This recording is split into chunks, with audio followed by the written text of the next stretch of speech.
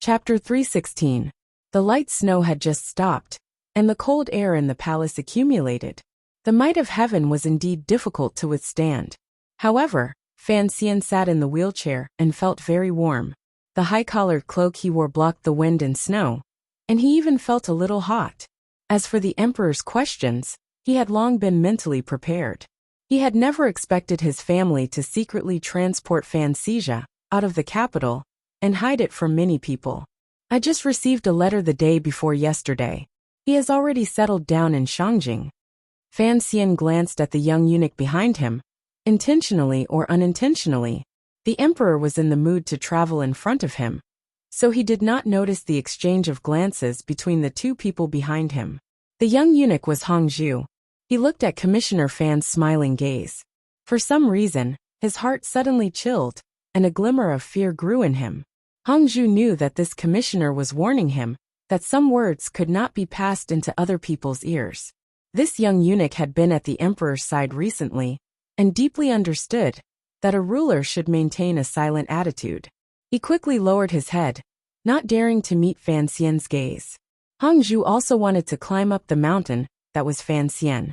How would he dare to go around announcing things that were not good for the Fan family? You just said it like that?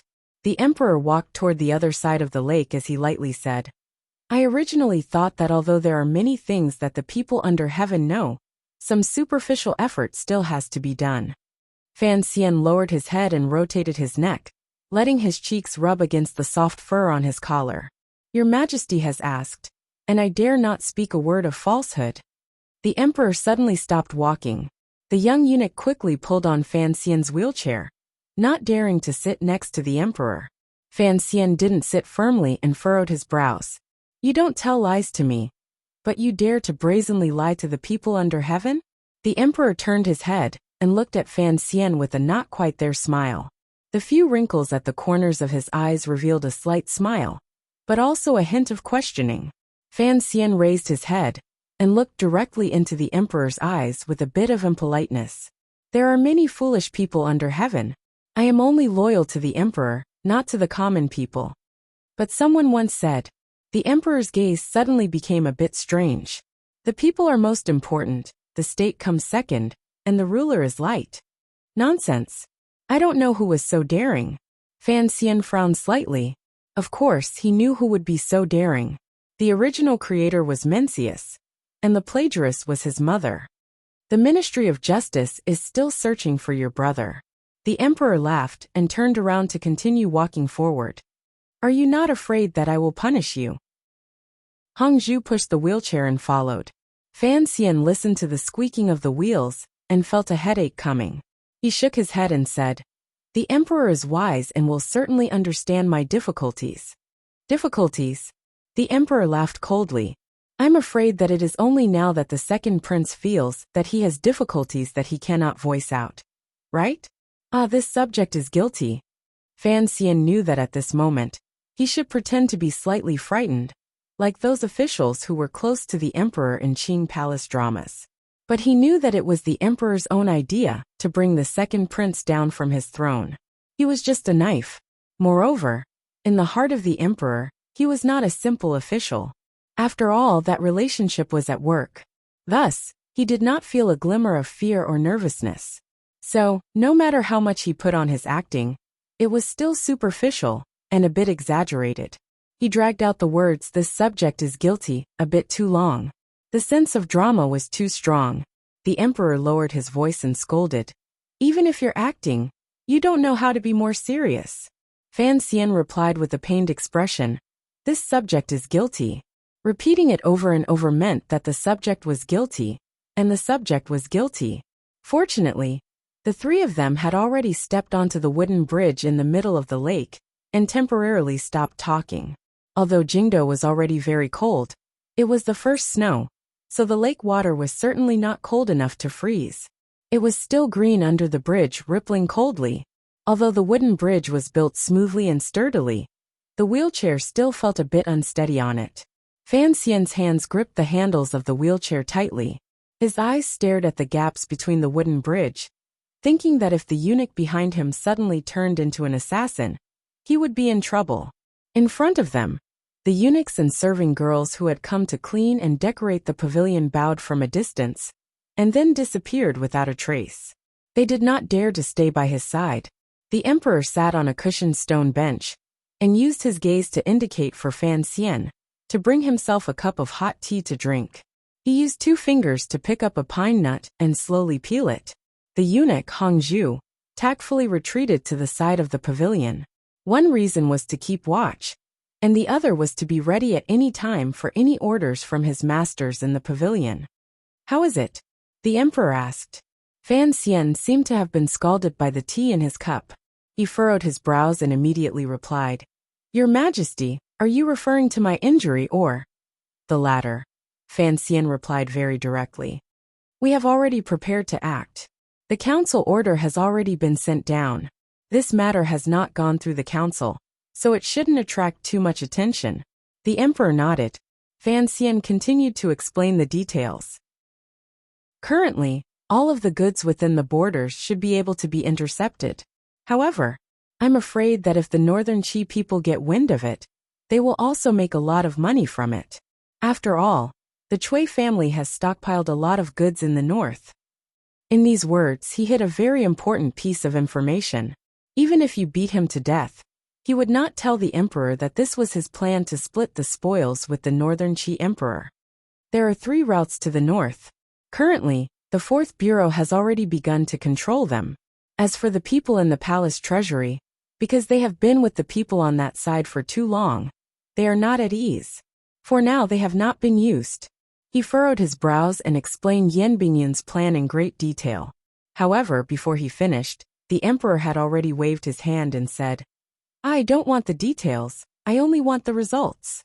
Fan Xian paused and then said, "Please rest assured, Your Majesty. At the latest, within a year, we should be able to recover most of the palace treasury's income." The emperor coldly shook his head. For the palace treasury to return to its former glory is an impossible matter. "I think you understand the reason." Fan Xian lowered his head.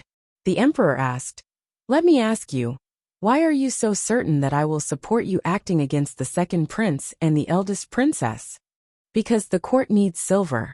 After a moment of silence, the emperor grunted through his nose and said, "If the court wants to do things and expand the borders, they need silver. These years, Yunrui has emptied the palace treasury too much. I could not stand it anymore, so I wanted you to take over this mess. You did not disappoint me. First, you had the courage to take over. Secondly, you acted ruthlessly enough and did not fear the other party's identity. This is what I like about you." "Thank you, Your Majesty, for your appreciation." Fan Xian could only thank the emperor because the matter involved the eldest princess. After all, she was his mother-in-law, so he could not rashly comment. The emperor picked up a pine nut and put it to his lips. He slowly savored the fragrance. Outside the pavilion, the wind had stopped and the snow had disappeared. There was a slight chill in the silence. "Yi Zhong has returned to Zhangzhou. I have made Prince He the commander of the imperial army. I heard that there is a lot of discussion in the capital. Did you hear anything?" The emperor seemed to ask very casually. Fan Xian smiled bitterly and replied, "Of course, discussion is unavoidable. After all, it does not seem to conform to old practice." "Your opinion?" Fan Xian was shocked. How could he have the right to give his opinion on such a matter? He quickly said, "Your Majesty is far-sighted and calm. I dare not speak rashly." "Speak. I forgive you of your crimes." The emperor did not look at Fan Xian's delicate face. He only focused his gaze on the winter tree in the palace garden. Fan Xian calmed down. He knew that talking to the emperor was a difficult matter. Wei Xiaobao had faked 90% of the truth, but in the end, he had still been caught by Kangxi. And the things he had done in secret, sneaking into the palace, the agreement with Northern Qi, the conversation with Xiao En, these were all hidden from the emperor in front of him. If it came to light, who knew what would happen to him? But the emperor in front of him was truly unfathomable. If Fan Xian did not have that natural advantage, he would not dare to play with him. The so-called advantage was that he knew the true relationship between him and the emperor did not know that he knew this. Thus, Fan Xian could play the role of a loyal official. The more apologetic the emperor felt towards him, the more benefits he could obtain. The great prince does not wish to stay in the capital, Fan Xian said directly. And for a prince to be demoted to a lower rank is against the rules. Most importantly, the palace is the heart of the kingdom of Qing. We must be careful. His words were very direct, and even a little out of line. But the emperor did not have much of a reaction. He only coldly said, "He does not wish to? 9 out of 10 things do not go one's way. He does not wish to stay in the capital. Do you think he can bear to see me, his father, guard the capital alone? Fan Xian, as a lobbyist, you are not very good." Fan Xian looked embarrassed. He knew that the great prince's visit to Fan Manor had not been hidden from the emperor. Don't make trouble with the second prince. If he calms down. The emperor closed his eyes and put an end to what had happened in the capital. Yes. Fan Xian nodded. He had already achieved his goal. What more was there to make trouble for? You have done a great service in the Hanging Temple incident, the emperor suddenly said. But as the commissioner of the Overwatch Council, you allowed an assassin to sneak into the capital. Before it happened, the second bureau did not find out anything. This is your dereliction of duty. The two cancel each other out. So I can only reward you with those useless things. Do not feel resentful. I would not dare. Fan Xian replied seriously. It was a failure on my part. As for the injury, it was because I was not skilled enough. That was why I was injured by the white-clothed swordsman. The emperor suddenly became interested and asked, "That swordsman? We have not found out who he is. You have fought with him. Can you guess anything?" Outside the pavilion, a cold wind suddenly rose. Fan Xian's back suddenly became numb. A drop of sweat rolled down his neck and dripped down the inside of his undershirt. He did not know what the emperor's real purpose was, but he felt that if he was not careful, he would lose everything. The white-clothed swordsman was the shadow. No matter what reason Chen Pingping had for setting up this trap, he would not tell the emperor the truth before he told Fan Xian. But if the emperor vaguely guessed this, how should he answer? If he said he did not know, would it shake the position he had worked so hard to establish in the emperor's heart?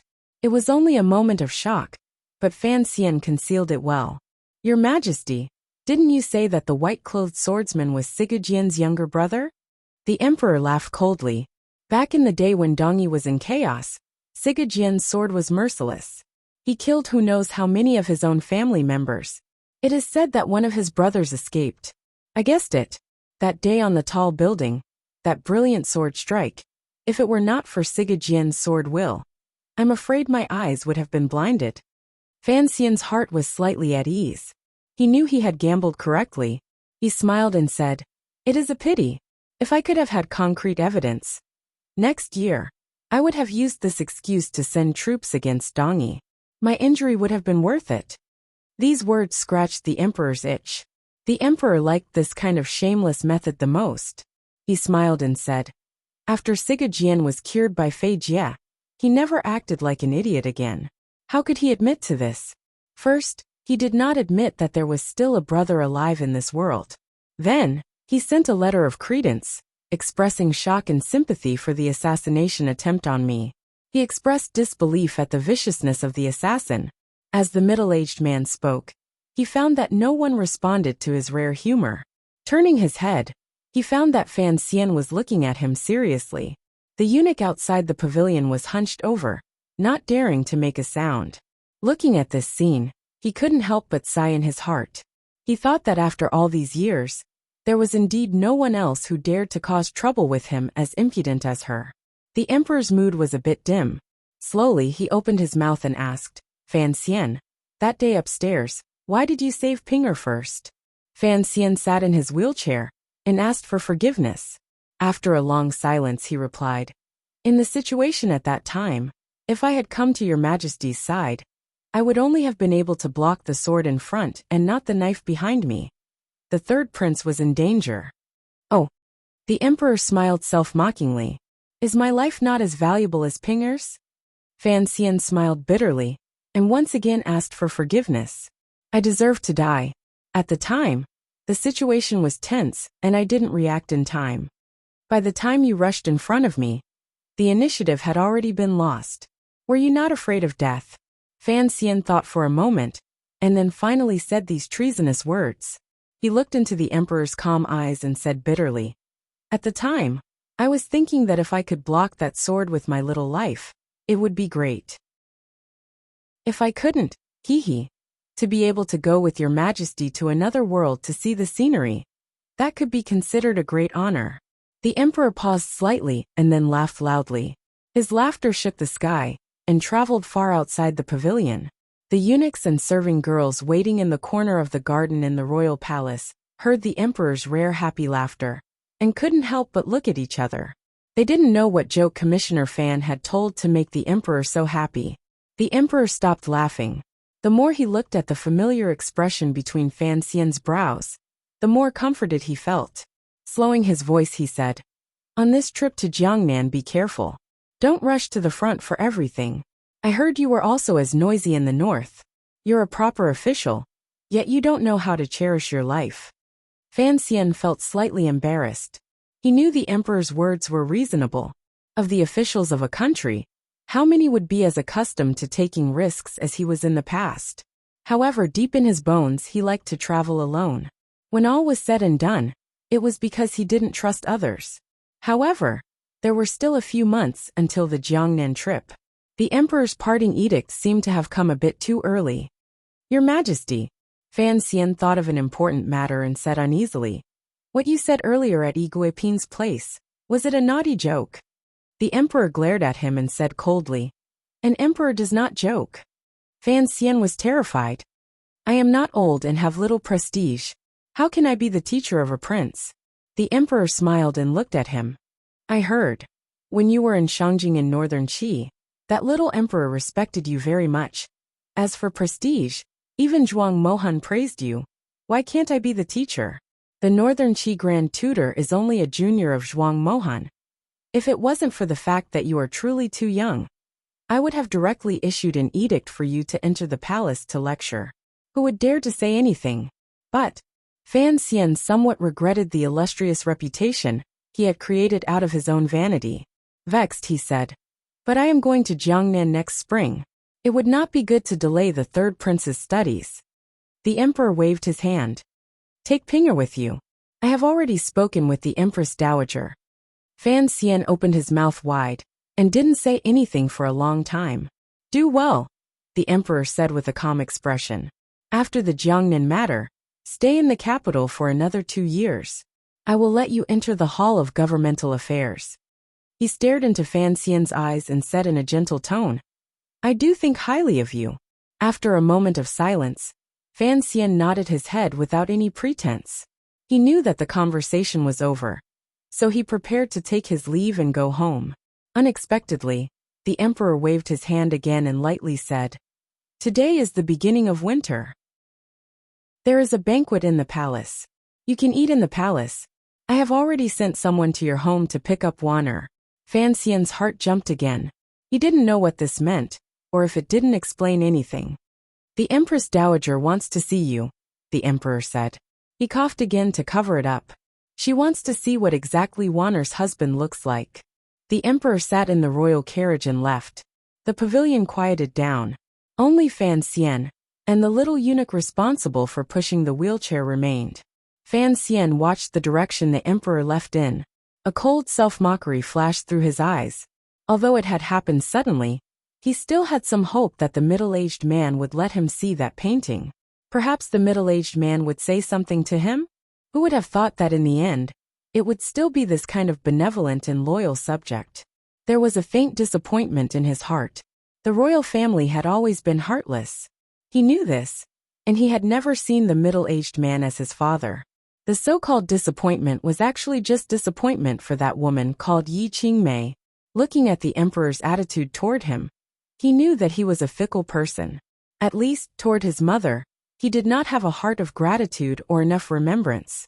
In other words, even if the emperor now had complete trust in him, even if he already saw him as his closest official, he was still only an official. If one day his identity was revealed, he would no longer be a loyal official who protected the emperor, and it would involve the ownership of that chair. Fan Xian smiled coldly in his heart. He had no interest in being the emperor. Being the commissioner of the Overwatch Council was an interest he had raised since he was young. Whether or not he wanted to be was his problem. Whether or not the middle-aged man would let him stand in the order was a problem of morality. F***ck. I don't want to talk about you. After venting his anger by cursing the emperor's mother, Fan Xian took a deep breath. He knew that his gloominess was indeed unreasonable. Because Lady Ning was a Dongyi prisoner of war, the great prince had been automatically stripped of his right to inherit the throne by many people. Furthermore, he was a character who could not see the light of day. Furthermore, there must have been some loose ends left in his mother's strange death, which was why the emperor did not dare to acknowledge him until now. What confused Fan Xian was that, from the day he had guessed his identity, he had given up on the idea. Why did he suddenly care so much about it today? With a soft drip, a drop of snow water dripped down from the eaves of the pavilion and softly hit the stone steps. The sound startled Fan Xian. He raised his eyes to gaze at the early winter scenery outside the pavilion and sighed.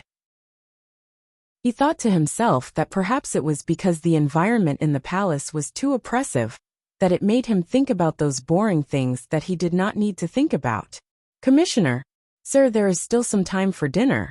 The emperor has instructed that you can wander as you please. The young eunuch Hong Zhu said with his head lowered, but his voice trembled. He could wander as he pleased in the rear palace?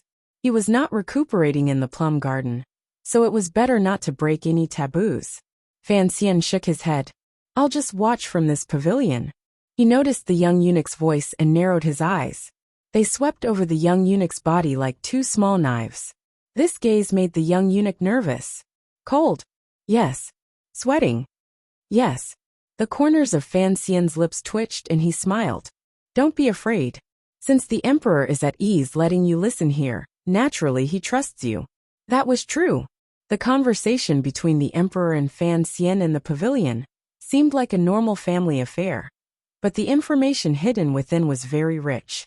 For the first time, Hong Zhu learned that the battle between the Overwatch Council and the Second Prince, as well as the matter of the palace treasury, had been tacitly approved by the emperor. Commissioner Fan was incomparably intelligent and had secretly agreed with the emperor's actions. And it seemed that Commissioner Fan was about to make some big move again. If these things got out of the palace, it would probably cause a huge uproar. I'm not afraid, Hong Zhu replied pitifully. Fan Xian looked at the young eunuch's pitted face and suddenly asked curiously, Eunuchs also have pimples? Pimples? Hong Zhu was slightly startled and immediately understood what he meant. Somewhat annoyed, he replied, I'm not sure either. It was quiet outside the pavilion. In the distance, there were palace maids moving about. All around, the cold lake was cold and awe-inspiring. There was a gentle breeze coming from the lake, entering the pavilion and circling around his body. Slightly calming the irritation in his heart, Fan Xian smiled. You are Hong Zhu? Recommending the urban lifestyle novel Snake and Scorpion. The author is richly carved. It tells the story of a strong woman in the business world. Everyone is welcome to collect, click, and recommend. The link is here, http mmconfu Audiobook ASP BL_ID equals 151,321. Chapter 317. Hong Zhu had not thought that even the commissioner would know his name. His face immediately felt a bit of glory. He laughed and replied, Yes, it must be difficult for the commissioner to know my name. His Majesty's close attendant is a vital point. Fan Xian said, I am the commissioner of the Overwatch Council. Of course. I have to be careful. Furthermore, a few days ago, an assassin appeared among the young eunuchs in Taiji Palace. Hong Zhu was startled and didn't dare reply. Fan Xian warmly said, Since the emperor trusts you, then I trust you as well. Right. I heard that old Dai is currently doing hard labor? Hong Zhu glanced at him and said probingly, Yes, it's quite tragic. Yes. Fan Xian nodded. I'm not afraid of any taboos. I've had dealings with old Dai before, and he's a good person. Please help me take care of him in the palace. Hong Zhu was overjoyed. A month ago, he had been counting on being able to use eunuch Dai to make connections with this young official. Since the other party had said so, then there was hope. He quickly and respectfully replied, "How could I not follow your orders?" Fan Xian smiled slightly and said, "Sorry to trouble you. If there are any difficulties in the family in the future, just let me know." He didn't need to say it too clearly. The other party should know to contact him through Yi Guipin. When he returned to the Shufang Palace where Yi Guipin lived, it was a great coincidence that the great princess of Northern Qi, who had not had the opportunity to see him since September, had also returned from the Empress Dowager's palace. Before the great princess's marriage, she had been arranged to live in this palace. She looked at Fan Xian in the wheelchair and was slightly surprised. However, it was not convenient for the two of them to say anything, so they bowed slightly and retreated to the back. Yi Guipin glanced at Fan Xian. "You came all the way back from the north. Why do you feel so unfamiliar?" Fan Xian did not forget to gather allies and plant spies. How could he let go of someone as important as the great princess? However, in front of everyone, he had to pretend to be unfamiliar with her. He replied, "Our identities are different. Besides, men and women are different." Yi Guipin teased, "Child, you're even more handsome than a great beauty. I'm not afraid of you harming others, but I'm afraid that others will provoke you." Fan Xian jumped in fright and said, "Aunt, don't talk nonsense." Turning his head, he saw that the third prince was still calmly copying books and pretending to be obedient. For some reason he felt angry. Shaking his head, he asked, "Did the Empress Dowager really allow this?" There was a tone of disbelief in his voice. Yi Guipin looked at him and nodded. Smiling, she said, "I only heard the Emperor's permission today. However, this is a good matter. Why would the great ancestor object?" Fan Xian smiled self-mockingly, thinking that the matter was not so simple. He thought for a while and then said seriously, "If I go to Jiangnan, would you be willing to let little San follow me? The people of Jiangnan are good, and the scenery is good. What is there to be reluctant about?" Yi Guipin suddenly beckoned him closer. Fan Xian followed her words and moved closer. He was only a foot away from her, as if he wanted to smell the orchid scent this noblewoman exhaled. Only then did he hear her lower her voice and say through gritted teeth, "Take him as far away from the palace as possible. It's best if you can drag it out for as many years as you can." Fan Xian was slightly startled. Only now did he know that Yi Guipin had such a negative plan.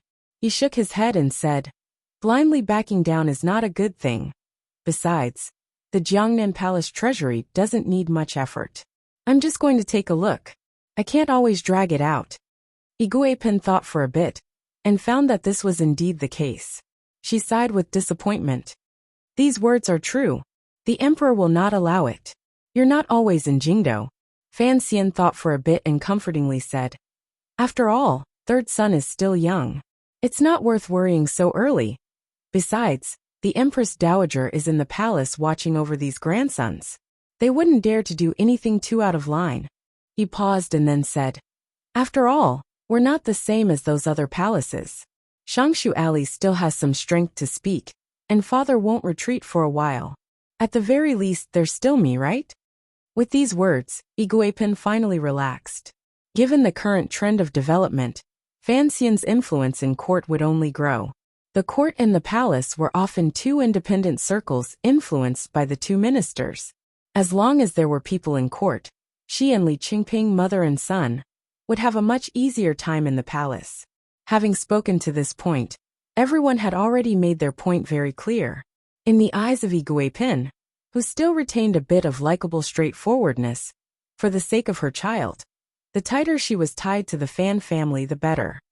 "Have third son come with me to Jiangnan, but there is one thing you have to promise me." Fan Xian glanced at the third prince, who was eavesdropping but couldn't hear anything. "What is it?" Seeing the seriousness in his words, Yi Guipin also became nervous. "I don't really know how to be a teacher. As you know, those students that are sent out to the provinces are their good fortune after 10 years of hard work." Fan Xian said seriously, "I can only teach your highness like a little brother. It's hard to avoid being disrespectful." Hearing the words, "teach like a little brother," Yi Guipin beamed with joy. She had no idea of Fan Xi's wretched state in the north, and nodded repeatedly. Fan Xian looked at her like he was looking at a fairy, wondering why she was so happy like she had won the lottery. Probingly he said, "Maybe sometimes. I will fight. You can do whatever you want with your feet." Iguipin said straightforwardly and said with a smile, "As long as nothing bad happens to me, I'll let you do whatever you want." She then sighed and said, "You don't know, the incident at that brothel a few days ago gave me a big fright. Normally, I only knew that he was on good terms with the second prince. Who would have thought that the second prince, that bastard, would actually urge Ping to do that? Ping is so young, what does he know? In the end, he was still used as a knife by others. Fortunately, you quickly suppressed this matter. Otherwise, who knows how angry the emperor would be." Fan Xian smiled silently, thinking that this son of yours was not a kind person. Although he was only 8, the things in his mind were complicated. He then heard Iguipin say in a low voice, "Teach him to be more obedient. Even if he becomes the useless King Jing, at least he can have a lifetime of peace." Fan Xian listened to these words and couldn't help feeling a bit emotional. In this world, only a mother was good. This line was indeed not wrong. A child without a mother was like a blade of grass. His own life experience also proved the truth of this line. It was still early before dinner time, and there was still no news from the Empress Dowager's palace. Fan Xian was happy to have the peace and quiet. He stayed in Shufang Palace and chatted idly with Yi Guipin. The two of them were relatives, so there were fewer taboos. Furthermore, in the entire Chili royal palace, it seemed that only Yi Guipin's palace still had some human touch. Servant greets Princess Chun. Following the crisp greetings of the serving girls in the outer room, Lin Wana rubbed her 2 small hands and walked in. Today, she was wearing a jade-colored layered dress and a large red silk jacket. On the cuffs of her sleeves, there were 2 strands of fox fur. It was furry and cute. Fan Xian sat in the wheelchair and stretched out his hands. Wana moved forward and placed her hand in his warm palm. Her movements were very natural. Fan Xian gently rubbed the girl's slightly cold hands and asked curiously, "You came just like that?" The colors were similar to red and green. However, the red was a bit more vivid, and the jadeite exuded nobility. It was much more pleasing to the eye when worn on Wana's body. However, entering the palace to eat, one should always dress more gorgeously. Lin Wana pouted and said, "I waited for you at home for a long time, but no one came." Later, Su Wenmao called someone over to say something. Only then did I know you had been summoned into the palace. I brought Dabao back to the manor. Just as we reached the door, we were stopped by a eunuch. We were dragged into the palace to see the Empress Dowager and Empress First. Fortunately, the other ladies were all serving in the Empress Dowager's palace, so we didn't have to go to each palace to pay our respects. We were in a hurry along the way and didn't have time to change. "Right, where's Dabao?" Fan Xian was most concerned about his silly brother-in-law. "Don't worry, Ruoro is at home." Lin Wana accepted the hot towel the serving girl handed over and carelessly wiped her face. She sat down beside Yi Guipin and tilted her head with a smile. "What are you talking about?" Yi Guipin didn't rush to reply. She first scolded the serving girl a bit. Using a hot towel to let the princess wipe her face on such a cold day, she wasn't afraid that she would be stirred up by the cold wind when she went out later. Only then did she turn her head and smile as she recounted the emperor's arrangements. Lin Wana glanced at Fan Xian in astonishment. "It's settled just like that?" Fan Xian nodded and shrugged his shoulders. There was nothing he could do. Dragging down his family, it looked like his trip to Jiangnan in the future would certainly be very exciting. A eunuch came to pass on a message inviting the 5 nobles of Shufang Palace to Hongguang Palace to eat. Yi Guipin quickly pulled the 3rd prince's hand to the back room to freshen up. She also had to dress herself well. Taking advantage of this time, Fan Xian lowered his voice and asked, "The matter I told you to talk about with the Empress Dowager. How is it going?" Lin Wana looked around and shook her head. In a quiet voice she said, "You wanted to break off the engagement, but you didn't discuss this with me earlier. Suddenly doing something like this, how could the Empress Dowager allow it? Besides, I am after all a junior. Talking about this matter is not very polite." Fan Xian sighed and said, "If Ruoro doesn't like it, What can I do as her brother? However, I did tell you about this matter a bit late. I wanted to take advantage of the Baiwa brothel incident. Hongqing is currently making the palace unhappy, so I wanted to take advantage of this opportunity to take care of this matter. I didn't think it would be so troublesome. The emperor has appointed a marriage. How can it be broken off just like that? Wanner furrowed her brows. You spoil Ruoro too much. Fan Xian chuckled and said, I only have this one sister. If I don't spoil her, who will? I think it's better for you to come into the palace. Wanner stared at the back room and confirmed that no one was listening. Only then did she quietly say, Let the old master directly tell the emperor that the two of us are not enough. Fan Xian said with distress, Although the two families have fought like this, father really does like Hongqing. Even when Hongqing goes to the brothel every day, he doesn't think it's a big deal. He always says he watched him grow up, and the two families are very close. He can't let the second prince cause the two families to separate.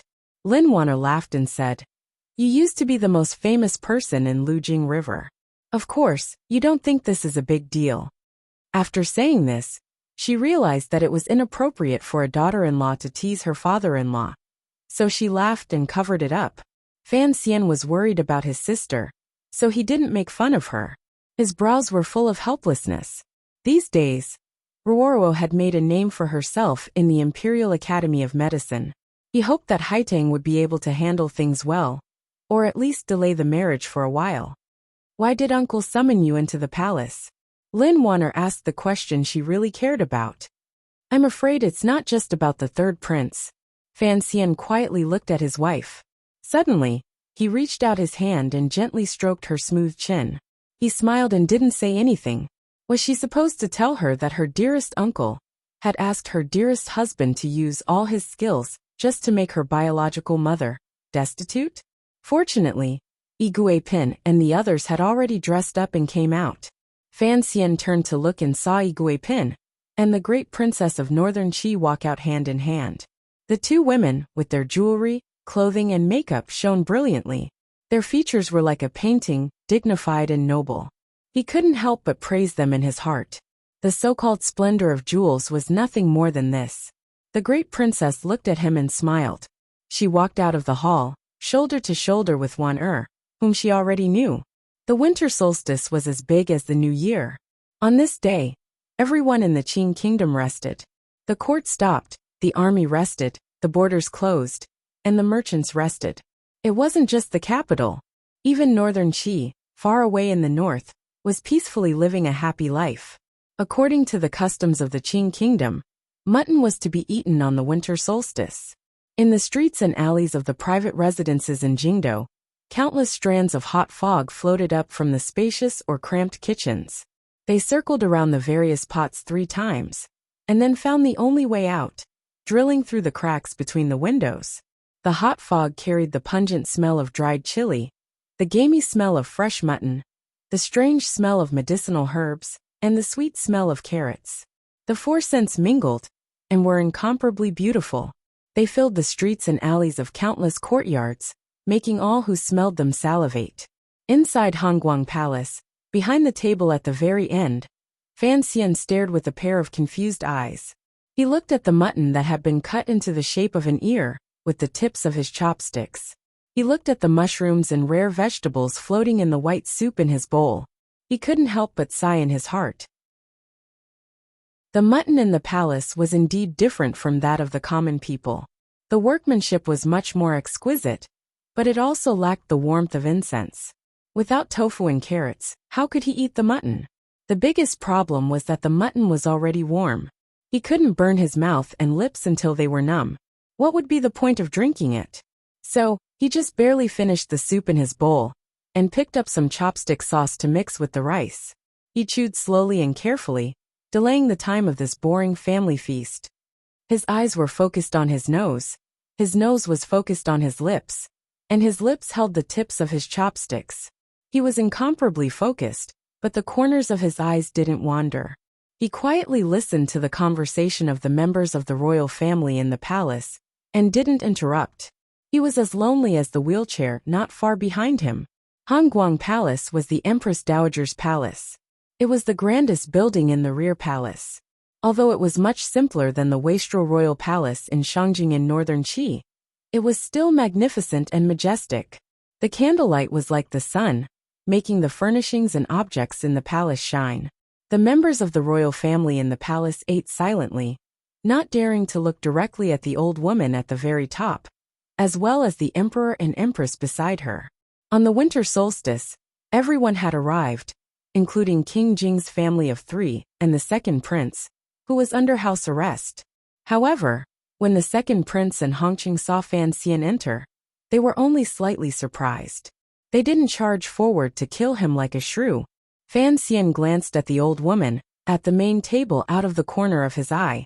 This was the first time he had seen the Empress Dowager. From the wrinkles on her face, it was as if he could still smell the old woman's methods and hard heart.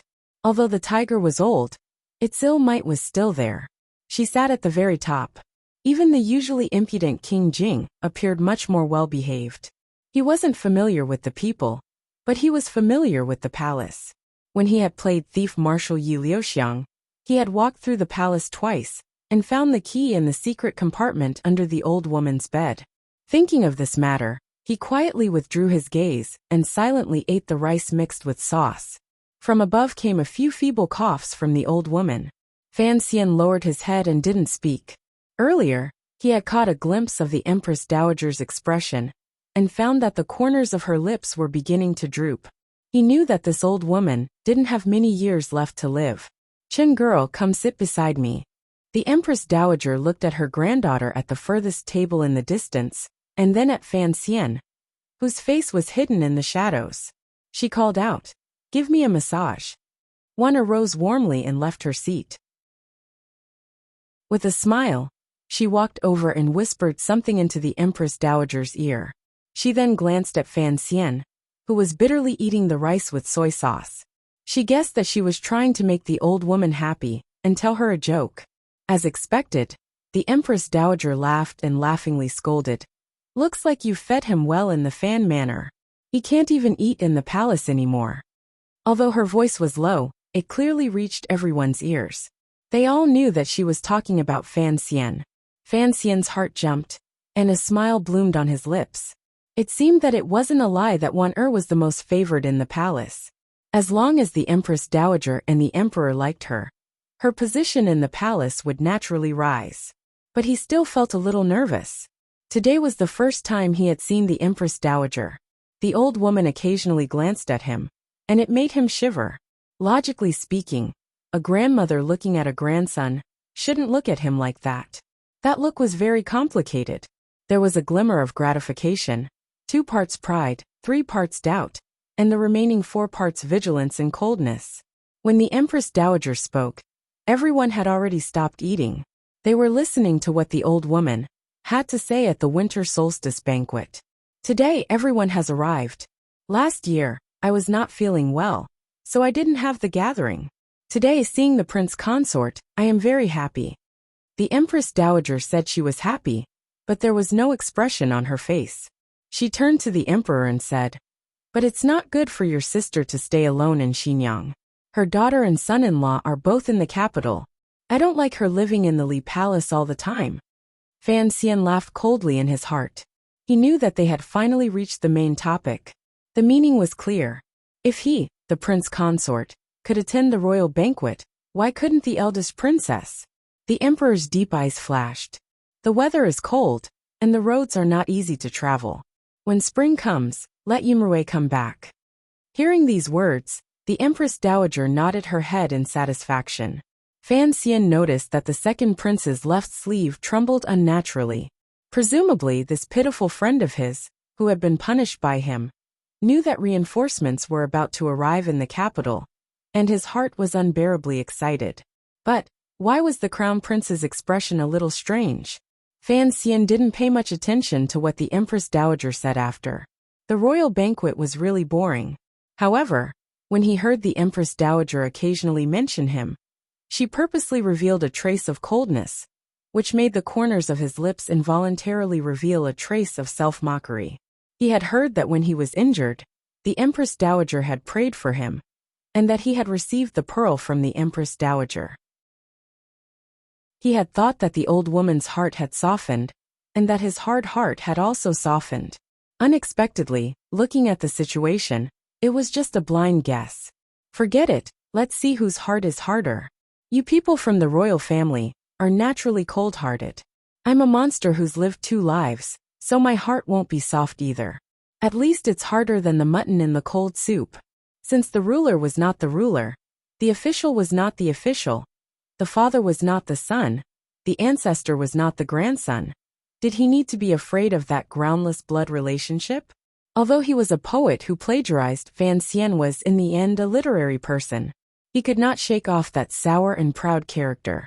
In this cold and deserted Hongguang palace, he straightened his body and back. Although he had a smile on his face, he did not purposely try to curry favor with the Empress Dowager, nor would he shamelessly pretend to be a junior for the amusement of the old woman's grandchildren.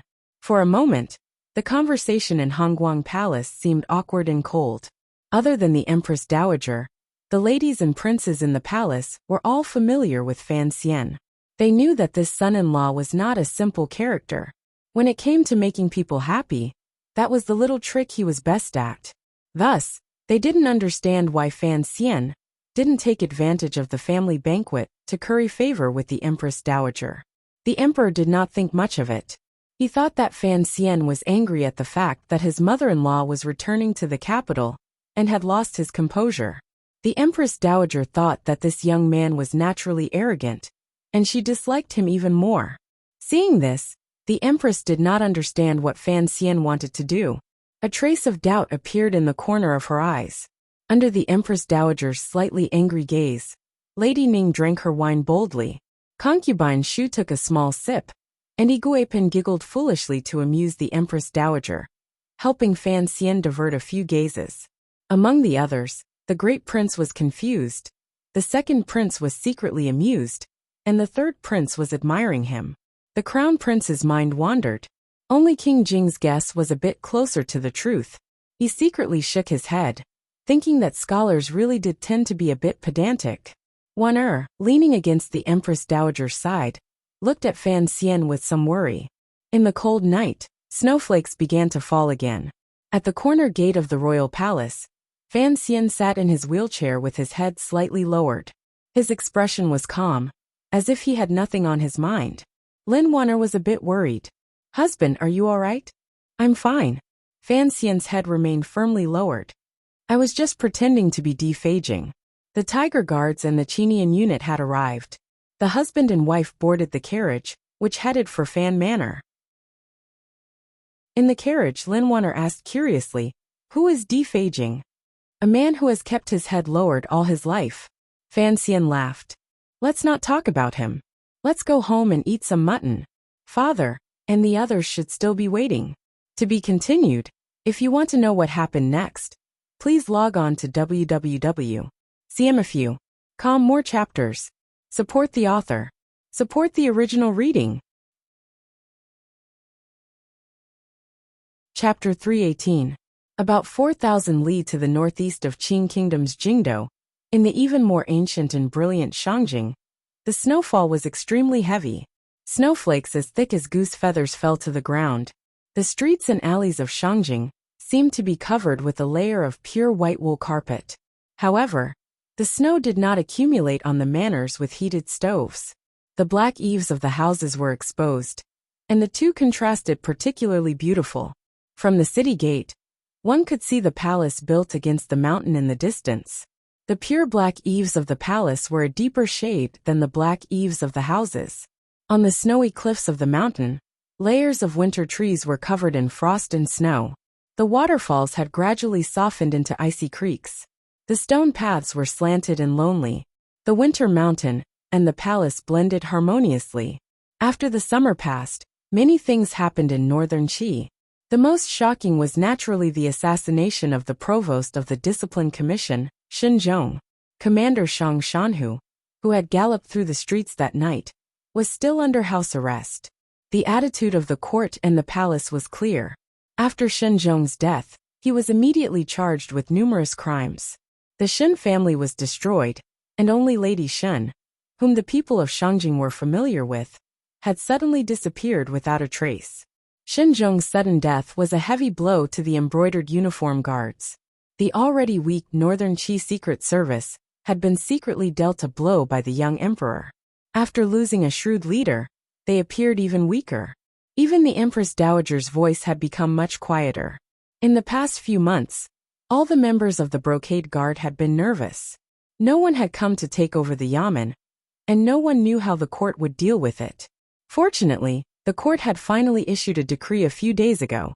The son of Marquis Ningho, Wei Hua of the Honglu Temple, had officially taken over the position that Shen Zhong had vacated. In the rumors of Shangjing, the Empress Dowager had wanted Marquis Ningho to be the provost, but the young emperor had refused. Now that the decree had clearly stated that Marquis Ningho's son would take the position, it inevitably caused some discussion. No one knew whether or not the mother and son, who quarreled every day, had finally come to some kind of tacit understanding and compromise. Today, the Brocade Guard roused themselves, bringing out the fierceness and dominance of the past, and began to carry out a new mission. More than 100 Brocade Guards dressed in brown official robes surrounded Xiushui Street, allowing the snow to fall on them. Xiushui Street was not simple. The shops on it all had deep backgrounds, especially the 7 shops in the middle.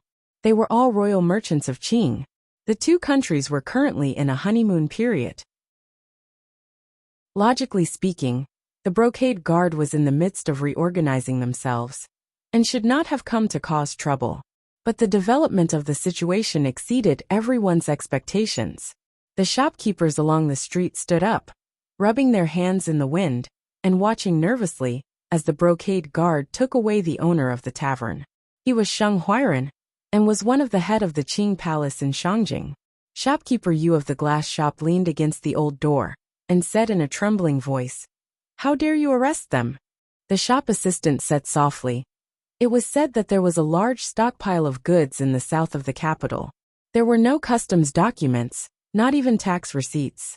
The Brocade Guards followed that line to Shangjing and dug out this boss Sheng." The wind and snow blew against his face and circled around his body.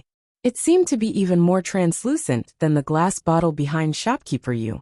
He looked at the gradually retreating Brocade Guards with a worried expression. He was well aware of the matter of the palace treasury smuggling to the north. This was a business that the eldest princess had single-handedly carried out. However, Northern Qi had always tacitly agreed to it, and enjoyed the benefits of low prices. Why had they suddenly acted today? In the beautiful imperial palace of Shangjing, the young emperor was lying on a warm blanket, one hand holding a pastry to his mouth, the other holding a book, reading it carefully and attentively. The new provost of the Discipline Commission, Wei Hua, carefully glanced at him and deliberated for a moment before summoning up the courage to interrupt the emperor's absent-mindedness. In a quiet voice he said, "We arrested a few people. But all this time, the Cui family and Xinyang have helped the court a lot, so it was a bit embarrassing. So according to the Empress Dowager's orders, those with status were released in the end." The young emperor didn't look at him, but the corners of his brows furrowed in disgust. He said, "Women are too kind. Since we've already fallen out, what's the point of looking at old feelings?" He was criticizing the Empress Dowager, so Wei Hua didn't dare to respond. The emperor shook his head, his gaze still lingering on the book. He continued, "But it doesn't matter whether we arrested them or not.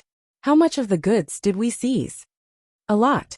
A glimmer of excitement flowed through Wei Hua's eyes. The information was accurate. The southern barbarians didn't expect us to break the old rules, and were caught unprepared. They suffered quite a bit. He suddenly thought of something and asked hesitantly, "This is a bit absurd. Even if Fan Xian wanted to fight with the eldest princess for the palace treasury, there's no reason for him to give us such a large gift. Given his current power in the Qing kingdom, he could completely swallow the goods himself and not let them flow north." The emperor still didn't look at him. He said coldly, "To give me such a large gift, naturally, he has something to ask of me. There's no problem with the timing. According to the news from the south, Fan Xian made his move before we did. The Southerners shouldn't suspect that I'm working together with him to split the loot. They'll only think that I'm taking advantage of the situation. But he suddenly put down the book in his hand and narrowed his eyes at Wei Hua. The warning in his eyes was clear. Only 5 people in the court know about this. I don't want the news to get out because of you. Wei Hua was terrified. He prostrated on the ground and swore an oath. Please be at ease, Your Majesty. Although he was the son of Chang Ningho, he was actually closer to the emperor. He knew that the emperor was giving him a chance to take control of a powerful yamen like the Brocade Guard. It was up to him to see if he could grasp it. Are the Qing envoys still protesting? The emperor suddenly asked with interest. Wei Hua nodded and smiled bitterly. Sir Lin is making a ruckus in Honglu Temple every day, crying out for the Cui family. He says that the court didn't investigate and forcefully seized the Cui family's goods and money. It's outrageous and has greatly affected the friendship between the 2 countries. The emperor cursed. What is the Cui family? They're the biggest smugglers in the kingdom of Qing. I'm helping the southern barbarians discipline their people. Instead of thanking me, they're blaming me. These southern barbarians really don't know any manners. Wei Hua smiled bitterly. He thought, you're helping a foreign country discipline its merchants. But you're not willing to give up the goods and money you've already eaten. How is that reasonable? Lin Wen was the envoy of the kingdom of Qing stationed in Shangjing, but he didn't know the inside story. Of course, he had to fight for the people of his country. The most troublesome one is that advisor Wang Qinian. Wei Hua suddenly had a headache. Sir Lin is making a ruckus in Honglu Temple. But Sir Wang is running to Taichung Temple every day, asking to enter the palace to see His Majesty. He says that the Cui family is a famous merchant of the kingdom of Qing. As officials of the kingdom of Qing, they must protect the interests of the Cui family. The emperor was startled. He was so angry that he laughed. Interesting. How interesting. Not only is Fan Xian interesting, but his confidant is also so reckless. It's his own master who wants to kill the Cui family. But with this ruckus, not only has he helped Fan Xian clean up his mess, he's also tainted me. But toward his counterpart in the south, Wei Hua was still wary. He couldn't help but say, Your Majesty, if the whole story of this matter is secretly sent back to the kingdom of Qing, and the emperor of the Qing kingdom finds out that Fan Xian has been generous to his country and secretly colluded with our court, I'm afraid he'll be furious. Perhaps he won't be able to climb back up again. The negotiations between the 2 countries in the summer let him know how cold and ruthless Fan Xian, this gentle and refined scholar, was. So much so that after he took over as the commander of the Brocade Guard, he immediately saw Fan Xian as his greatest enemy. He constantly thought about how to make Fan Xian unlucky. Now that he thought of this evil plan that would make it difficult for Fan Xian to rise again, he couldn't help but feel excited. He looked at the emperor with a face full of hope. What disappointed him was, the emperor still only shook his head. Take a longer view, the emperor said with a mocking tone. With a mocking tone, the emperor said, The goods of the Cui family are already within our borders. What is the use of seizing them? Do you think I care about the silver of these merchants? In the past, the court has always had dealings with the eldest princess. Both sides have received many benefits. Do you not understand the reason why we want to cooperate with Fan Xian this time? The emperor picked up the book on the table. As he read, he quietly said, The palace treasury of the southern court will soon belong to the Fan family. If you don't have enough confidence in destroying him, then it's best to be a bit more polite to him. The people of my country are still counting on Commissioner Fan to endlessly send cheap goods year after year. After Wei Hua left, the emperor's expression seemed to relax a lot in an instant. He stretched inelegantly and gave a big yawn. At this moment, a beautiful woman dressed in a luxurious palace dress lifted the curtain and walked out. Looking in the direction the new commander had left, she blinked and asked curiously, What were you talking about? It sounds like it has something to do with Fan Xian. Lily, every time you hear the name Fan Xian, you get so nervous. Aren't you afraid I'll be jealous? The young emperor pulled her into his arms and said flirtatiously, Fan Xian made a move against Xinjiang in the south. I cooperated with him a little.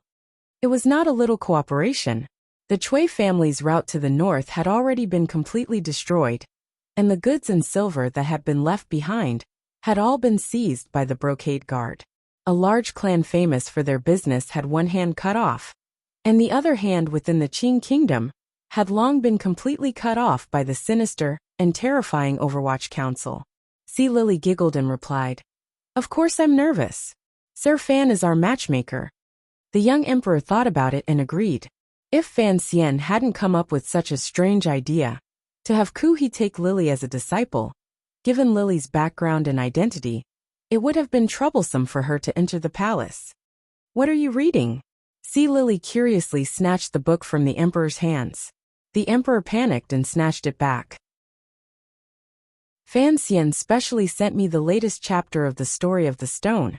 It's unique in the world. Don't ruin it." Sea Lily smiled brightly and snuggled up to his side. How could Fan Xian dare to make a move against his own mother-in-law? The emperor shook his head. "That bastard seems to be much more daring than I am. The palace in the south is much more complicated than here. Who knows?" The noblest river in northern Qi was the Yuchuan River that flowed down from the mountains, circled around the royal palace, and then cut across the ancient city of Shangjing. The further up they went, the closer they got to the royal palace, and the quieter it became. It was snowing heavily today, and ice shards could be seen on the banks of the river. It was bitterly cold. In a place where the black eaves of the royal palace could be seen, and the winter trees in the mountains, there was a small garden. Who knew what kind of person could live there? A young man of about 13 or 14 was doing hard labor in the garden. The young man's face was slightly chubby. He pulled the grindstone in the garden and gritted his teeth as he spun it around. The grindstone squeaked, but his legs were trembling. In this cold winter weather, the clothes on his body were drenched in sweat. It was truly a pitiful sight. After spinning around a few times, the young man finally couldn't stand it anymore. He pushed the handle in his hand and turned his head. "There are no beans again. Why do you want me to push this empty grindstone? Can't you even afford a donkey?" The person he was cursing at was sitting leisurely under the eaves, lying on a deck chair with a thick mattress. Her bright and unobtrusive eyes were watching the snowflakes whizzing past outside the eaves. She seemed to be lost in thought. Hearing the young man's angry roar, she yawned and stood up. She put her hands on her hips and said lazily, "It's snowing today. Where can I buy beans? As for the donkey, don't I have you now? I sold the donkey a few days ago. The chickens and ducks in the garden also need to be kept warm in the winter. They need money." The two people in this strange situation were, of course, Fan Xizha, who had been exiled to northern Qi, and the most famous figure of northern Qi's younger generation, Haitang. Haitang wore a cotton jacket made of flowery cloth. Her hands were in her pockets. A trace of a smile flashed across her plain and unremarkable face. She looked at Fan Xizha and said, "Your brother sent me a letter a few days ago. He told me to discipline you well." It would have been better if she hadn't said it. Once she said this, Fan Xizha finally went crazy. He had been in Shangjing for a few days, and in the end, he had done nothing but be forced to do hard labor by this village girl. Even Yenner had been sent away by her. This village girl's status was high, her martial arts were strong, and she was quick-witted. He had thought of escaping many times, but it had never worked. Life in Shangjing was incomparably bitter. Thinking of this, he angrily squatted down and scolded, "Who are you to me? What right do you have to discipline me?" Haitang smiled and didn't reply. She just lay back down and closed her eyes slightly, as if she was going to sleep to the accompaniment of the wind and snow. Fan Xizha looked at her. He knew that if he didn't listen, he probably wouldn't even have food to eat. He could only grab the handle of the millstone again and hatefully gnash his teeth. "You look like a village girl. And you still want to marry my brother? Don't think I'll recognize you as my sister-in-law in the future. My mood is difficult to calm. There are some things going on around me that I may not have enough time to write. Please understand. Thank you." Chapter 319. The snow was still falling. Fan Xizha, who was by the stone mill in the garden, had finally completed 50 revolutions. Panting, he held onto the stone mill, feeling his entire body aching. He could not straighten his back. The sweat on his face turned into steam and rose, turning white in the face of the cold. It looked as if his entire body was smoking. Wipe yourself, then change into dry clothes, so you don't catch a cold. Haiding handed him a neat pile of clothes. Fan Xizha shook his head angrily, and went into the inner room to change. Not long after he came out yelling, "There's no place to bathe. What should I do if I stink?" Haiding glanced at him and smiled. "It's winter, and the things your brother made haven't been shipped to Shangjing." Fan Xizha couldn't help but shake his head again. "My brother drove me north, not to let you torture me." "An uncut jade is worthless," Haiding said calmly. "I remember when we were chatting in the royal palace. Fan Xian once said something that I thought was very reasonable." "What did he say?" Fan Xizha asked curiously. "When heaven is about to place a great responsibility on a man, it first torments his will, strains his muscles and bones, starves his skin, empties his body and messes up his actions. Thus, the heart is moved, and one can do what one cannot." Actually, when Fan Xian said these words, he was thinking of the northern seashore, the crabapple spring scene among the reeds. But Fan Xizha and Haiding did not know of that person's filthy thoughts. Fan Xizha heard these words, and felt a chill rush to the top of his head. In a trembling voice he said, "Tonight, you won't have dinner yet, will you?" Haiding smiled slightly. "We won't be eating here tonight." As they spoke, someone outside the garden respectfully said, "Second young master, I will be the host tonight." Fan Xizha was surprised that this person had responded so naturally. He turned his head, and saw that it was Wang Qinian. Unexpectedly meeting a family member in a foreign land, thinking of the suffering these days, and thinking of the possibility of escaping the abyss of misery, Fan Xizha's expression was excited. With a strange cry, he rushed over the fence. "After dinner, you still have to come back." Haitong's words drifted down from behind. Her words pierced through the wind and snow, and burrowed into Fan Xizha's ears, causing him to shiver in incomparable disappointment. When he reached the fence, he turned around and shouted fiercely, "I came to Shangjing to earn money. I'm not here to be a coolie." Haiding had already returned to her reclining chair. Expressionlessly she said, "How can 1,000 taels of silver become 10,000 so easily? I feel that Fan Xian is pushing you too hard. Don't forget, your silver is all in my hands now." Outside the fence, Wang Qinian gave Fan Xizha a meaningful glance, indicating that it would be best if he did not offend Lady Duoduo. Even Sir Fan Jr. did not have a complete corpse in her hands. "Why did you have to do this?" Fan Xizha snorted angrily, and pushed open the gate. Wang Qinian smiled and bowed to Haiding under the eaves. "Miss Haiding, I'll go now." Haiding looked at him, and suddenly calmed down.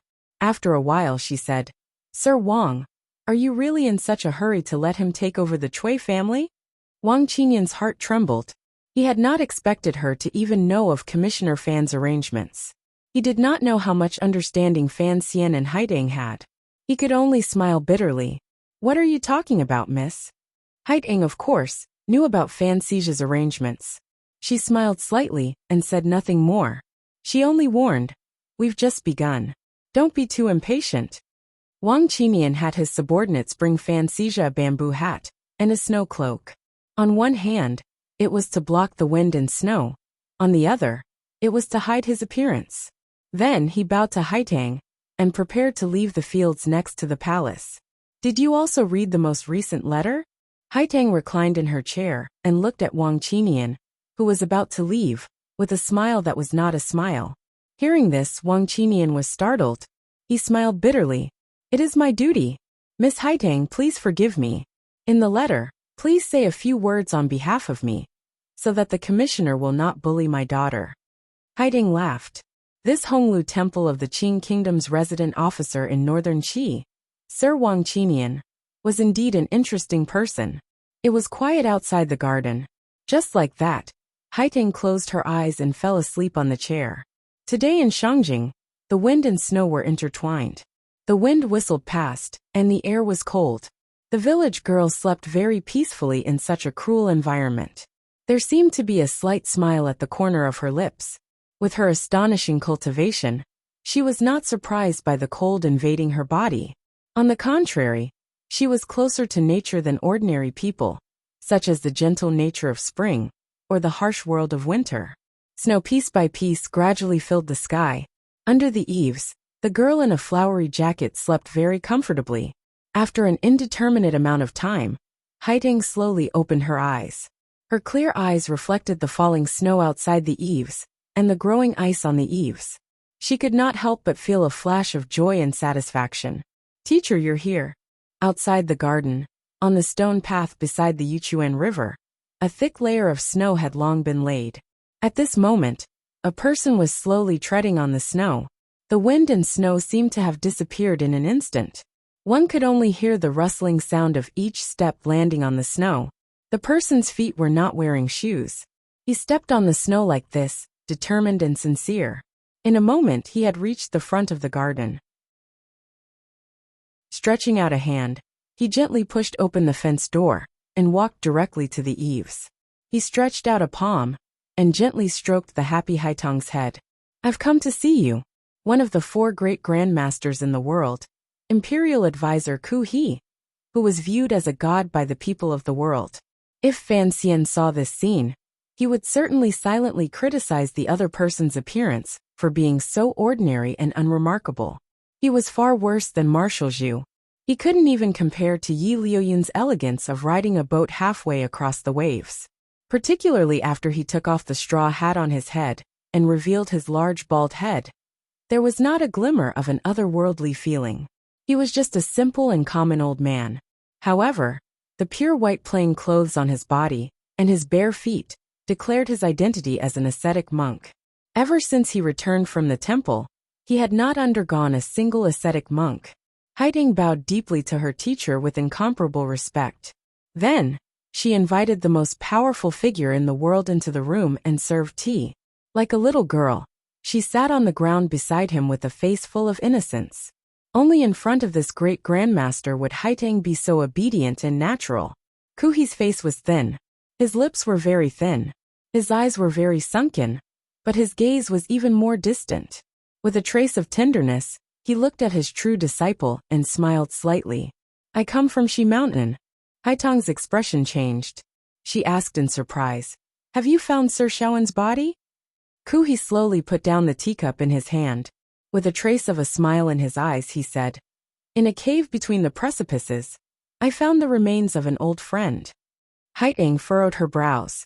The precipices of Shi Mountain? After Ku He returned from the south, he did not come out of seclusion. Some people in northern Qi guessed that this great grandmaster should have been injured, but they did not know who the other side of that terrifying battle that took place in an unknown place was.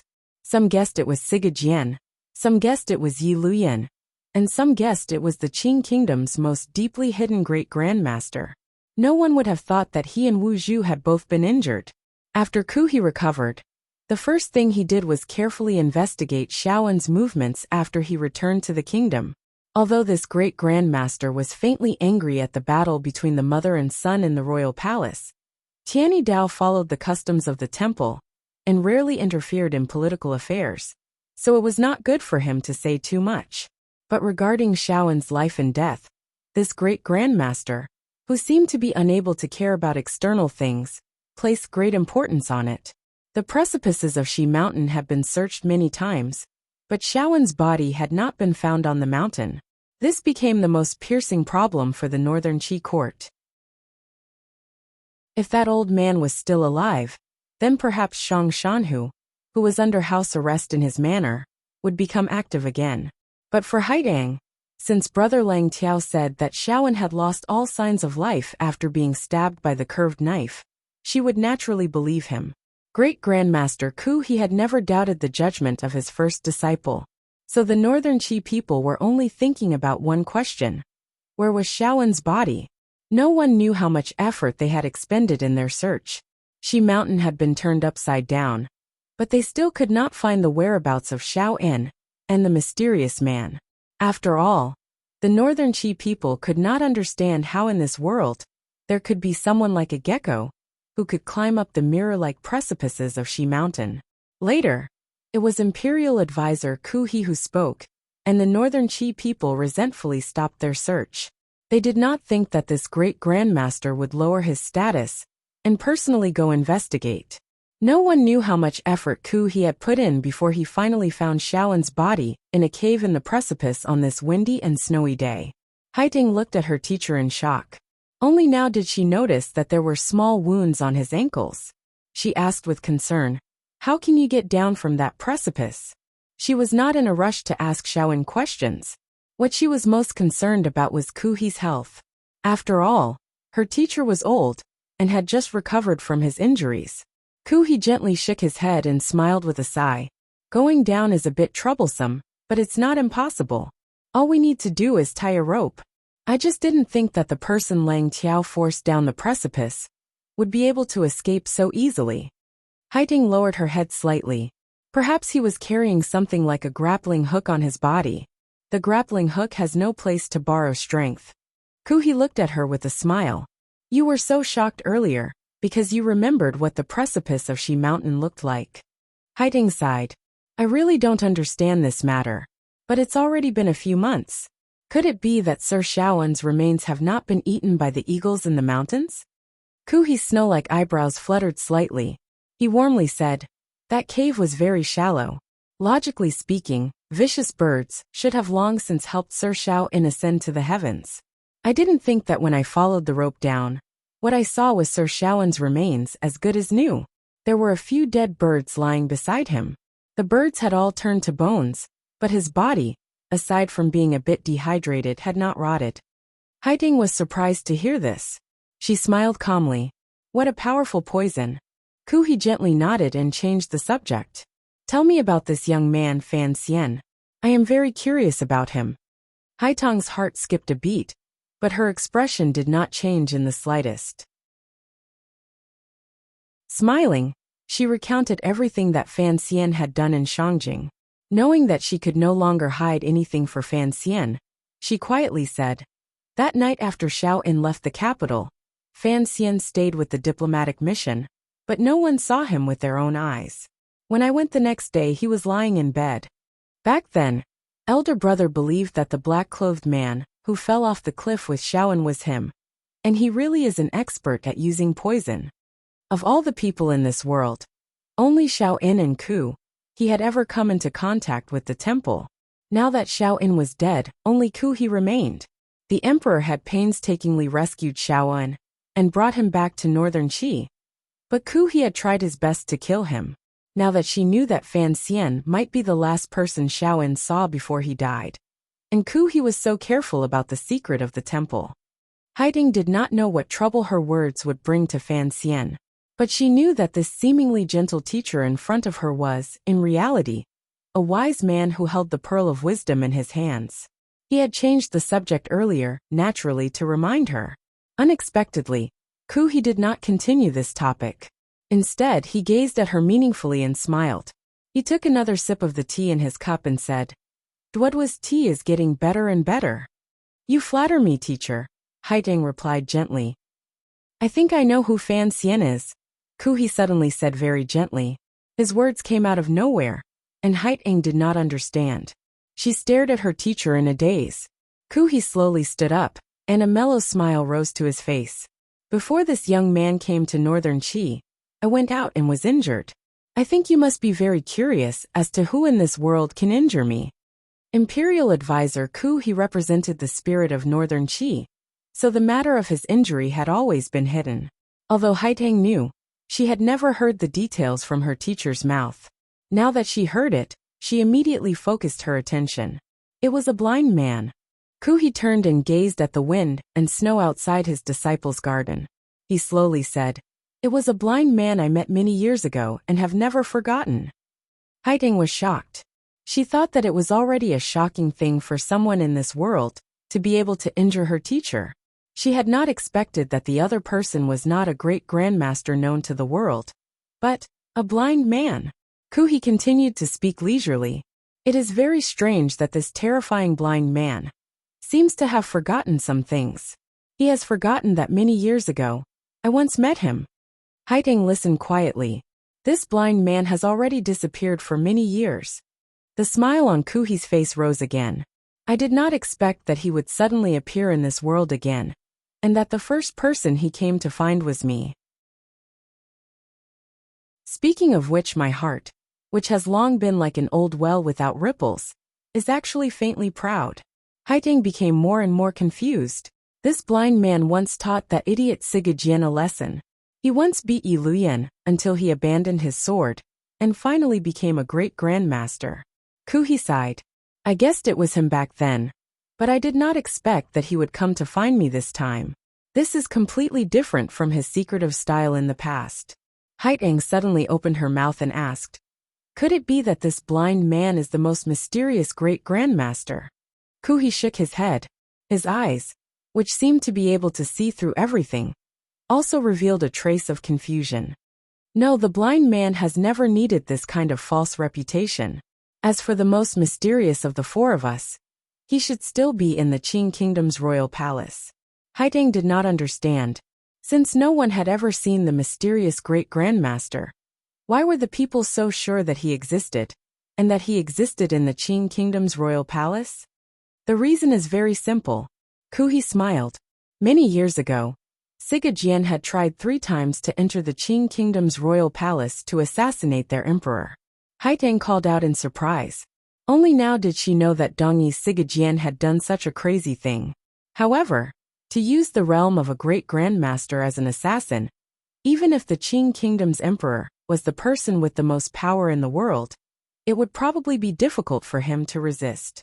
Seeming to guess what she was thinking, he quietly said, the people who know of this all think the same as you. They all think that Siga Jian has a great chance. Unfortunately, within a month he failed 4 times in a row. Although he wasn't injured, he didn't have any results. Haiteng furrowed her brows and said, that blind man, was he in the Qing Kingdom's royal palace at the time? She still believed that the blind man, who could injure her teacher, was most likely the mysterious great grandmaster. He smiled slightly and shook his head. At the time, the blind man was with the young lady of the Yi family in Jiangnan, repairing the palace treasury. The young lady of the Yi family? Haiteng was even more shocked. Although she was the most famous figure of the younger generation, she knew of the secrets her teacher was talking about today. Each person was extraordinary, and changed the shape of the world. He gently and naturally changed the topic. Turning around to look at Haiteng, he said, do you understand now? Haiteng opened her bright eyes and shook her head. Who is Fan Xian? He looked calmly at his female disciple. Fan Xian is Yi Qingmei's son, the mistress of the Yi family's son. Other than being shocked, Haiteng was also confused. Fan Xian, the illegitimate son of the Minister of Revenue in the Southern Court. How did he have a connection to the Yi family? The Yi family? The Yi family that once ruled the world through business? The Yi family that had established the Overwatch Council, repaired the palace treasury, and continued their legacy to this day? He rubbed his hands and sat down. He sighed. Xiao In was always locked up by Chun Pingping, so he didn't know the identity of the young lady of the Yi family. I just happened to know. The blind man could only be a servant of the young lady of the Yi family. This time, I was moved out of Shangjing to make it easier for Fan Xian to do things. Thus, Fan Xian's identity emerged. He is the descendant of the young lady of the Yi family. Haiteng shook her head. She dared to express her opinion in front of her teacher. Although this reasoning is believable, it is too far-fetched. What if that blind master was just unwilling to be lonely in the mountains and came out to challenge you? It has nothing to do with Fan Xian going north. Besides, wasn't the Yi family destroyed back then? Before she finished speaking, He had already laughed. One matter cannot explain too many things. But think about Fan Xian's current position in the Southern Court, and then think about the strange movements in the Southern Court after he came out of Danzhou. When too many details are put together, the truth of the matter is clear. Don't talk about the destruction of the Yi family. The shopkeeper of the Yi family is still alive and well. For someone in the Southern Court to preserve a trace of the Yi family's bloodline is not something strange. Haiteng was so worried that she laughed. For a moment, she didn't know what to say. Her teacher was right. Even if Fan Xian was the illegitimate son of Minister Fan, even if he had the reputation of an immortal poet and the strength of an ace, Given his identity and status, it was impossible for him to reach such heights. It was even more impossible for him to control the Overwatch Council in his left hand and the palace treasury in his right. The Overwatch Council and the palace treasury. Were these not the most powerful things that the Yi family had left to this world? Could it be that the gentle young man, who often wrote to her, had such a complicated and pitiful life behind him?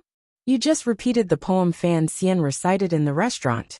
He gently patted his female disciple, who was still deep in thought.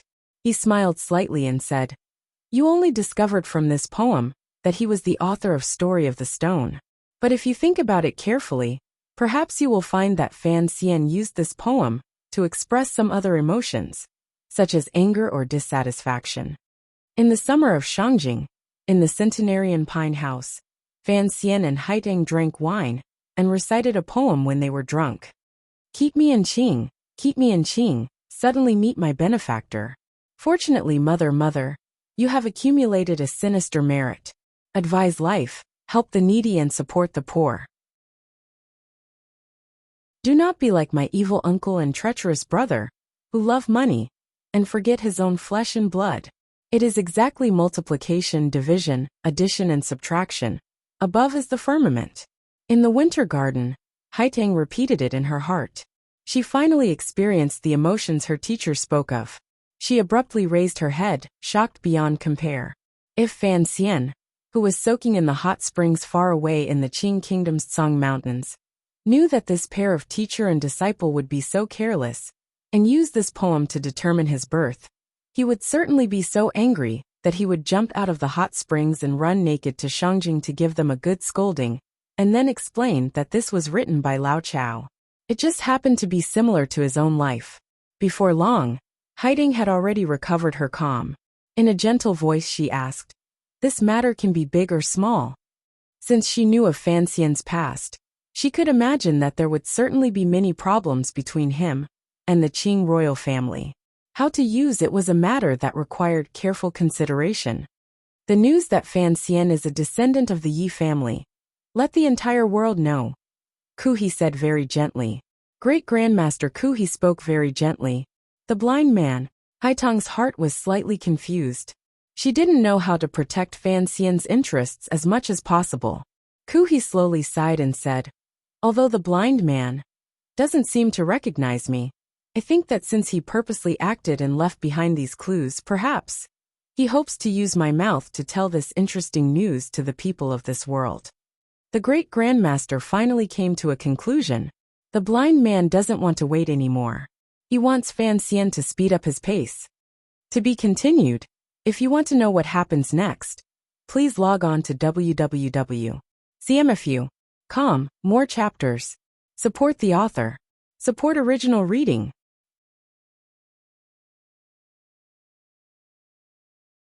Chapter 320. I have been sick recently, and am in poor spirits, so I have rarely replied to reviews and updates. Everyone please forgive me. After the wind and snow in the fields, the fragrance of tea still lingered in the room and floated in the quiet space. After a long time, Haiteng quietly said, "I understand." He did not look at her face. Smiling slightly, he said, "Didn't Fan Xian ask you for the heart of Tianyi Dao in his letter? Give it to him." Give it to him? The two clean words made Haiteng raise her head in shock. She didn't know if her teacher was joking or had lost his mind. The supreme heart of Tianyi Dao. That was a secret that could not be passed on. Was he going to give it to a powerful official of the southern court so easily? He smiled slightly and said, "This is something his mother gave me. It is only right that I return it to him. Besides, for the Qi kingdom, the more powerful Fan Xian is, the more headaches the southern royal family will have. It can satisfy my wish, and also be beneficial to the country. It is the best of both worlds. Why not do it?" Haiteng opened her mouth slightly, and couldn't speak for a moment. She knew what her teacher's true intentions were. A chill grew in her heart. This teacher and disciple had only guessed the relationship between Fan Xian and the Yi family.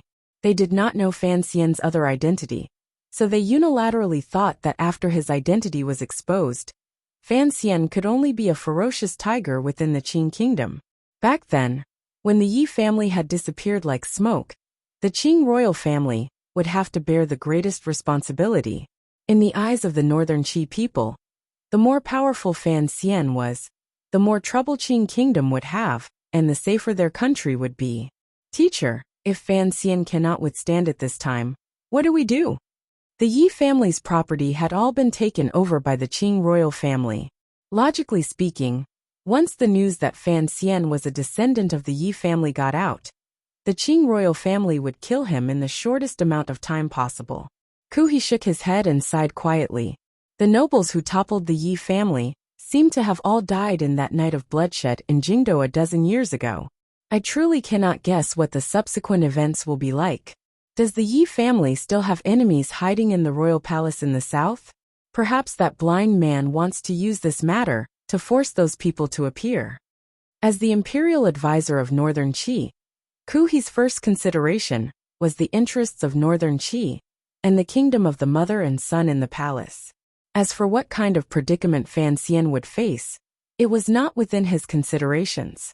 The old man smiled slightly and said, even if Fan Xian is unable to face the oncoming attack, with the blind man standing firmly behind him, even if he fails and wants to die, it will not be an easy matter.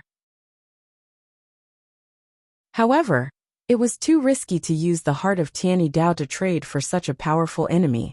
Furthermore, the words the teacher had said indicated a terrifying thing. The heart of Tianyi Dao had been given to the teacher by Fan Xian's mother. Miss Yi, what kind of person is she? Haitong's face was full of shock. Ku He furrowed his brows slightly and thought hard for a long time before he quietly said, at the beginning, I thought she was a little fairy who did not touch the world of mortals. Later on, I discovered that was not the case. Heaven Meridian Warrior? He's not a Heaven Meridian Warrior. Ku He continued to smile and said, the young lady of the Yi family is a mysterious woman who far exceeds normal geniuses. After a long time, Haidang respectfully saw Imperial Advisor Ku He out of the room. Looking at the teacher's bare feet stepping in the snow, the girl said in a gentle voice, Teacher, Sir Shaoan? In the snow, Ku He's figure paused slightly. A moment later, he said in a gentle voice, he is with Master Zhuang. These two brothers were strangers in life, but they traveled together in death. It is not bad. Haiding lowered her head and did not say anything to hide her shock. It was not until today that she learned of this matter. This is a matter of the older generation. You young people have your own world. The heart must be personally handed to Fan Xian's hands. After Ku He said this, he took a step and disappeared into the wind and snow. Flipping his straw hat, he covered his old and smooth head. In the valley of the Tsang Mountains in the Qing Kingdom, mist rose from the vast expanse of white snow. Dozens of beautiful red-crowned cranes spread their wings and danced. They floated down a few meters from the ground. As if afraid and timid, they tentatively extended their long feet and stepped on the large hot springs surrounded by cedar trees below the mist. The temperature of the hot springs was just right. It was a little hot. Fan Xian's eyes were closed. His upper body was bare as he soaked in the hot springs. His neck was tilted back and rested on the hard, wet black rocks beside the spring. Most of his body was submerged in the water. His exposed skin was stained with a layer of red. His arms were not thick, but they felt very strong. Two thin fingers rested firmly on his right wrist. Fei Jie's eyes were closed. His eyebrows were trembling. His messy hair, soaked in the spring water, became unprecedentedly smooth. After being summoned back to the capital, Fei Jie learned that Fan Xian had brought his family into the Tsang Mountains to spend the winter. So he hurried over. Today, the teacher and student were soaking in the hot springs surrounded by cedar trees. This kind of enjoyment was quite extravagant. Your figure is not bad. Fei Jie slowly opened his eyes and withdrew his hand from feeling his pulse. The ominous brown in his eyes grew darker and darker. You usually can't see it when you're wearing clothes. Fan Xian also opened his eyes and smiled. The brothers of the Third Bureau have long praised my figure. He paused and then asked, Teacher, do you have any ideas? Fei Jie took a white towel from behind his neck and wet it in the hot spring water. He forcefully wiped the loose skin on his face and didn't speak for a while. Fan Xian sighed. Seeing his teacher like this, he knew that he didn't have any good ideas for disappearing the Jinqi in his body after it exploded. You won't take the medicine I left for you. Fei Jie sighed worriedly. Why try to be brave? If you take it, at most your Jinqi will be greatly damaged. At the very least it won't explode. Fan Xian shook his head. To me, greatly damaged Jinqi or no Jinqi at all, what's the difference? There's a big difference. At least you have the power to protect yourself. Fan Xian laughed. His handsome face was full of confidence. I still have many ways to save my life. You know that since I was young, I have never been a barbarian who relied on martial arts to conquer the world. In the past I could fight Haidang with my little tricks. Although my Jinqi is all gone now, I don't think that if anything happens, I can only wait for death with my hands tied. Fei Jie stared into his eyes for a long time before sighing. What a little monster. For a warrior, the importance of Jinqi goes without saying. Even if you have the Tiger Guards and the 6th Bureau watching, you should still show some sadness and disappointment. That's unnecessary emotion. Fan Xian recalled Uncle Wu Zhu's teachings when he was young. Faintly he said, if I can't be cured, then I have to accept this reality. Sighing and groaning won't help change the situation. Fan Xian, who was in the hot spring in Song Mountain, did not know that in the distant north, that unfathomable pair of master and disciple had already determined his identity, as if it was child's play. They wanted to use this identity to throw the Qing court into chaos and push him against the Qing royal family. Regardless of whether or not Haitang would delay this matter, the distance between the two countries was too great. No matter how fast the rumors flew, at least for now, it could not reach the Qing kingdom. Thus, for Fan Xian, who knew nothing about the Yi family descendants' past, it was not his greatest danger or headache. Right now he only wanted to recover the Jinqi in his body and heal the damaged walls of his meridians. Take care of it first. Fei Jie was silent for a long time. I will prescribe a method. Take the medicine according to the prescription. Also, don't throw away the medicine I left for you when you were young. They are still useful. Fan Xian was a little surprised. His Jinqi had already dissipated, so why would he take the medicine? In truth, Fei Jie didn't know what use it had. He just mentioned it in passing. He didn't expect that after so long, Fan Xian would actually use it. I've been in Song Mountain for half a month. I wonder how things are going in the capital. Fan Xian gently patted the hot spring's surface and smiled. You've come from the capital. Tell me about it. Fei Jie scolded him. You receive at least a dozen intelligence reports every day, and you're still asking an old man like me? Fan Xian chuckled. Fei Jie said coldly, you used the excuse of recuperating to hide in Song Mountain, but the council moved against the Cui family. The capital has long been in an uproar. The north has captured hundreds of people and swallowed millions of taels of silver worth of goods. The crime you gave Cui Jian is also very real. It looks like a great family is about to be overthrown. You really are ruthless. Fan Xian smiled and explained, it's all what the court needs. The Overwatch Council's declaration of war against Xinjiang was abnormally fierce and sudden, and their actions were extremely ruthless. Spies all over the world had long ago blocked off the Cui family's smuggling routes to the north. With Yan Bingyun at the head of the 4th Bureau, they brazenly made their move. Without giving Xinjiang any time to react, they had already taken control of most of the people, goods, and money. After all, Fan Xian had been seriously injured. Everyone in the capital knew that he was recuperating in Song Mountain. Who would have thought that the sickly commissioner would suddenly and ruthlessly strike? This plan had been planned from the summer until now, and only after receiving the emperor's tacit approval did it quietly begin. Even if Xinjiang had more power in the various counties, they still suffered a great loss. Most importantly, Fan Xian had hidden his thoughts deeply. The eldest princess, Li Yunrui, had clearly underestimated her son-in-law. This time you've really offended the eldest princess. Fei Jie shook his head and sighed. The Cui family is one of the eldest princess's hands. You've cut off this hand of hers. Aren't you afraid that she... Fan Xian didn't finish speaking, but he understood what his teacher meant. After thinking for a moment, he quietly said, at the beginning, I was also worried. But after fighting with the second prince, I suddenly realized that there was nothing for me to worry about. With the emperor's secret approval and the enormous power of the Overwatch Council, who in this world can stand against me? Fei Jie knew that Fan Xian was not a mediocre person who would get carried away with success, so he quietly listened to what his student had to say next. The resources I hold in my hands are too powerful, Fan Xian sighed. Regardless of whether it is the princes or the officials in the court, none of them are a match for me.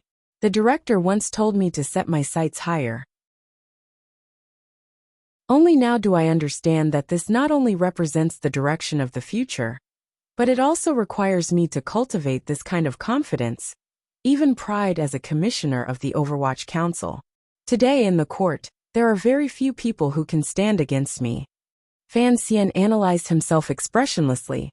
In the end, the court is an organization of violence. Aside from the military, no other government can compare to the Overwatch Council. And the emperor has always kept a tight grip on the military.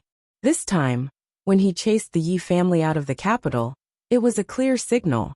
Although the eldest princess has her own power in the military, the emperor long ago moved Yin Xiaoyi out of the capital. What does Xinyang have to compete with me? From Danzhou to the capital, it had only been 2 years.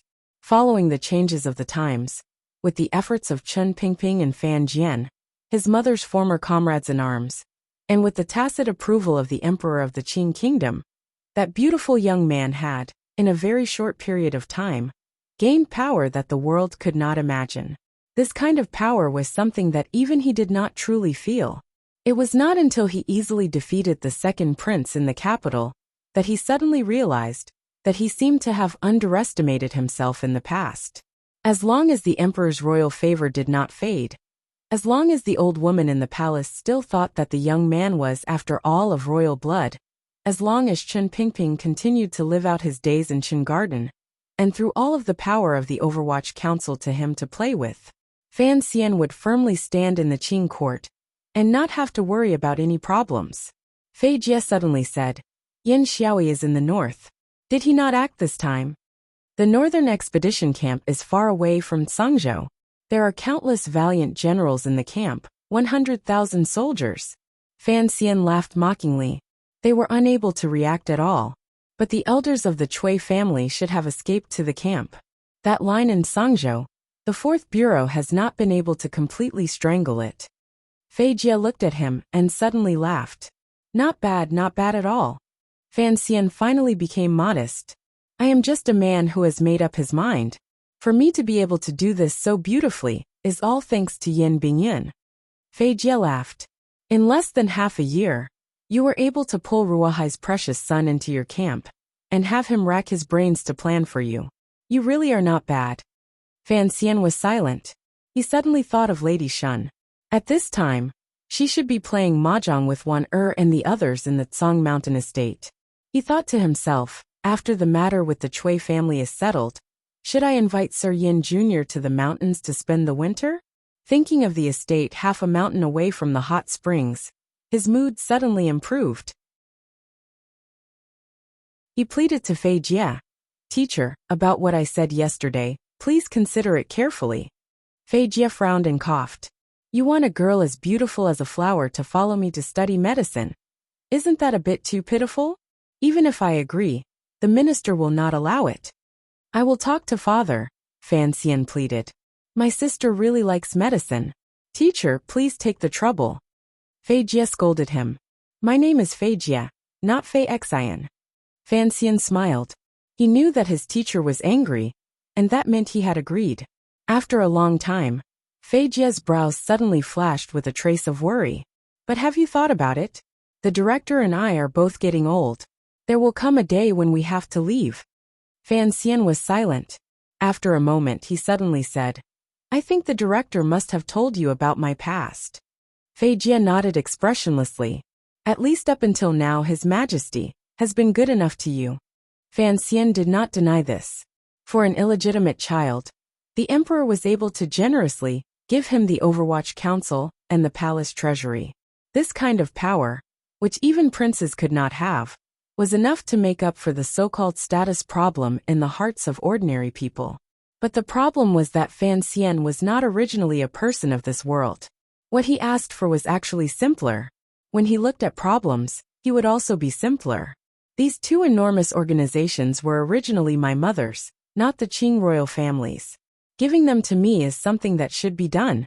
If you don't give them to me, then you are shameless. Fei Jie did not know what he was thinking.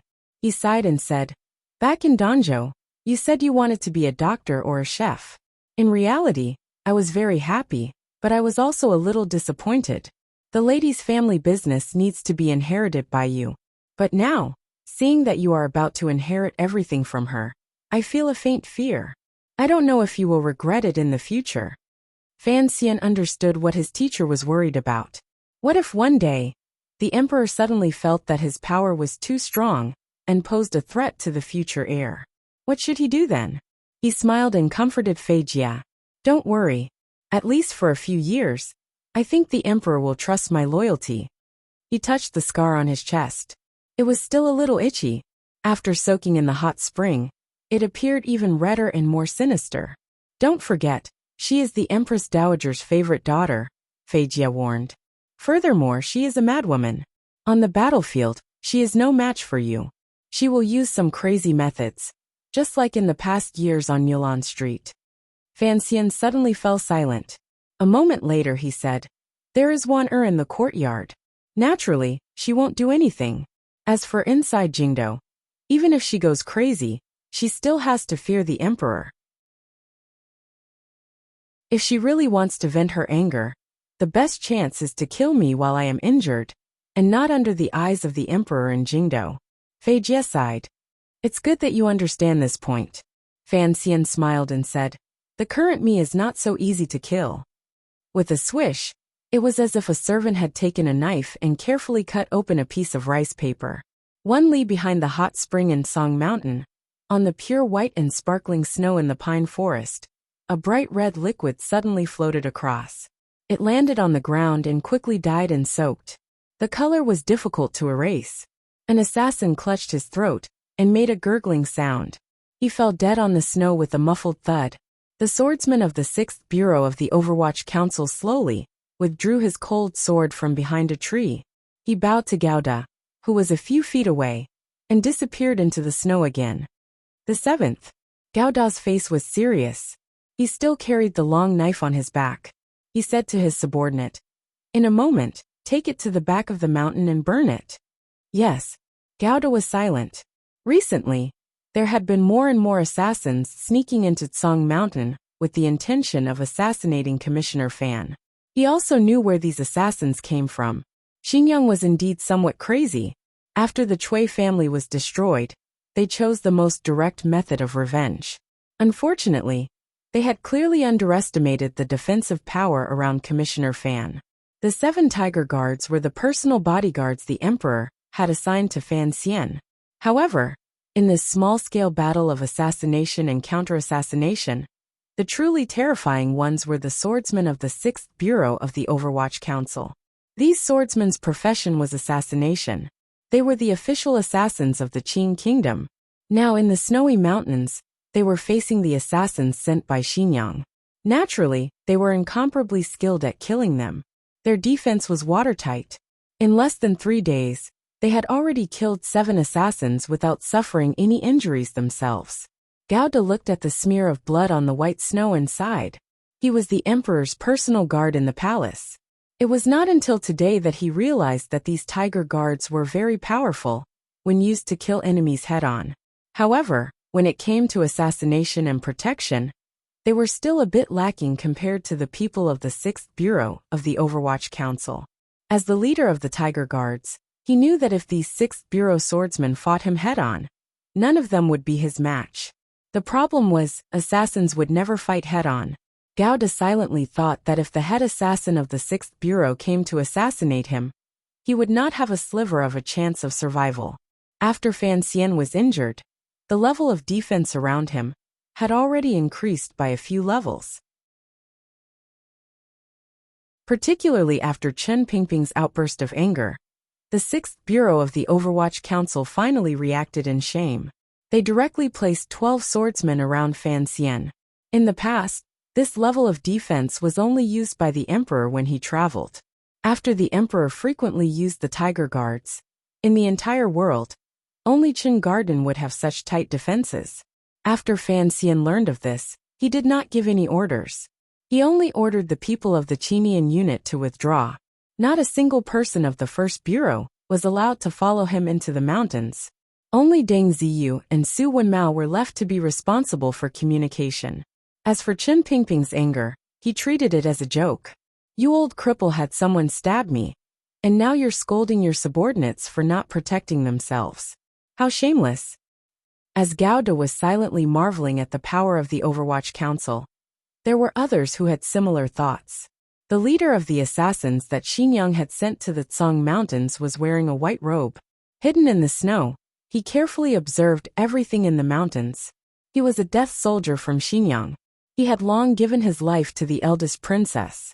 But seeing the scene just now, he couldn't help but feel a chill in his heart.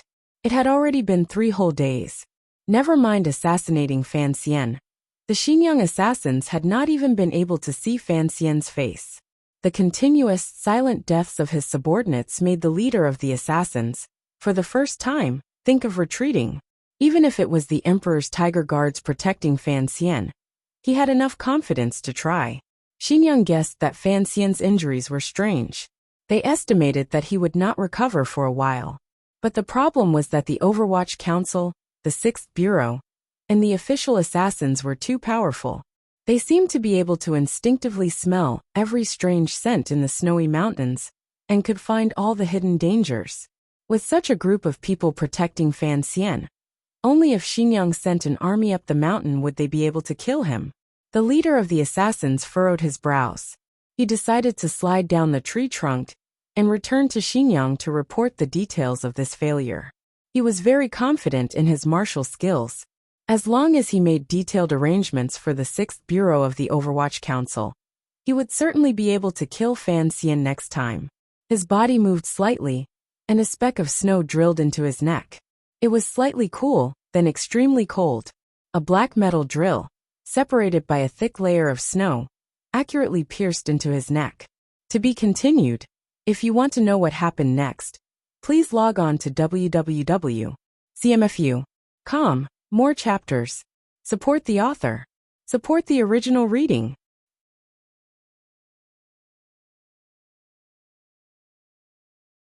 Chapter 321.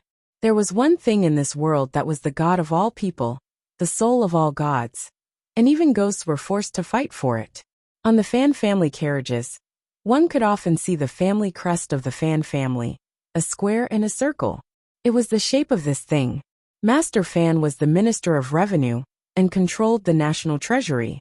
Young Master Fan was about to go to Jiangnan to take over the palace treasury.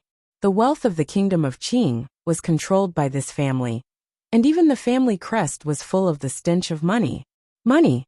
Money that people loved and hated. Money that could make people go to heaven and go to hell. Money that could make people laugh on a mountain of knives and dance crazily in a sea of fire. Not only did the people love money, but the court loved money even more. That was why they set up so many taxes. They wanted to scrape off 3 layers of land. As for the court of the kingdom of Qing, since the founding of the kingdom, they had begun to tax salt, iron, and tea in addition to land and corvée labor. Later, because of the sudden rise and fall of the Yi family, the palace treasury became the court's largest source of money. As for the glassware, liquor, toys, and ships produced by the palace treasury, the court naturally imposed heavy taxes.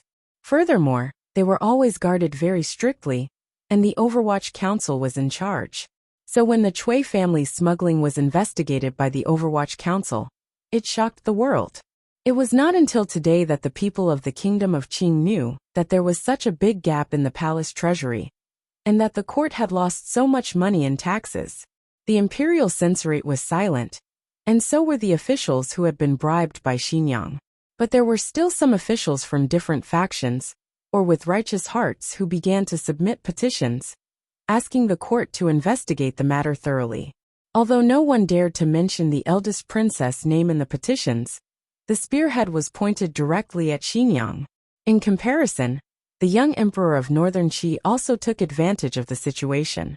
The matter of Commissioner Fan of the Overwatch Council, recovering on Song Mountain, was intentionally or unintentionally left out. Although everyone knew that Commissioner Fan was the mastermind behind this operation, making it easier for him to take over the palace treasury next year, no one dared to say anything. On the contrary, the impulsive students of the Imperial College had already begun to prepare petitions, asking the emperor to transfer control of the palace treasury to young Master Fan. Fan Xian's reputation was indeed much better than that of the eldest princess. Naturally, part of this was due to the snowy words of the past. And in recent days, rumors began to spread among the tea houses and dining tables of the capital. It was said that Xinjiang had begun to send out crazy assassins to murder young Master Fan. The efficiency of the 8th Bureau of the Overwatch Council was indeed high. Not everyone could completely understand the conflict between Fan Xian and the eldest princess. Many lofty scholars had always been puzzled as to why the people of the world were so passionate about this kind of thing, to the extent that they would not hesitate to shed blood for it. For example, Shi Chanli, although he was now a famous figure in the entertainment industry in the capital and the owner of the Baoyue brothel, he still did not understand this point. Why was the eldest princess so reluctant to let go of the palace treasury? Recently, he had even used such ruthless methods to deal with his son-in-law. She used the Cui and Ming families to smuggle to Dongyi and even overseas. Why did she dig so much silver from the palace treasury? Over the past 10 years, where did all the wealth she had plundered go? Nurturing soldiers. Fan Xian looked at the only student by his side and explained, "The army is all the emperors and the courts. Although Yan Xiaoyi is the noble governor of the north, if he wants to do anything in the future, I'm afraid he won't be able to stand up to the emperor's edict.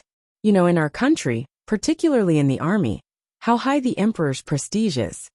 If you want to contend with this kind of prestige, there is only one thing in the world that can have a certain effect. That is money," Fan Xian said with a smile. "A large amount of money. The monthly income of the officers under Yan Xiaoyi is so high that you would probably be dumbfounded if you heard about it. It is precisely because of this that Yan Xiaoyi is able to control the military power in his hands as firmly as possible." Shi Chanli stopped copying notes with his right hand and laughed bitterly. He had entered the mountains this time because he had been entrusted by the Imperial College to write the biography of Fan Xian, the current civil official of the Qing Kingdom. Ever since Fan Xian published Bang Xian's Hai Shu Hua, his position in the world of poetry in the Qing Kingdom had been firmly established. Even when he left for Northern Qi and brought back Master Zhuang's carriage of books, his influence spread even further. Of course, the Imperial College was proud of this young Master Fan, who had risen from the Imperial College's principal to the Ministry of Education.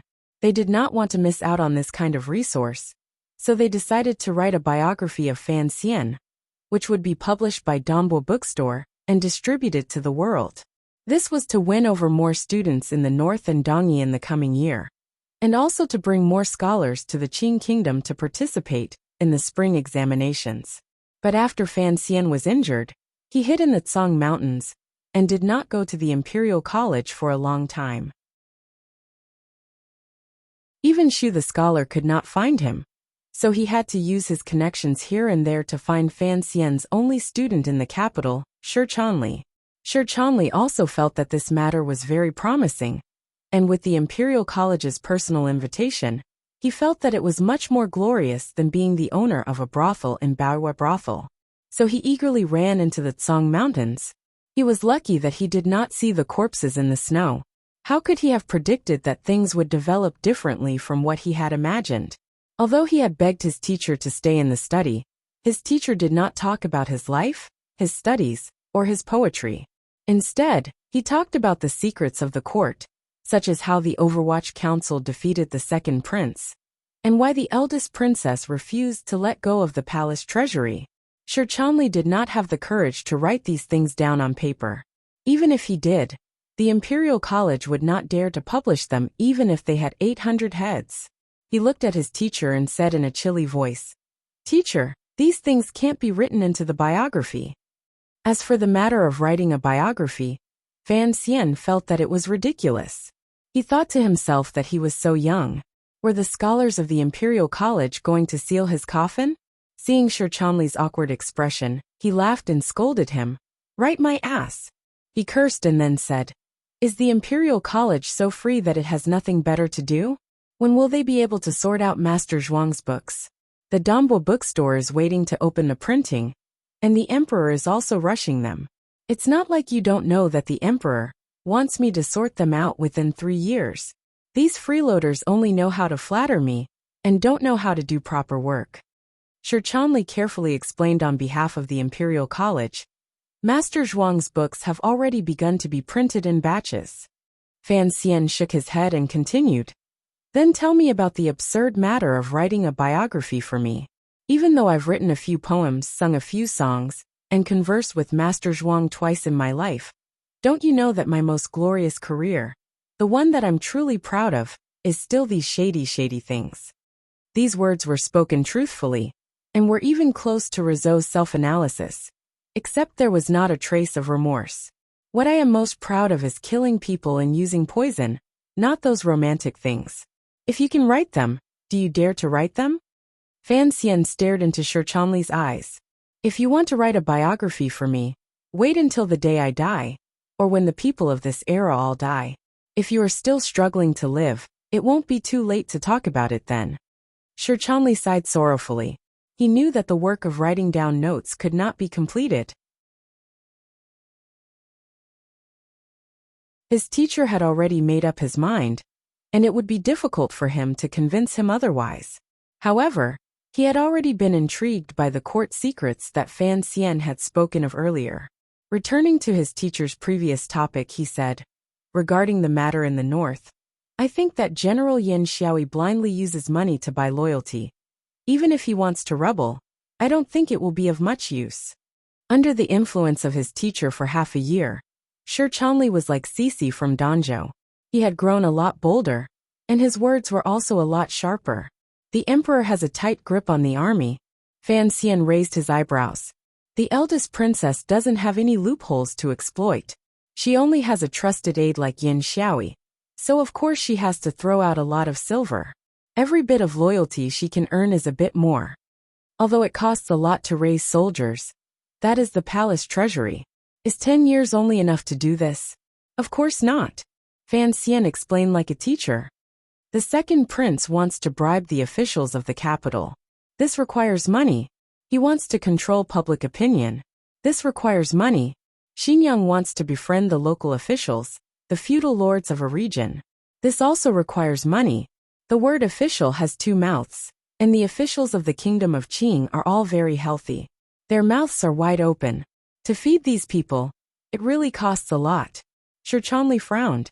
"This is equivalent to rebellion." "You said that before." Fan Xian laughed. "Right now it is only at the stage of the fight for the throne.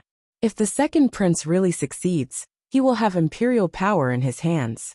It will be very easy for him and his aunt to get back the silver they have given out." Fan Xian suddenly thought of the scene in The Deer in the Cauldron, where Wei Xiaobao framed Wu Sangui. He laughed bitterly. Of course, once he becomes the emperor, he won't need to care about this small amount of money. The whole world will be his. Shi Chanli sucked in a breath of cold air. "Teacher, you want to take over the palace treasury, and you want to destroy the Cui family ahead of time. Isn't this cutting off the other side's source of money? This will cause great damage to the second prince's fight for the throne. No wonder Xinjiang is so angry this time. Compared to the disturbance in the capital, their reaction is much stronger." Fan Xian laughed coldly. "Reaction? 5 or 6 years ago, that mother-in-law of mine began to react." His mind flashed back to 5 or 6 years ago, to that little building in Danzhou that had been burned to a crisp. It was in that building that he had killed someone for the first time. After entering the capital, Fan Xian used the power of the Overwatch Council to investigate this matter clearly. That year, Lady Lu wanted to poison him because of the 2 women in the palace. It was in that year that His Majesty first proposed the marriage between the Fan and Lin families. It was also the same as proposing the transfer of jurisdiction over the palace treasury. Although this marriage did not succeed for the time being under Chen Pingping's strong opposition, it still made the eldest princess wary. She did not want to easily let go of the enormous wealth she firmly controlled, so she had arranged for someone to kill Fan Xian. But no one could have imagined that 4 years later, when Chen Pingping was returning home to worship his ancestors, Fan Jian would bring up the matter again. Finally, he received His Majesty's permission. Thus, Fan Jian had Teng Zijing rush thousands of miles to bring Fan Xian from Danzhou to the capital. When he thought of the muddle-headed 12-year-old Fan Xian, he had already carried such a heavy burden on his shoulders, and had already gotten into so much trouble. Fan Xian, who had long since grasped power, still felt some lingering fear. And then there was the Newlan Street incident. The second prince had invited him to a banquet, and the eldest princess had secretly instigated the second son of the prime minister's manor to organize a murder. Now that he thought about it, his mother-in-law had tried to kill him 3 or 4 times, but had not succeeded. Fan Xian smiled bitterly as he thought about it. All the dangers he had faced in his life seemed to have been carried out by the eldest princess, who was so beautiful it made people forget her age. Furthermore, the eldest princess had not personally taken action. She had only used some scheming methods to dirty other people's hands. This woman with an obsession with cleanliness, had actually used people from Xinjiang to assassinate him. It looked like she was truly angry and flustered.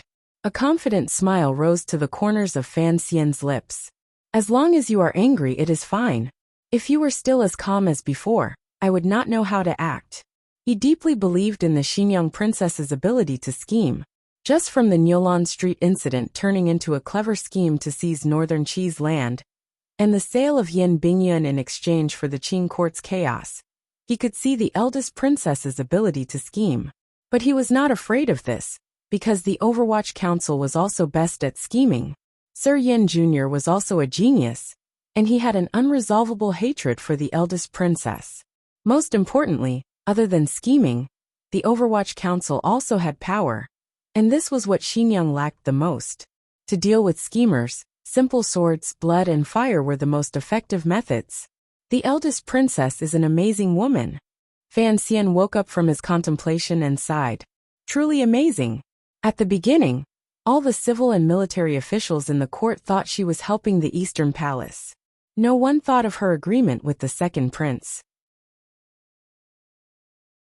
Those in the court who hate her, such as my father-in-law who has already left the court, will unconsciously lean towards the second prince.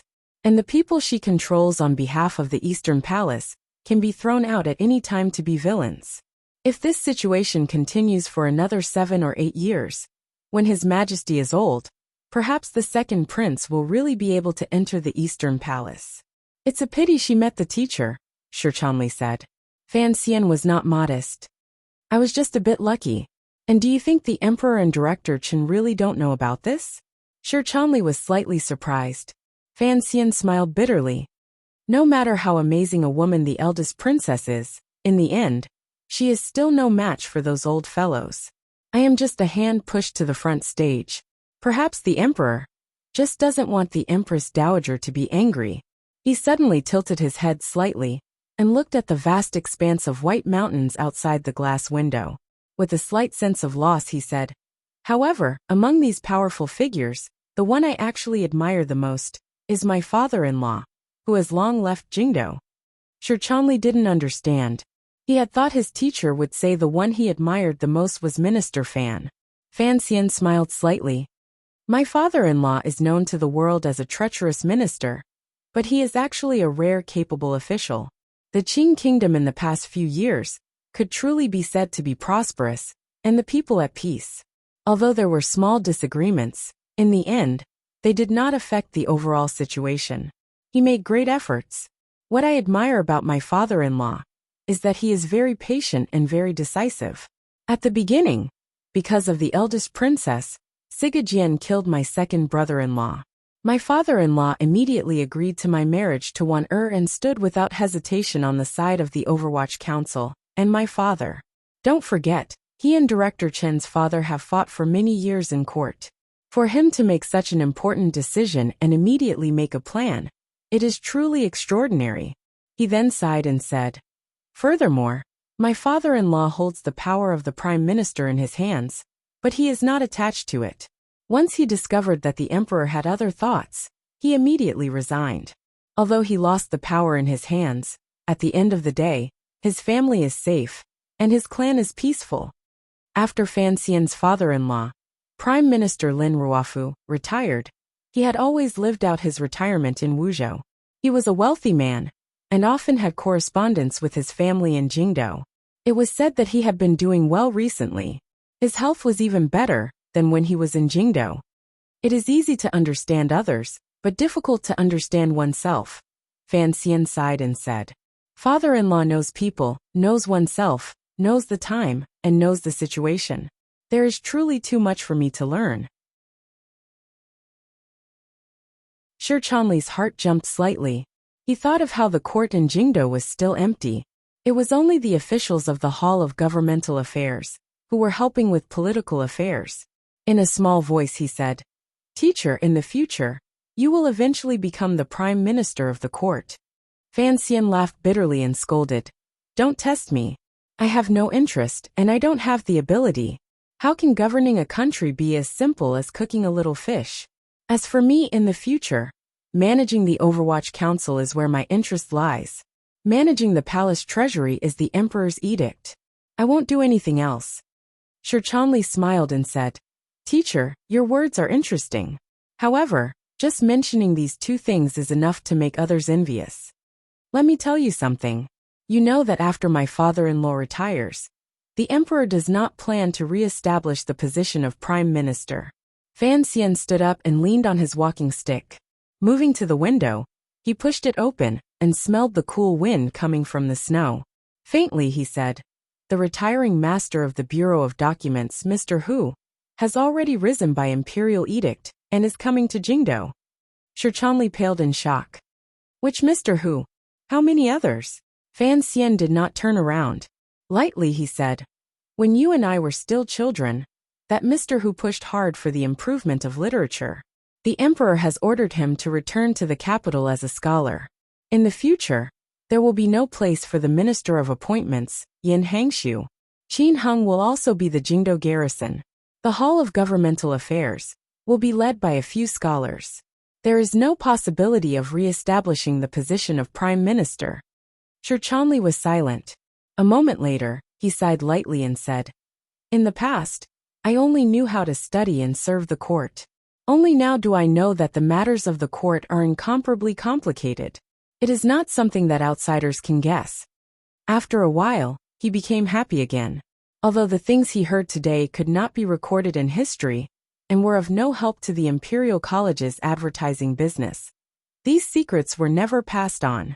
Since his teacher had told him today, decades later, if he had the opportunity to write this into the history of the country, or publish a mountain-dwelling notebook of the master of Bangxian's, he would, without question, leave his name in the annals of history.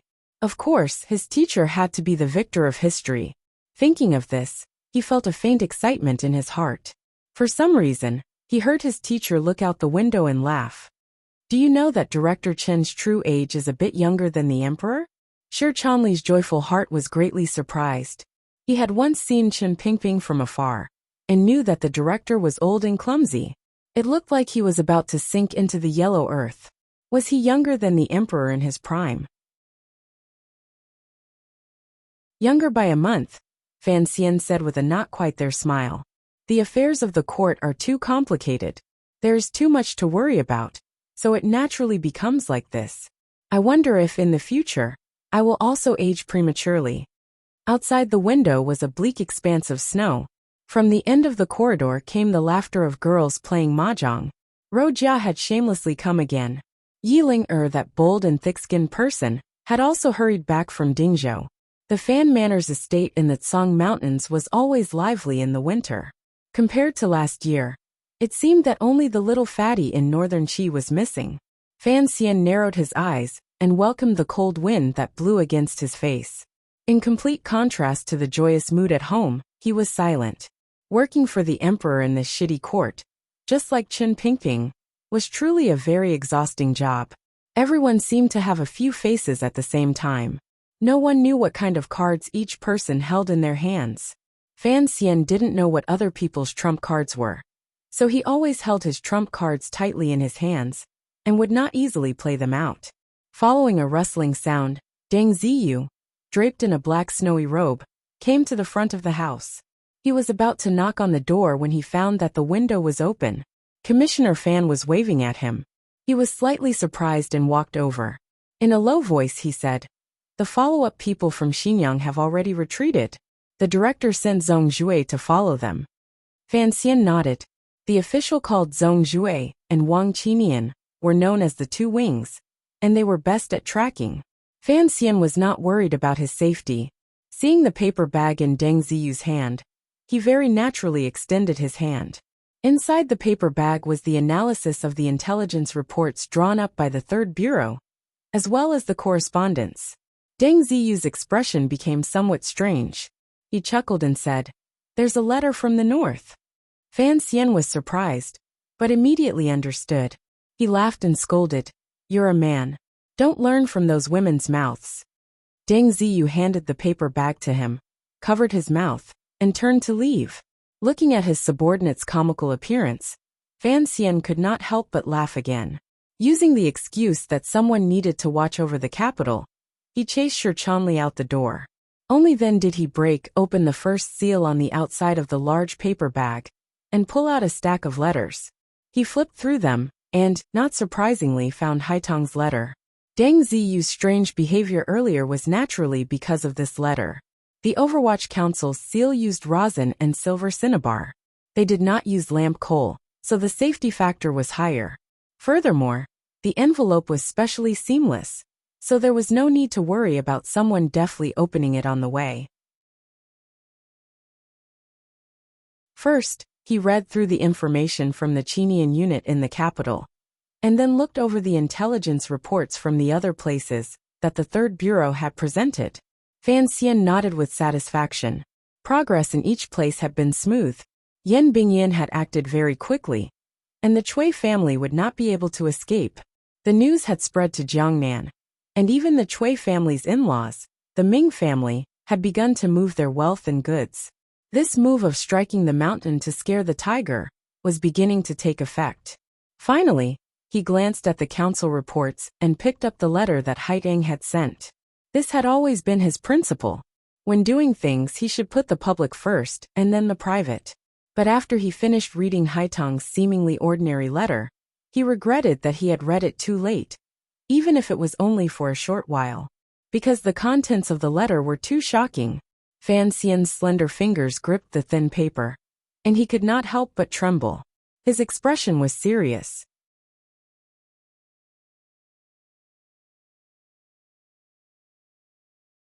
Chapter 322. The content of Haitong's letter was very simple.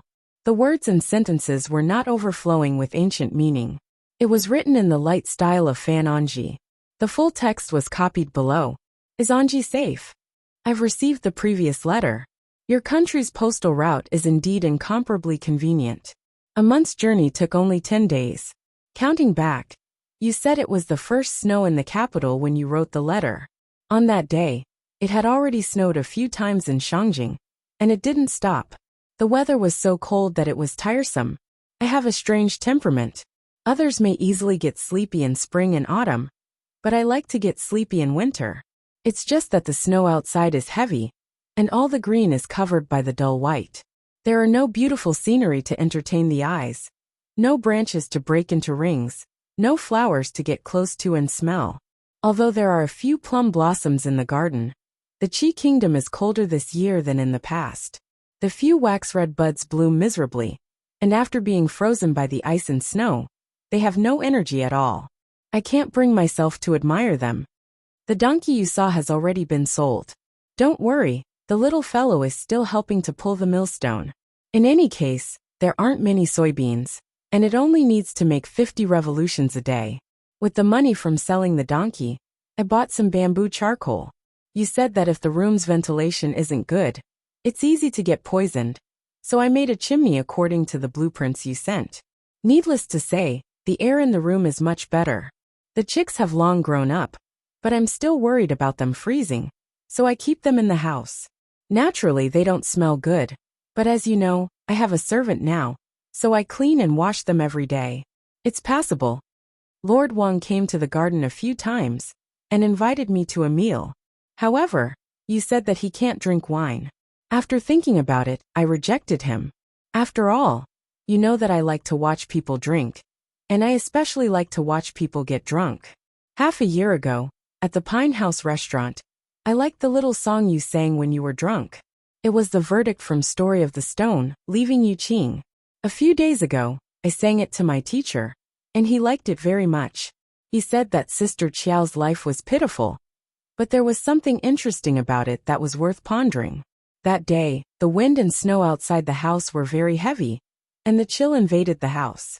Teacher and I sat across from each other, drinking tea and laughing as we talked about the affairs of the ruler. I don't know why, but I thought of the days I spent with you in Shangjing a few months ago. It was clean and natural, and the feeling was extremely beautiful. It was as if I saw you, that bright moon, that small temple, that ridge of fields, and you ran out of the ridge in a sorry state. Right, there's a piece of news that shocked me. I heard that Lord Shao'un's remains were discovered in the cliffs of the Western Mountains. Although he's already been buried, I thought about how you once traveled north with this old man. So I wanted to tell you so that you can rest at ease. When Fan Xian saw this, he only felt that it was a little strange. It seemed that there were many hidden meanings in the village girl's words. But he was so shocked by his brother's pitiful life that he laughed in spite of himself and didn't notice. Immediately after, he was pleasantly surprised by Haitong's words. Was she really willing to pass on the heart of Tianyi Dao to him? Thus, he still hadn't guessed the true message that Haitong wanted to pass on. But he thought about it again. Finally, from the finding of Shao'un's body, Ku-he talking about him, and guessing riddles, he smelled an inauspicious feeling. Especially that line. Sister Qiao's life was pitiful, but it was interesting. He furrowed his brows and read it again. Finally, his gaze fell on the line bright moon, small temple, and ridge of fields. The appearance of this line was rather abrupt, and did not fit in with the rest of the text. This line was talking about the most embarrassing scene of Fan Xian's life. After he was drugged with an aphrodisiac, he tossed and turned, pulling up his pants and running out of the small temple. At that time, frogs croaked and the field was wet. This should be what Haitong wanted to tell him. Running out of the field from the ridge of fields?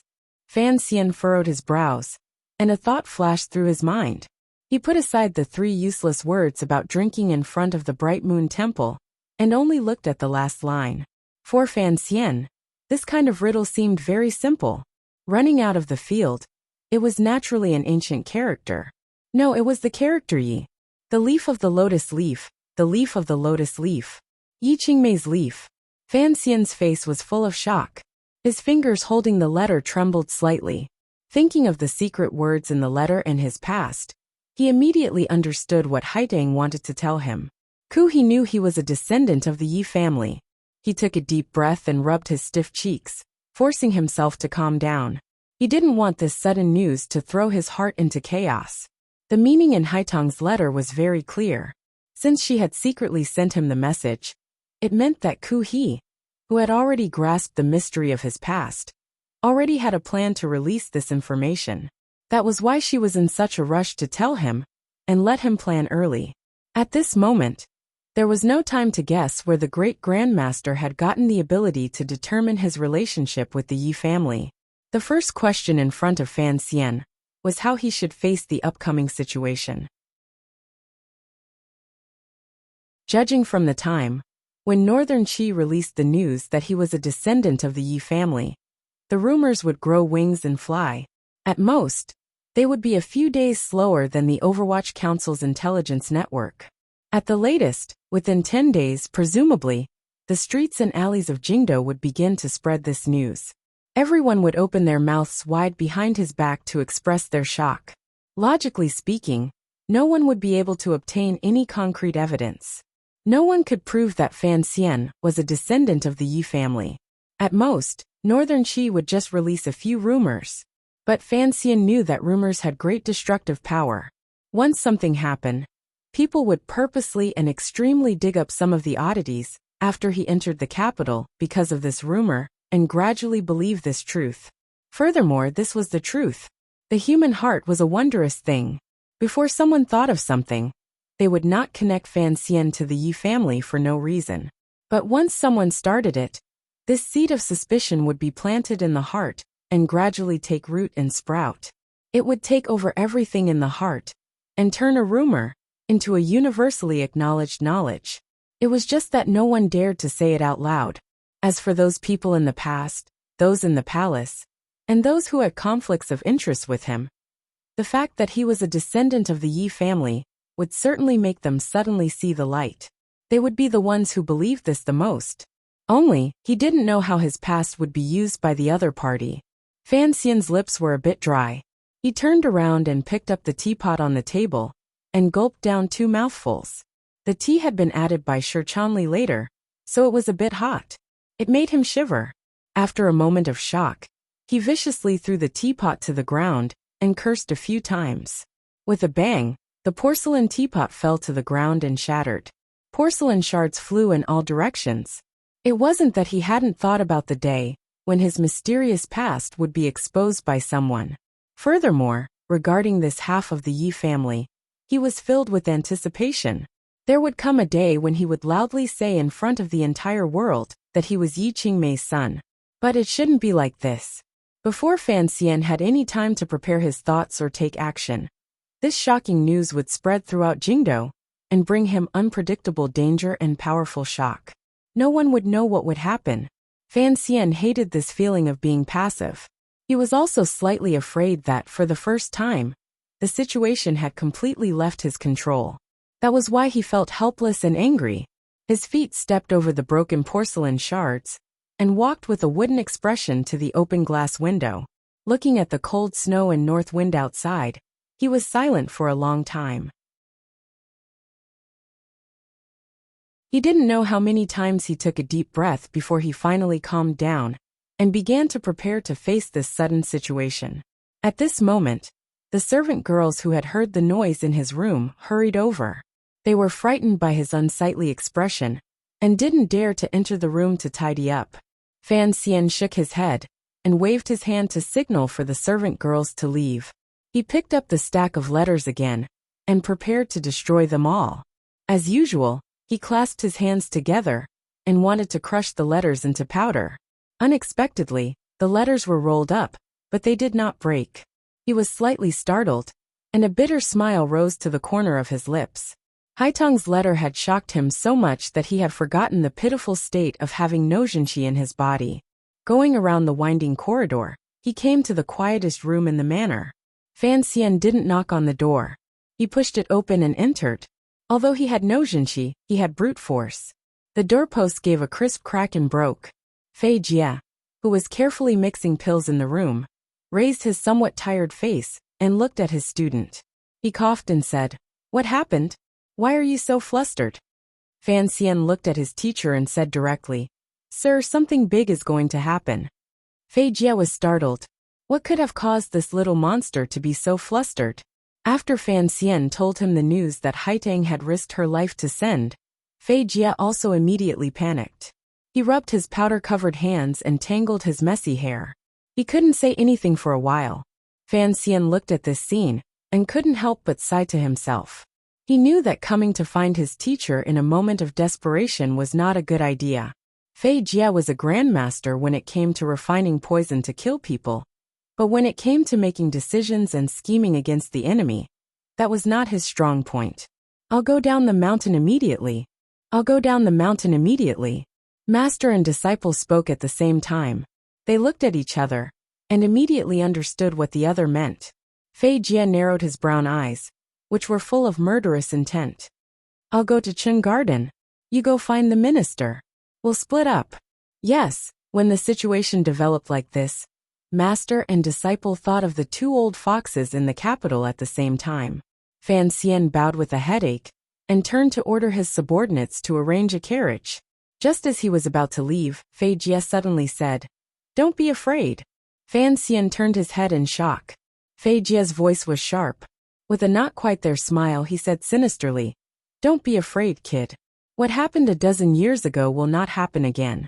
Master and disciple can poison tens of thousands of people to death, and then kill our way out of the capital. Who can stop us?" Fan Xian shivered. His teacher was indeed looking out for him, but he was afraid that he was not as ruthless as him. There was no time to say anything to the girls in the manor. They only said goodbye to Cici, who was embroidering. Fan Xian and Fei Jie split up into two carriages and followed the difficult snowy mountain road down Song Mountain. Along the way, the wheels of the carriage crushed countless pieces of ice and rolled up a few threads of cold mud. The guards in charge of protection were split into two groups. Half of the swordsmen of the 6th Bureau followed these two people down the mountain. Gouda and the tiger guards were carefully left on the mountain by Fan Xian. In the evening, the carriage Fei Jie was in entered the manor on the outskirts of the capital, which was even more magnificent and noble than the royal palace under tight security. Old Fei, the old servant guarding the door, saw Sir Fei disembark from the carriage with a cold expression. He couldn't help but feel confused. He wasn't sure what had happened. In a short while the garden was brightly lit. Fei Jie and Chun Pingping in the wheelchair walked out of the garden gate with serious expressions. Under the protection of the attendants, they climbed into the carriage. Entering the palace, Chun Pingping said coldly. However, as soon as he finished speaking, his expression immediately softened and he said softly, "And here I was wondering how important the matter was for the two of you to be so flustered." Fei Jie rubbed his hands together in shock. "If this isn't a big thing, then what is?" Chun Pingping gently stroked the smooth handles of the wheelchair and laughed mockingly. "You old man, you're soaking in medicine every day. It's one thing if you don't understand at once, but Fan Xian disappoints me greatly. As long as you pay a little attention, you'll know that this matter is not a problem. Never mind, child. This matter has been suppressed in his heart for too long. Now that it has been exposed by someone, it's inevitable that he will feel some fear." The carriage rattled toward Jingdo. In a short while, it passed through the city gates. The gates were not yet closed. Of course, even if they were closed, if the director of the Overwatch Council wanted to enter the capital, even the Qin family of the Jingdo garrison would not dare to stop him. When the carriage was about to reach the royal palace, Chun Pingping opened his eyes and lightly said, "This is not a bad thing. It is a good thing." Fei Jie shook his head. "I don't care. I'm going to go to the council and have the people of the 8th Bureau prepare." The sound of keys being unlocked came from the palace gates. Chun Pingping had the exclusive right to enter the palace at any time. His position was extraordinary. The old man tilted his head to listen to the familiar voice. Without expression, he said, "After the news reaches Jingdo, have them suppress it for a few days." At least this kind of superficial effort has to be put on for people to see. As for Fan Xian's past, there will come a day when it will be revealed. Now is the best time. In the study of Fan Manor, the Minister of Revenue of the Qing Kingdom, Fan Jian, was sipping on a sour berry as he looked at Fan Xian in front of him. A mocking smile appeared at the corner of his lips. "Finally, seeing you so anxious, I always thought your heart was made of ice." Fan Xian smiled bitterly. "Father, at this time, why are you still joking? When the news reaches Jingdo, what exactly should we do?" He looked into his father's eyes and was silent for a moment. Faintly he said, "Since this matter has been hidden from the world for so many years, presumably there is someone who does not want me to appear." Fan Jian looked at his son with clear eyes and quietly said, "But the reality is that you have already appeared, and appeared very beautifully. In the end, your relationship with the Yi family cannot be hidden forever. If you want to choose a time to expose it, I believe that now is the best time."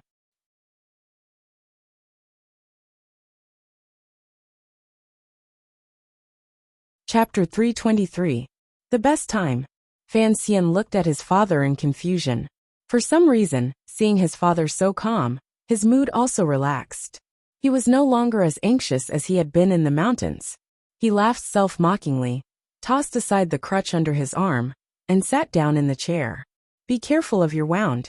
Fan Jian shook his head and said disapprovingly. Fan Xian smiled and gently rubbed the area below his chest. There was a faint pain inside, but with Sir Fei's skillful nursing, it was more or less healed. Tell me, what exactly are you afraid of? Fan Jian gently stroked the long beard on his chin. The minister, who had always been upright and serious, finally revealed a sense of confidence and confidence. Fan Xian was startled. He furrowed his brows in thought for a while. Only then did he realize that he had indeed panicked. What exactly was he afraid of? He sorted out his hidden worries in his heart and said sincerely, if this news spreads, the discussions of the people under heaven will be unusually turbulent. If the palace knows of my past, who knows how it will be handled? Handled? Fan Jian laughed coldly. Do you think the palace still doesn't know of your past? Fan Xian fell silent. He knew his father was right. The emperor knew better than anyone that he was a descendant of the Yi family. As for the Empress Dowager, looking at her expression at the winter solstice lamb banquet, he guessed that she had long known. It was just that this mother and son pair had hidden it from the world. They wanted to hide it from the world, but they can't hide it anymore. The development of things will always change, Fan Xian said calmly. Furthermore, if the Empress knows I am a descendant of the Yi family, what will she think? Based on what you said, there is an irreconcilable grudge between the Yi family and her. Fan Jian shook his head and said coldly, there is no need to consider the Empress. This woman is the weakest empress in history. What you need to consider is whether or not the crown prince of the Eastern Palace will be persuaded by her to deal with you. The Empress's family power had been completely wiped out by the Qing Emperor a dozen years ago on the night Jingdo bled with blood. Fan Jian, who had never shown his power, had played the biggest role in it. Of course, he knew that the Empress would not be able to make any moves. The Crown Prince. Fan Jian's lips curved into a faint smile. He's a smart man. With your current status and power, he only wants you to maintain balance. Why would he take the initiative to flirt with you? Because of what happened in the past. Fan Xian lowered his head slightly. A moment later he said, where is the eldest princess? Everyone under heaven knew that the Yi family's property had been taken by the Qing royal family and became the present palace treasury. Back then, when they forcibly seized the #1 merchant house in the world, they naturally used a very frightening excuse, such as treason. But now there was suddenly a legendary orphan of the Yi family. Should they investigate the crimes of the past? Even if they didn't investigate, in the eyes of many people, the descendants of the Yi family were targets that the royal family had to eliminate. This was the rule of history, and no one could escape it. After the news that Fan Xian was a descendant of the Yi family spread, the eldest princess would certainly use this matter to make a big deal out of it, forcing the palace to respond accordingly. Tracing back to the matter of the Yi family's property being seized, according to the usual methods of the royal family, it would be good enough if Fan Xian wasn't secretly killed, let alone a meteoric rise. Of course, the other half of Fan Xian's past was also very strange, so he didn't have to worry about the mother and son in the palace trying to kill him. In fact, they wouldn't even see him as someone they needed to be wary of. But what annoyed him was that the world didn't know this truth. If the mother and son in the palace wanted to hide it from the world for a long time, they could only treat Fan Xian as a pure descendant of the Yi family. Under the pressure of public opinion, they could let Fan Xian and the palace treasury and even the Overwatch Council leave. For Fan Xian, who had already made countless enemies, losing the power in his hands was quite dangerous. The eldest princess? Fan Jian's face was expressionless. If she was smart enough, she would watch from the sidelines this time and not act. Why? Because of the emperor's intentions. Fan Xian was deep in thought, and he gradually understood what his father meant. Of course, the emperor was someone who knew of his past. Although he didn't know what the emperor would do in the future, at least for now, he had no intention of lifting the cloth on the table. After learning of this matter, presumably the emperor's reaction was the same as his. After the shock, he felt a glimmer of anger and madness. The emperor and Fan Xian were both people who liked to control everything. so it was a taboo for things like this to happen that were out of control. Thus, the emperor would certainly be very angry. His first thought would be to find the person who leaked the secret. If the eldest princess took this opportunity to attack Fan Xian on a large scale, the emperor would instead protect Fan Xian with great strength and distance himself from the eldest princess in his heart. Fan Jian faintly said, "You are now the commissioner of the Overwatch Council. Through the actions of this half a year, you have sufficient power in your hands. From Danzhou to Jingdou, regardless of whether it is me or Director Chun, everything we have done is to help you forge the foundation under your feet a bit more firmly. You are now a heavy stone. How can you be afraid of the cool breeze brushing against your face? Don't worry, those winds can no longer move you." Fan Xian was silent. He had other worries in his heart. "Of course, there are also celestial winds in this world," Fan Jian mockingly said. "What you are afraid of is nothing more than the attitude of the palace. However, the Empress Dowager and the Emperor both know of this matter. At most, they will temporarily give you the cold shoulder for a few days, due to public opinion. In the end, how this matter develops will depend on the Emperor's attitude." In the end, this experienced and far-sighted Minister of Revenue said, "Through the assassination in the Hanging Temple, the Emperor believes deeply in your loyalty, so he will be partial to you. Right now your injuries have not healed. The Emperor will always remember your contributions. At this time, your past has been exposed. The Emperor will do his best to think on your behalf. Regardless of whether it is the interests of the royal family, the Empress, the Crown Prince, or even the pressure of the eldest princess and Empress Dowager. Compared to the sword you blocked for the Emperor, the two cancel each other out." Fan Jian smiled coldly. "Thus this is the best opportunity. You know these things in the palace even if I don't say it. Perhaps after a few years, the Emperor's fondness for you for saving the Emperor will fade, and you will no longer be able to use it. Exposing your past can only be done in a few days. Not earlier, not later." This was the best opportunity. Fan Xian savored the coldness in these words in his heart. A bitter smile rose to his face. "I am just worried that this matter will bring trouble to my family." The Fan family took in the orphan of the Yi family? Although this was the Emperor's arrangement, if things got out of hand, the Emperor would certainly not admit to it. The Fan manor would be the unlucky ones.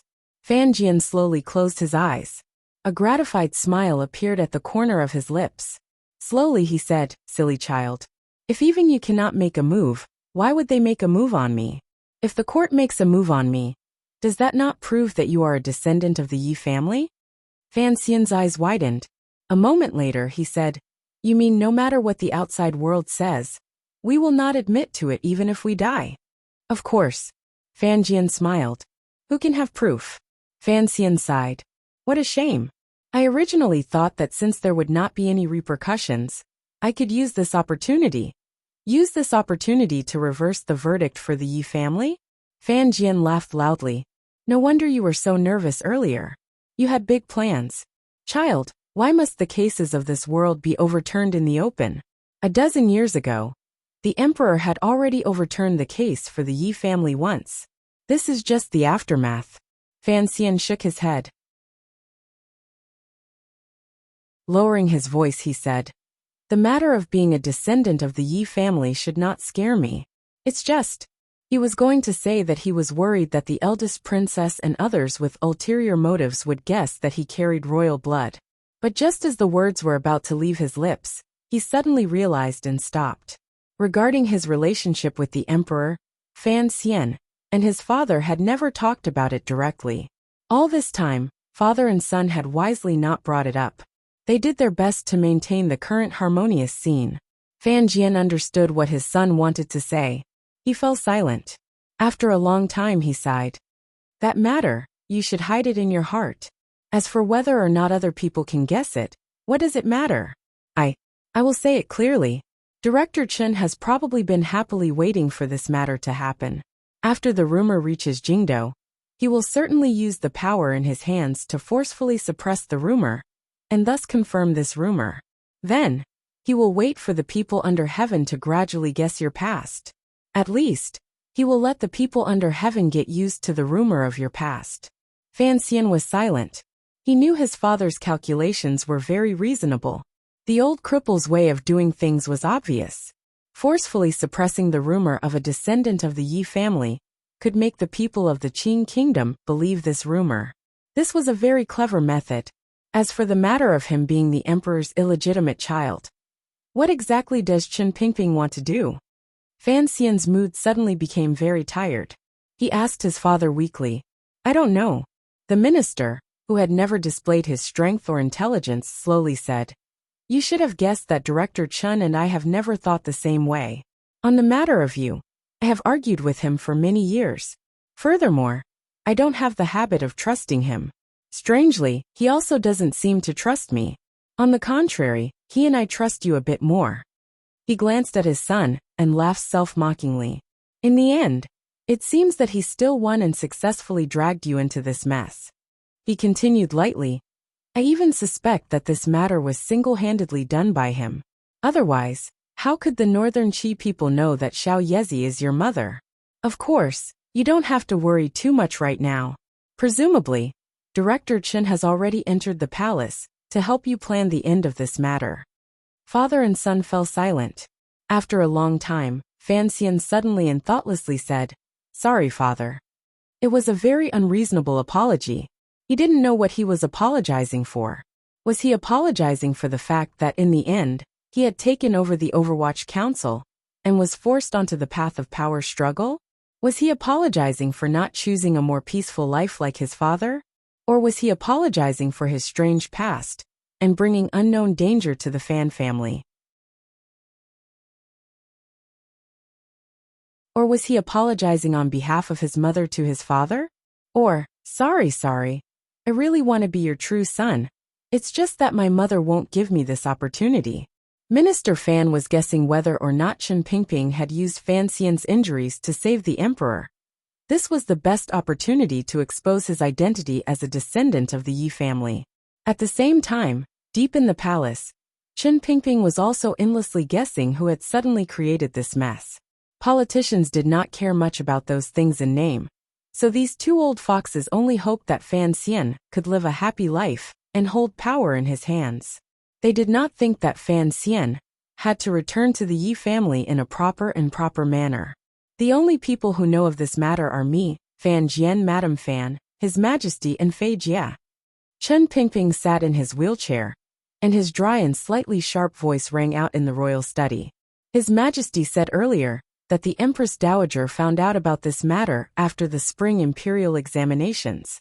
That means that there were only 6 people. In my opinion, none of these 6 people could have leaked it. The emperor slowly turned around. His usually clear eyes were burning with anger today. They were as sharp and vicious as an eagle's. None of them could have leaked it? Then how did the Northern Qi people find out? After the spring imperial examinations, Fan Xian's identity as the commissioner of the Overwatch Council was exposed. From then on, he became the most famous of the young officials of the Kingdom of Qing. Especially since he was about to take control of the palace treasury. This kind of power was truly overwhelming. Normal people wouldn't have been able to guess anything. But the Empress Dowager deep in the palace had long been involved in the affairs of the state.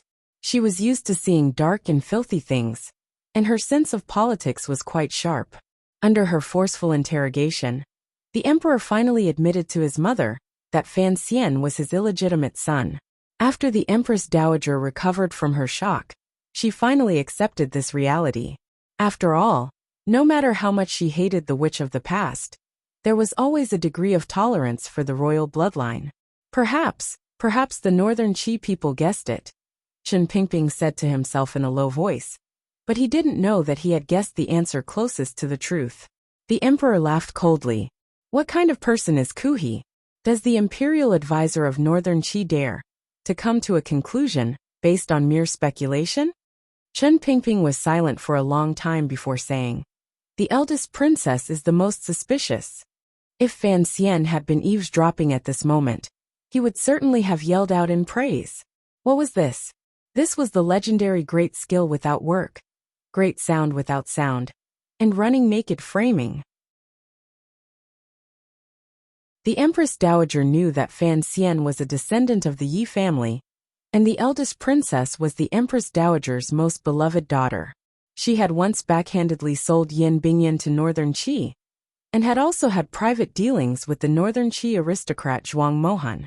She had private correspondence with the Northern Qi Empress Dowager, and her smuggling routes to Northern Qi had saved the people of Northern Qi, who knew how much silver. Because of the transfer of the palace treasury, she hated Fan Xian to the bone. She had even begun to use assassinations, but she had failed. These were all facts that the emperor was well aware of. As long as one analyzed it carefully, one would find that the eldest princess had the highest possibility of knowing of this matter. She had the best way to pass the information through Northern Qi. Most importantly, she had the greatest motive. Chen Pingping's earlier words were also very particular. If he had vaguely and secretly pointed out that there was someone in the palace who had good relations with Northern Qi, and thus made the emperor think of his sister far away in Xinjiang, he would not have dared to be so rebellious and directly point out the eldest princess's name. The emperor would certainly have been a little suspicious of his intentions. Yet, for him to so directly and openly say the eldest princess's name, saying that she was the most suspicious, was the performance of a purely loyal official. He only cared about whether or not his opinion would be useful to the emperor, and did not care about whether or not it would cause the emperor to suspect him. This kind of performance, of course, greatly pleased the always shrewd emperor.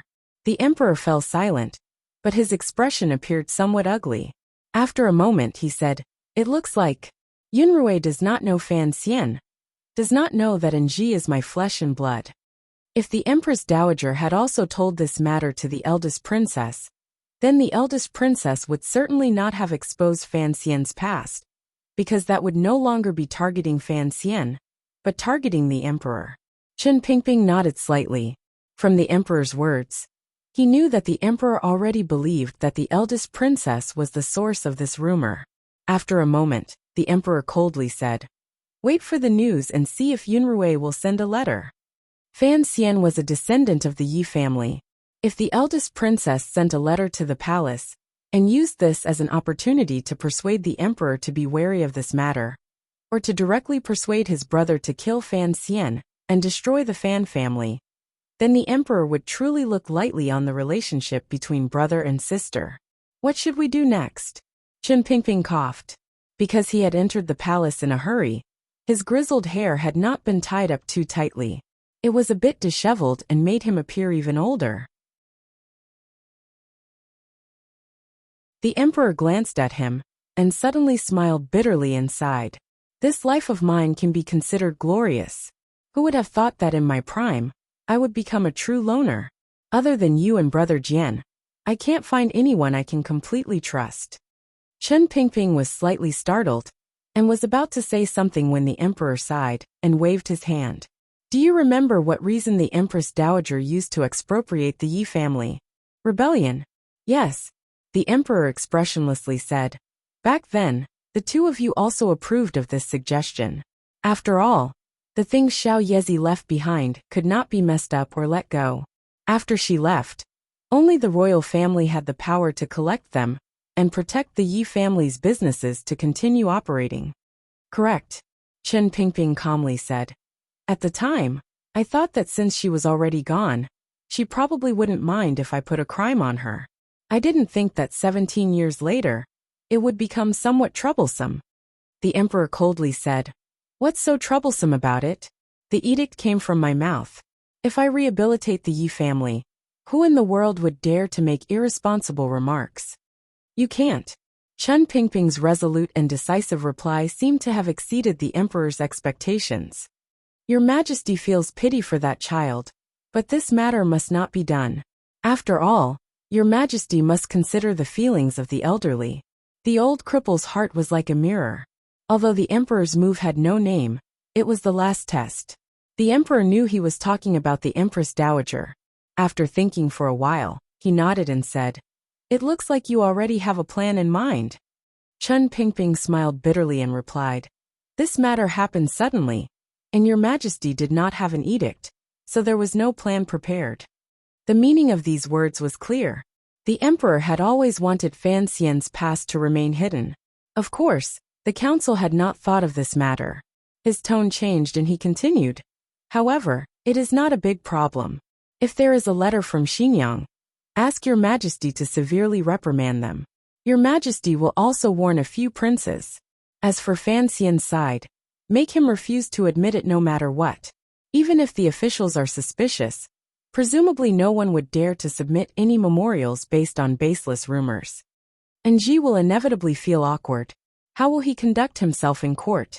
In the next year, he will have to go far away to Jiangnan on official business. He can coincidentally avoid this discussion. Chen Pingping smiled in a small voice. Your Majesty, although this matter is troublesome, now that it has exploded, the timing is not bad. Have Fan Xian far away from important places in Jingdo. If this drags on for 2 years, the matter will naturally fade away. Can it fade away? The emperor narrowed his eyes and asked. See, Lily is on Lujing River. People say she is the descendant of some prince. It has been passed on. Other than making the pleasure boat's business a little better, there are no major problems. As for Fan Xian's past, Chen Pingping sighed. Let the world have one more piece of harmless gossip. The emperor thought deeply for a long time, and then made a sound of agreement through his nose. The newspapers can also use this matter to make some splendor, Chen Pingping continued. The emperor also smiled. However, we have to guard against that matter. Chen Pingping glanced at the emperor, and spoke with a glimmer of sorrow. As for the empress, I will have my mother appear. The emperor nodded and sighed. If I can't give him a title, I have already let down this son of mine. Half a month later, a piece of news began to spread through the streets and alleys of Jingdo. The news said that the currently popular Sir Fan Jr. in court, the commissioner of the Overwatch Council, was actually the descendant of the old Yi family. It had been nearly 20 years since the Yi family had been sealed off for treason. Unexpectedly, there were still descendants. And it was the Sir Fan Jr. that the people of Jingdo loved to talk about. After this rumor shocked the people of Jingdo, they began to become excited. They all whispered to each other and spread this gossip. In less than 2 days, the entire Jingdo knew of this rumor.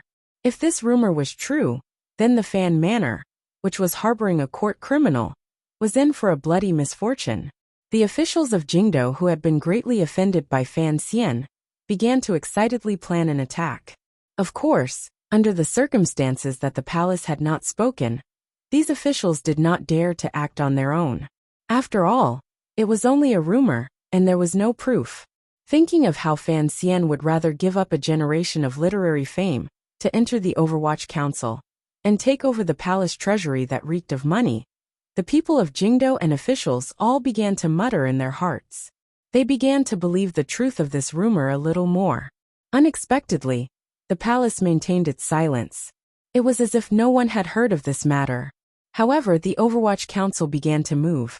Risking the danger of being scolded by the imperial censors, the 8th Bureau began to arrest the common people in the restaurants and tea houses who dared to spread the rumor. In the afternoon, in Yishur Tavern, the customers in the tavern looked at each other. They were all people of some status, but they did not expect the officials of the 8th Bureau of the Overwatch Council to be so unreasonable and arrest the 2 scholars who had been spouting spittle.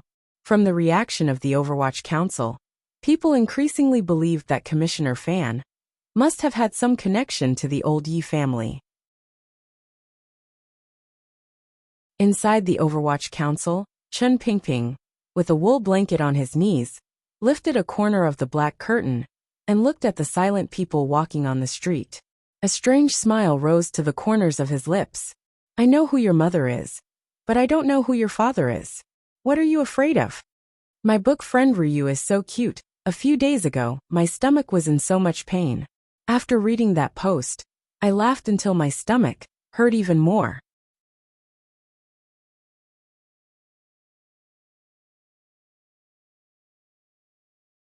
Chapter 324. After the officials of the 8th Bureau of the Overwatch Council took the 2 scholars away, Yishur Tavern became much quieter. But the wine made the scholars brave, and not long after, they began to talk noisily again. What they talked about was nothing more than the rumors about Commissioner Fan's past. The Yi family was guilty of treason. After the mysterious mistress passed away, all the family property was taken into the palace treasury, someone said worriedly. If young Sir Fan really is that mistress's orphan, I think this is going to be troublesome. Treason? Then why did the shopkeepers of Qingyu Hall keep him so white and fat? A scholar with thick eyebrows said mockingly. I think the imperial court took advantage of the time when there were no widows and orphans to forcibly seize the family property. Now that the Yi family suddenly has an heir, I think the imperial court will panic. Panic? Didn't His Majesty want Commissioner Fan to manage the palace treasury? The palace treasury belongs to his family. How can he manage it? The palace treasury? Another snorted. I think Commissioner Fan is going to be out of luck soon. The shopkeeper wiped his cold sweat and came over. Gentlemen, can you keep your voices down? If the men of the Overwatch Council hear this, how can I keep my little shop open? The shopkeeper of Esher Tavern rarely came out to see guests, but today he came upstairs. A few familiar guests stood up to greet him. The shopkeeper looked around and listened to the drunken gossip. Esher Tavern was the property of the Chui family. Recently, the Chui family was on the verge of collapse. Suddenly hearing the rumors about their enemy, Commissioner Fan's past, the Chui family couldn't help but be secretly delighted. They watched the situation develop. The young man who claimed that the court had seized the Yi family property was indeed bold after drinking. He laughed and said, "Shopkeeper, what are you afraid of? Can the Overwatch Council really shut the mouths of the world? Even if they dare, His Majesty won't allow it. Look at those people who were brought back to the Overwatch Council yesterday. Didn't they come back safe and sound today? It's just a small talk. It's not like they broke the law." The man next to him still looked worried. Commissioner Fan, this is not going to be easy. If he really is a descendant of the Yi family, his career will probably end here. In reality, these words were not completely said. After all, they were not officials, and were in a restaurant in broad daylight. No one dared to speak the true judgment in their hearts. In these people's hearts, they thought that after the court learned of Fan Xian's past, they would first take away his position, and secondly, they would probably take away his life. What about Fan Manor? The man then sighed and said, Minister Fan has managed the Ministry of Revenue these years, and is a famous and capable official. Is his family going to be ruined because of his romantic debts? After the rumor entered the capital, other than speculations about Fan Xian's past, the thing that the people of Jingdo talked about the most was the Minister of Revenue, Fan Jian. They talked about how he had tricked the mysterious mistress of the Yi family into his hands, and how he had caused her to secretly bear a child. Everyone knew that Minister Fan had been a dissolute ace on the Lujing River, but they did not expect him to have the ability to attract the mistress of the greatest merchant in the world. But as the rumor spread, the young ladies and pretty daughters of humble families had developed a completely different feeling about Minister Fan. Back then, the Yi family had committed a great crime of rebellion. Fan Jian, who was a low-ranking official at the time, had been able to keep the child he had with that woman alive, and had not been discovered by the people of the palace. He had taken great risks to raise the child for so many years.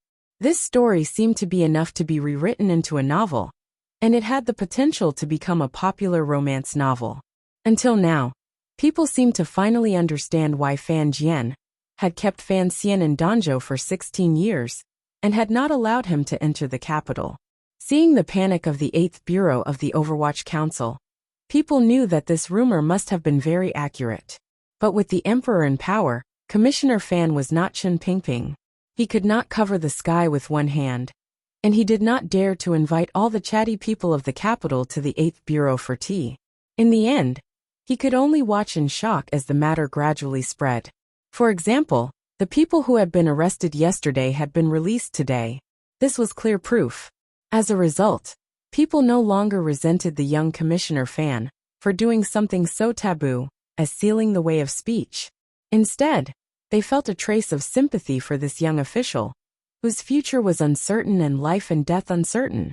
After all, Fan Xian had gained a very good reputation in the kingdom of Qing over the past 2 years. Regardless of whether it was inside or outside the city, he had won a lot of face for the court. Thinking of his imminent misfortune, the common people still had some feelings for him, especially when they thought of his mother, who had disappeared without a trace because of a groundless case of rebellion. The Yi family? Which Yi family? At this time in the restaurant, a young man suddenly asked stupidly. He had been listening for a long time, but he still did not know the origin of the Yi family, which was related to Sir Fan Jr. After all, the events of that year had happened too long ago. Time flowed like water, and too many people in the kingdom of Qing had almost forgotten that shining golden name. You don't even know the Yi family? Some of the older people began to laugh disdainfully. As expected, they were just some kids who hadn't even fully grown their beards. They didn't even know the once illustrious Yi family, and yet they all felt the need to teach the other a lesson. The Yi family was the greatest merchant in the world back then, the middle-aged man leisurely said. It was the Yi family that made glass and sold it as silver. Someone objected, thinking that this point was not made clear. The Yi family that made soap and perfume. Oh, the perfume has been discontinued for over a decade. You probably haven't had the luck to smell it. The Yi family, the only family that can make strong alcohol. Someone else added. The Yi family that provided a large portion of the military equipment for the court back then. Do you know the palace treasury? Do you know where the Qing kingdom spends so much silver every year? The middle-aged man laughed mockingly. The palace treasury earned it from northern Qi, from Dongyi, and even from the sea. And what is the palace treasury? Isn't it the property of the old Yi family back then? The young man who had asked the question was flabbergasted. He opened his mouth wide and said, "My God, that's amazing."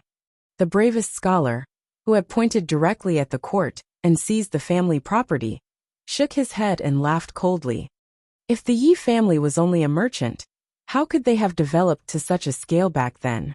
If they were only a merchant, how could they have been destroyed? The middle-aged man asked curiously. Oh, perhaps you know some news. The Yi family. The scholar shook his head and sighed. Rumor has it that they have a close relationship with the Overwatch Council. When the Overwatch Council was first established, it was said that all of the income was provided by the Yi family. Of course, this is only a legend. The middle-aged man was silent for a moment. Suddenly, a light flashed through his mind. He said to the people around him, "Everyone, do you remember the stone tablet in front of the Overwatch Council's door?" Everyone nodded. Suddenly, their expressions changed as they thought of something. They all cried out in surprise. Could it be that the person called Yi Qingmei was the mistress of the Yi family? The scholar's expression also changed slightly. He sighed. No wonder Sir Fan Jr. would rather give up his noble and scholarly reputation and sully his body to work in the Overwatch Council. I'm afraid he knew about this. He said with surprise. Sir Fan Jr. was secretly the commissioner of the Overwatch Council. This matter has always been strange. Did Director Chen already know?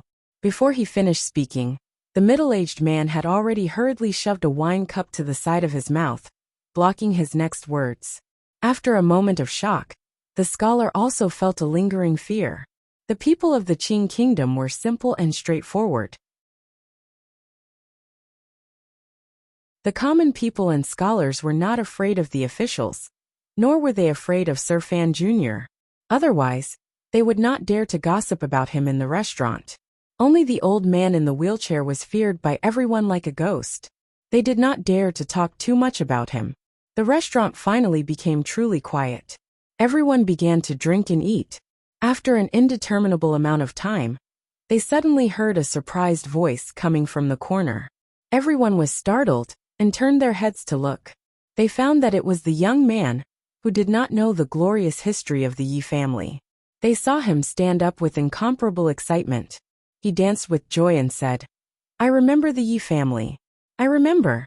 The Yi family that was the second in command." Everyone laughed and paid him no more attention. For most of the common people of the Qing kingdom, the Yi family had already become a name in a pile of old papers. No one would purposely preserve its existence in their memories.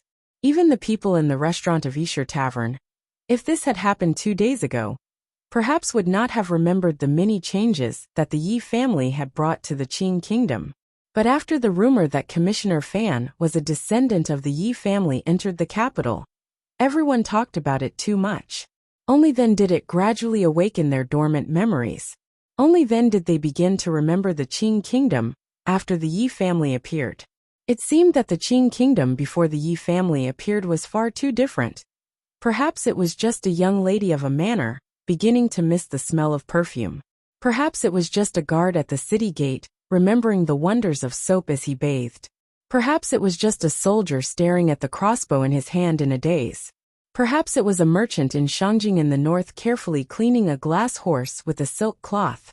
Perhaps it was a poet gulping down strong alcohol and feeling endless joy in his heart. Perhaps it was the old man from the Overwatch Council lifting the black cloth to look at everything in the world. Perhaps it was just a young man remembering the first firecracker he set off as a child. In any case, because of the rumors regarding Fan Xian's past, people began to think of the Yi family for one reason or another. Fan Xian walked out the door and welcomed the rare warmth of the winter sun. He stretched lazily, and a refreshing smile rose to his face. Because of this matter, it was not convenient for him to return to Tsang Mountain. Following his father's wishes, everyone in Fan Manor pretended that nothing had happened. They watched everything indifferently and welcomed the whispers of the people around them. Deng Ziyu walked over and handed him today's council reports, as well as the private reports from the Qinian unit. Fan Xian read through them in the sunlight and asked, "Regarding that rumor, are there any movements from the officials in the capital?" Deng Ziyu peeked at the calm face of the commissioner out of the corner of his eye, and felt great admiration for him. Such a big thing had happened, yet he was still able to keep his composure. Was he not afraid that the palace would immediately send people to arrest him? He did not know of Fan Xian's anxious appearance on Song Mountain, so he couldn't help but think even more highly of him. When they first heard this rumor, Deng Ziyu and all the officials in the Overwatch Council and the common people were equally shocked and incredulous. But after thinking about it for a while, they realized that although there was no evidence for this rumor, when compared to Fan Xian's actions after entering the capital, it was very believable. If he was not a descendant of the Yi family, why would the director love the commissioner so much? If he was not a descendant of the Yi family, why would Minister Fan make such a plan to have his own son take over the palace treasury? There's been no big movement. Deng Ziyu was blinded by the sunlight in the garden and woke up from his daze. After apologizing, he said, "The news from the various manors is very clear. The Imperial Censorate has already secretly contacted them, but last time they suffered a big loss, so this time they seem to be more cautious. Instead, in the other departments, some officials have begun to stir. But rumors are rumors after all. Without concrete evidence, they don't dare write anything to say. Everything is still in the dark." Fan Xian asked, "Is it the Eastern Palace?" Deng Ziyu shook his head. "The officials who are on good terms with the Eastern Palace are still observing. But yesterday, a few officials' wives entered the palace to see the Empress. After they returned, the officials also met in private. As for what they said, no one knows." "The Empress?" Fan Xian furrowed his brows and sighed. He didn't even have time to find trouble with the Empress. Were they going to come to him of their own accord? The Empress would naturally fly into a rage, but what would the Empress Dowager think? It was only now that he realized that the power he could use, other than Uncle Wu Zhu, and that final trump card, was not very secure. In this situation, even if he relied on the Emperor's trust in him, and Chen Pingping, and his father's plan to safely get through this, what about in the future? The situation had to be controlled in his own hands. Only then could he be at ease. In Hongguang Palace, the Empress sat by the Empress Dowager's bed with a face full of tears. She held the old woman's hand in her hand and said pitifully, "Aunt, you have to make a decision for me." The Empress Dowager sighed and said, "How can I make this decision?" The Empress gritted her teeth and said, "Usually, I have always looked at Fan Xian with fear and trepidation.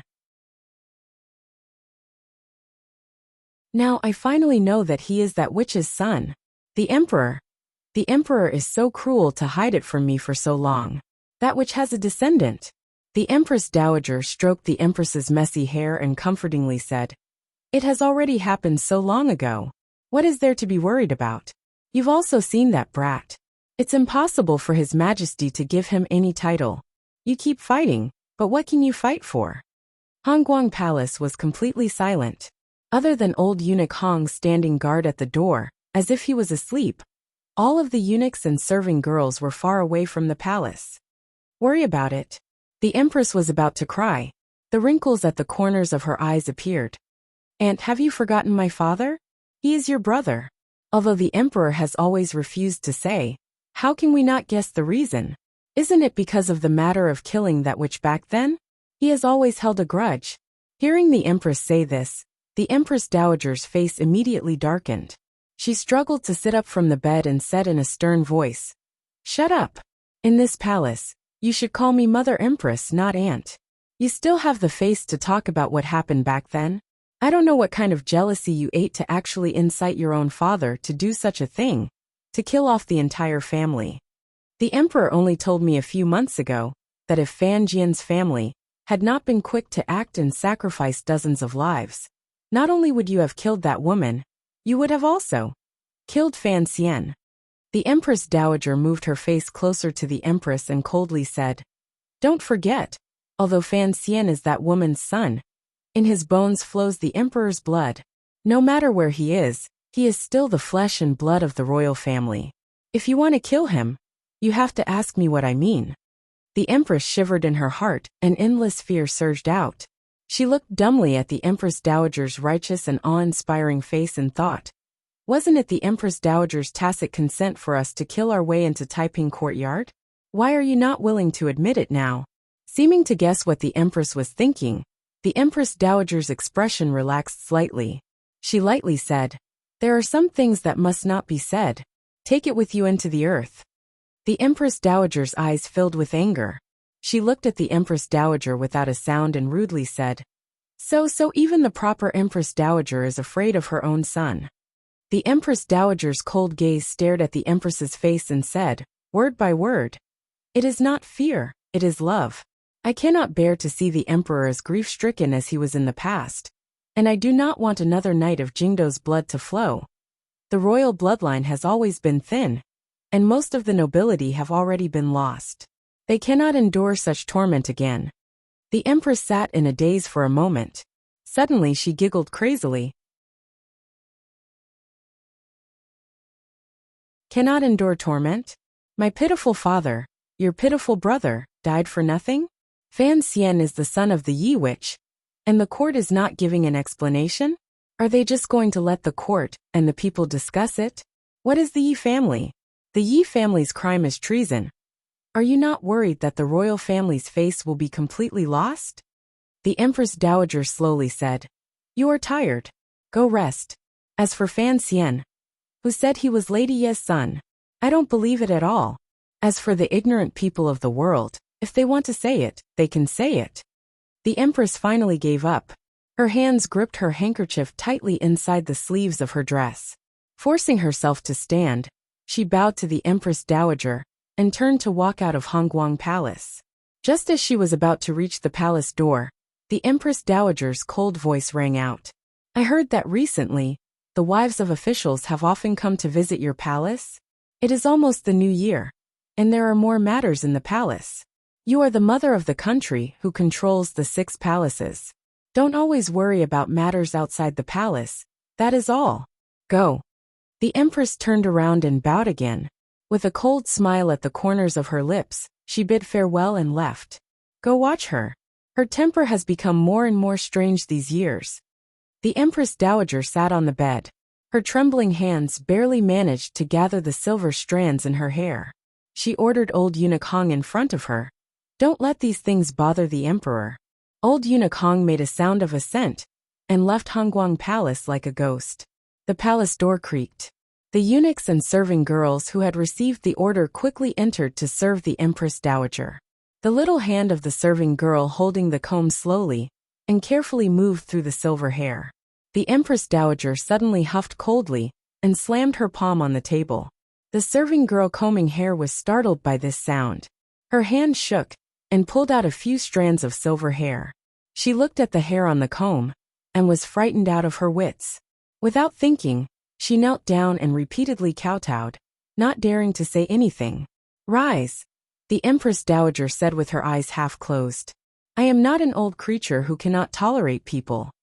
She forcefully suppressed the anger in her heart, but she could not calm it for a long time. The emperor had asked her to suppress the empress, because after the night of bloodshed in Jingdo, most of the people related had died. Only the empress knew the true relationship between the Yi family girl and the emperor.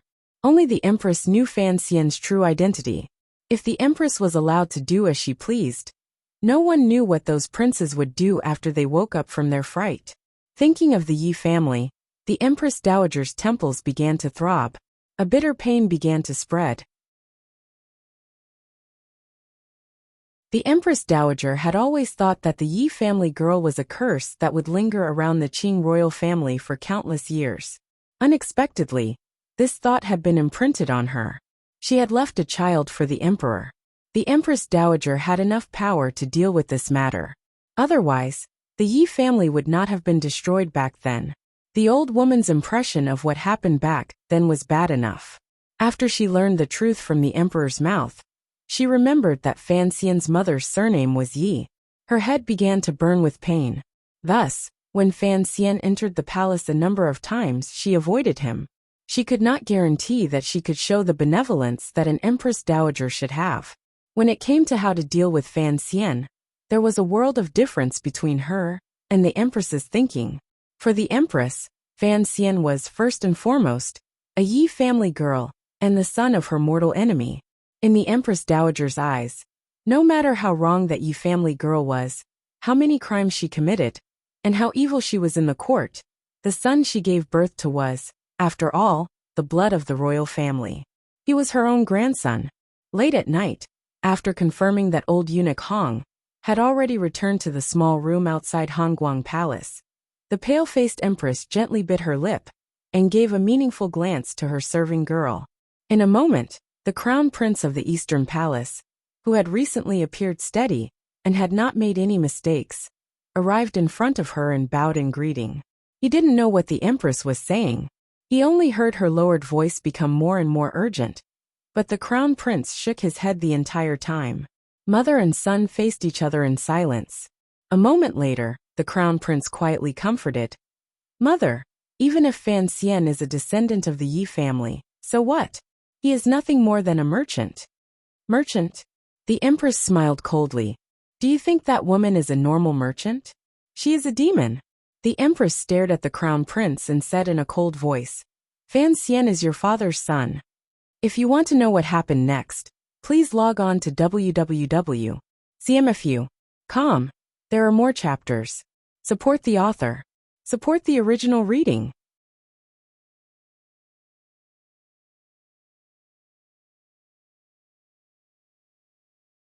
Chapter 325. Late at night, the palace was dangerously peaceful. Hearing the empress's words, the crown prince almost fell to the ground. His face was full of shock. He stuttered, "Mother, what nonsense are you talking about?"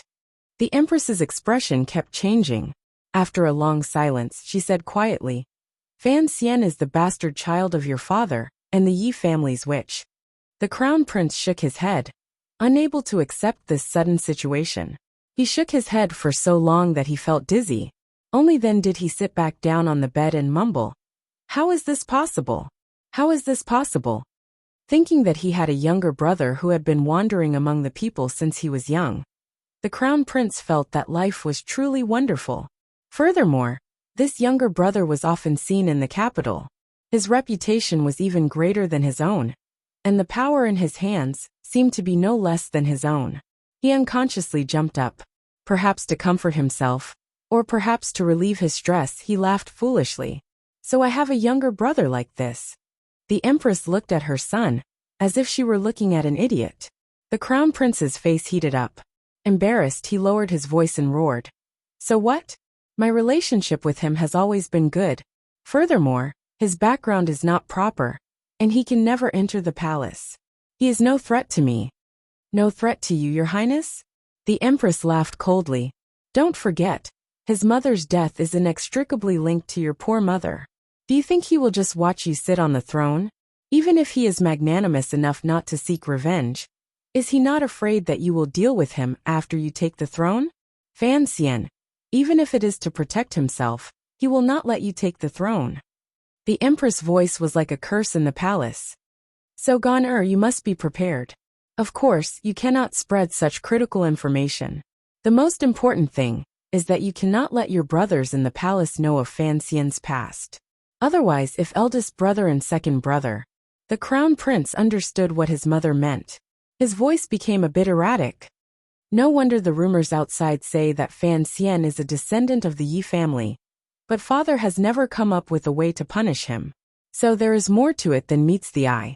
But mother, if father continues to favor him as he has in the past, and he has the support of the Fan family and Director Chun, it will not be easy for me to touch him. The Empress Phoenix's eyes were cold. Of course we can't touch him now. Our power is too weak. No one in the palace is willing to help us. So, you can pretend to be courteous. But don't believe that your wild brother will have any good intentions towards you. Endure. From today onwards, you will obediently endure. Don't do anything unnecessary. After the spring examination you were right. No power is as important as your father's love. As long as the emperor still trusts you, Fan Xian won't dare to do anything. As long as we endure until the future, there will be a way.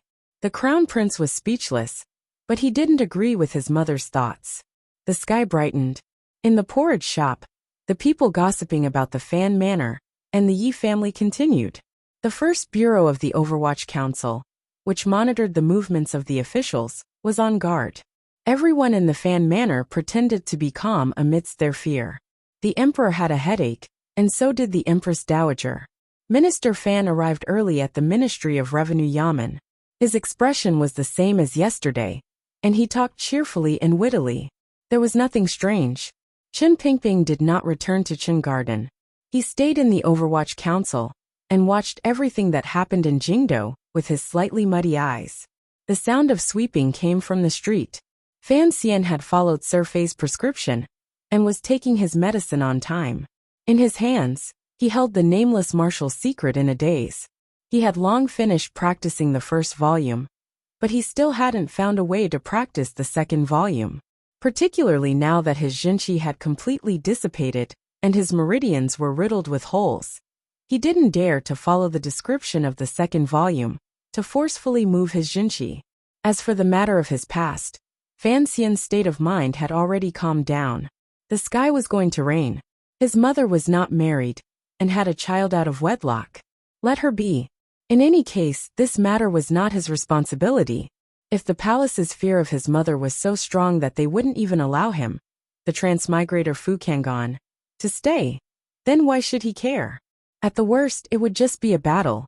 If, when the emperor's orders came, he could not command the Overwatch Council and Qinian unit, and he had no more Jinqi, and things had reached the most dangerous stage, then don't blame him for listening to his teacher's wishes and going against his mother's wishes.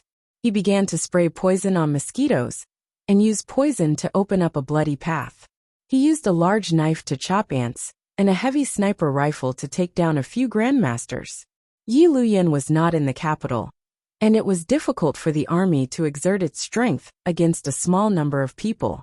He couldn't imagine who could keep such a strange combination. At this moment, Fan Xian's heart actually calmed down.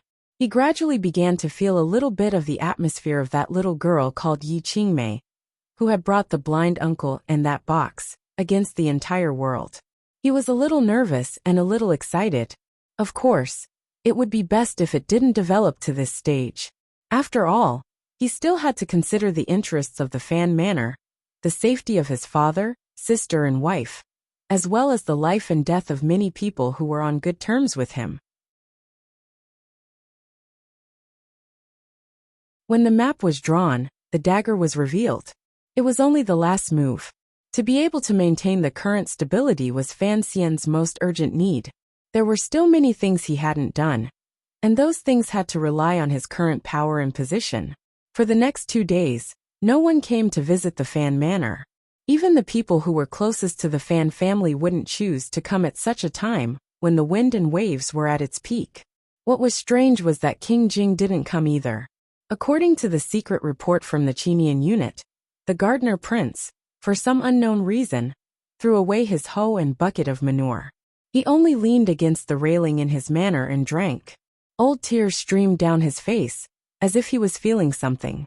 The officials who were on good terms with Fan Xian, including Xian Chiwu, Ren Xiaoan, and the other junior ministers, were all watching carefully.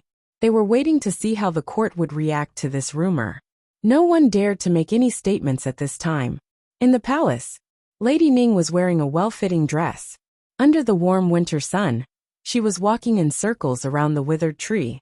This was a habit she had developed for many years. This female prisoner of Dongyi in the past was now a noble in the palace. She was never idle. After walking around for a long time, the great prince, who was standing quietly to the side, finally couldn't take it anymore. He sighed and said, "Mother, what exactly is the matter?" The princes had their own manners outside the palace. Furthermore, the great prince had become the first prince among the princes, because of his achievements on the western expedition. Naturally, he could no longer live in the palace. There were many rules in the royal family. Even if he wanted to enter the palace to visit his mother, the rules in between were a bit complicated. Lady Ning had used some tricks, and jumped over many obstacles, to directly summon her own son into the palace. However, she had been walking around the tree in a daze the entire time. The great prince knew that his mother must have something important to tell him. Otherwise, she wouldn't have broken the rules in such an eye-catching manner. However, he wondered if it had something to do with the most recent rumor. "Have you heard about Fan Xian's past?" Lady Ning finally stopped. She pulled out a plain handkerchief from her wrist, and carelessly wiped the sweat from her forehead. Her expression was solemn. The great prince thought to himself that it was indeed this matter. He respectfully handed a cup of warm tea to her hand, and nodded his head in response. "I know about this matter. However, it happened suddenly and there is no proof." Looking at the intentions of father, Empress Dowager and grandmother, they would definitely not believe these lowly people's rumors. "I also don't believe it." Lady Ning looked at her son and smiled coldly. "You don't believe it?" "I think everyone in the world is starting to believe it." She suddenly slapped the stone table angrily, and said in a hateful voice, "I don't know what's going on with the director this time to suppress this rumor. Does he not know that this will instead make others believe it? What is Fan Xian supposed to do?" "Fan Xian?" She suddenly became distracted. A moment later she sighed clearly. "So she has a son. So it is Fan Xian." Of course, the great prince knew who his mother was talking about. It was the mistress of the Yi family, who had once shone brightly in the Qin kingdom, and ended tragically. He guessed his mother's meaning and probingly said, "What do you mean?" Lady Ning's eyebrows furrowed. Without anger, she gave off an imposing aura. She sternly said, "We Dongyi people pay particular attention to distinguishing between gratitude and grudges. Fan Xian's past has been exposed. Regardless of whether or not the emperor remembers the Yi family's contributions, the person in the Eastern Palace will certainly not tolerate him. Listen carefully." In front of outsiders, the great prince was a valiant and skilled general, and a strong and brave man. In front of Lady Ning, he was like an obedient kitten. Unconsciously, he brought his feet together, and stood like a little soldier in front of his mother. In a low voice he said, "Mother, please instruct me if things don't go well." A glimmer of valiance appeared between Lady Ning's brows. "No matter what method you use, no matter what, you must protect Fan Xian's life." The great prince didn't even think before agreeing. He had never disobeyed his mother's wishes. However, he still had some doubts in his heart. He knew that his mother had played some kind of role in the blood-soaked night in Jingdo. He just didn't understand why his mother would protect Fan Xian so much. She even ordered him to use the soldiers under his command if he was in danger. This was no different from rebellion. If Director Chun hadn't saved my life, it would have been impossible for me to follow the emperor back from the mountains and rivers in the north, Lady Ning said coldly. Lady Ning spoke coldly of the events of the past. You know about this matter, but even if I returned to the capital alive, what welcomed me was still only an order from the palace. I was a Dongyi prisoner of war. At the time, no one knew that I was pregnant with you. If it hadn't been for Lady Ye's words, you and I would have long become two wandering souls. Lady Ning took a deep breath and said, Fan Xian's mother saved both our lives. Back then when something happened to her, you were still young. I had no power at all. Now it is different. Since you have some power in your hands, you must protect Fan Xian's life. The courtyard was silent. The winter sun shone down sparsely and faintly, shining on this sincere, pure, and unconventional royal mother and son. If father cannot tolerate Fan Xian, the great prince said quietly. Although I control the imperial army, I'm afraid I won't be of much use. That's fine.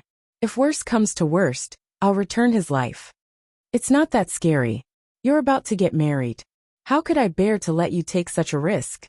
Lady Ning stared into his eyes and said, You don't have to consider the emperor's attitude. Just keep an eye on the Eastern Palace.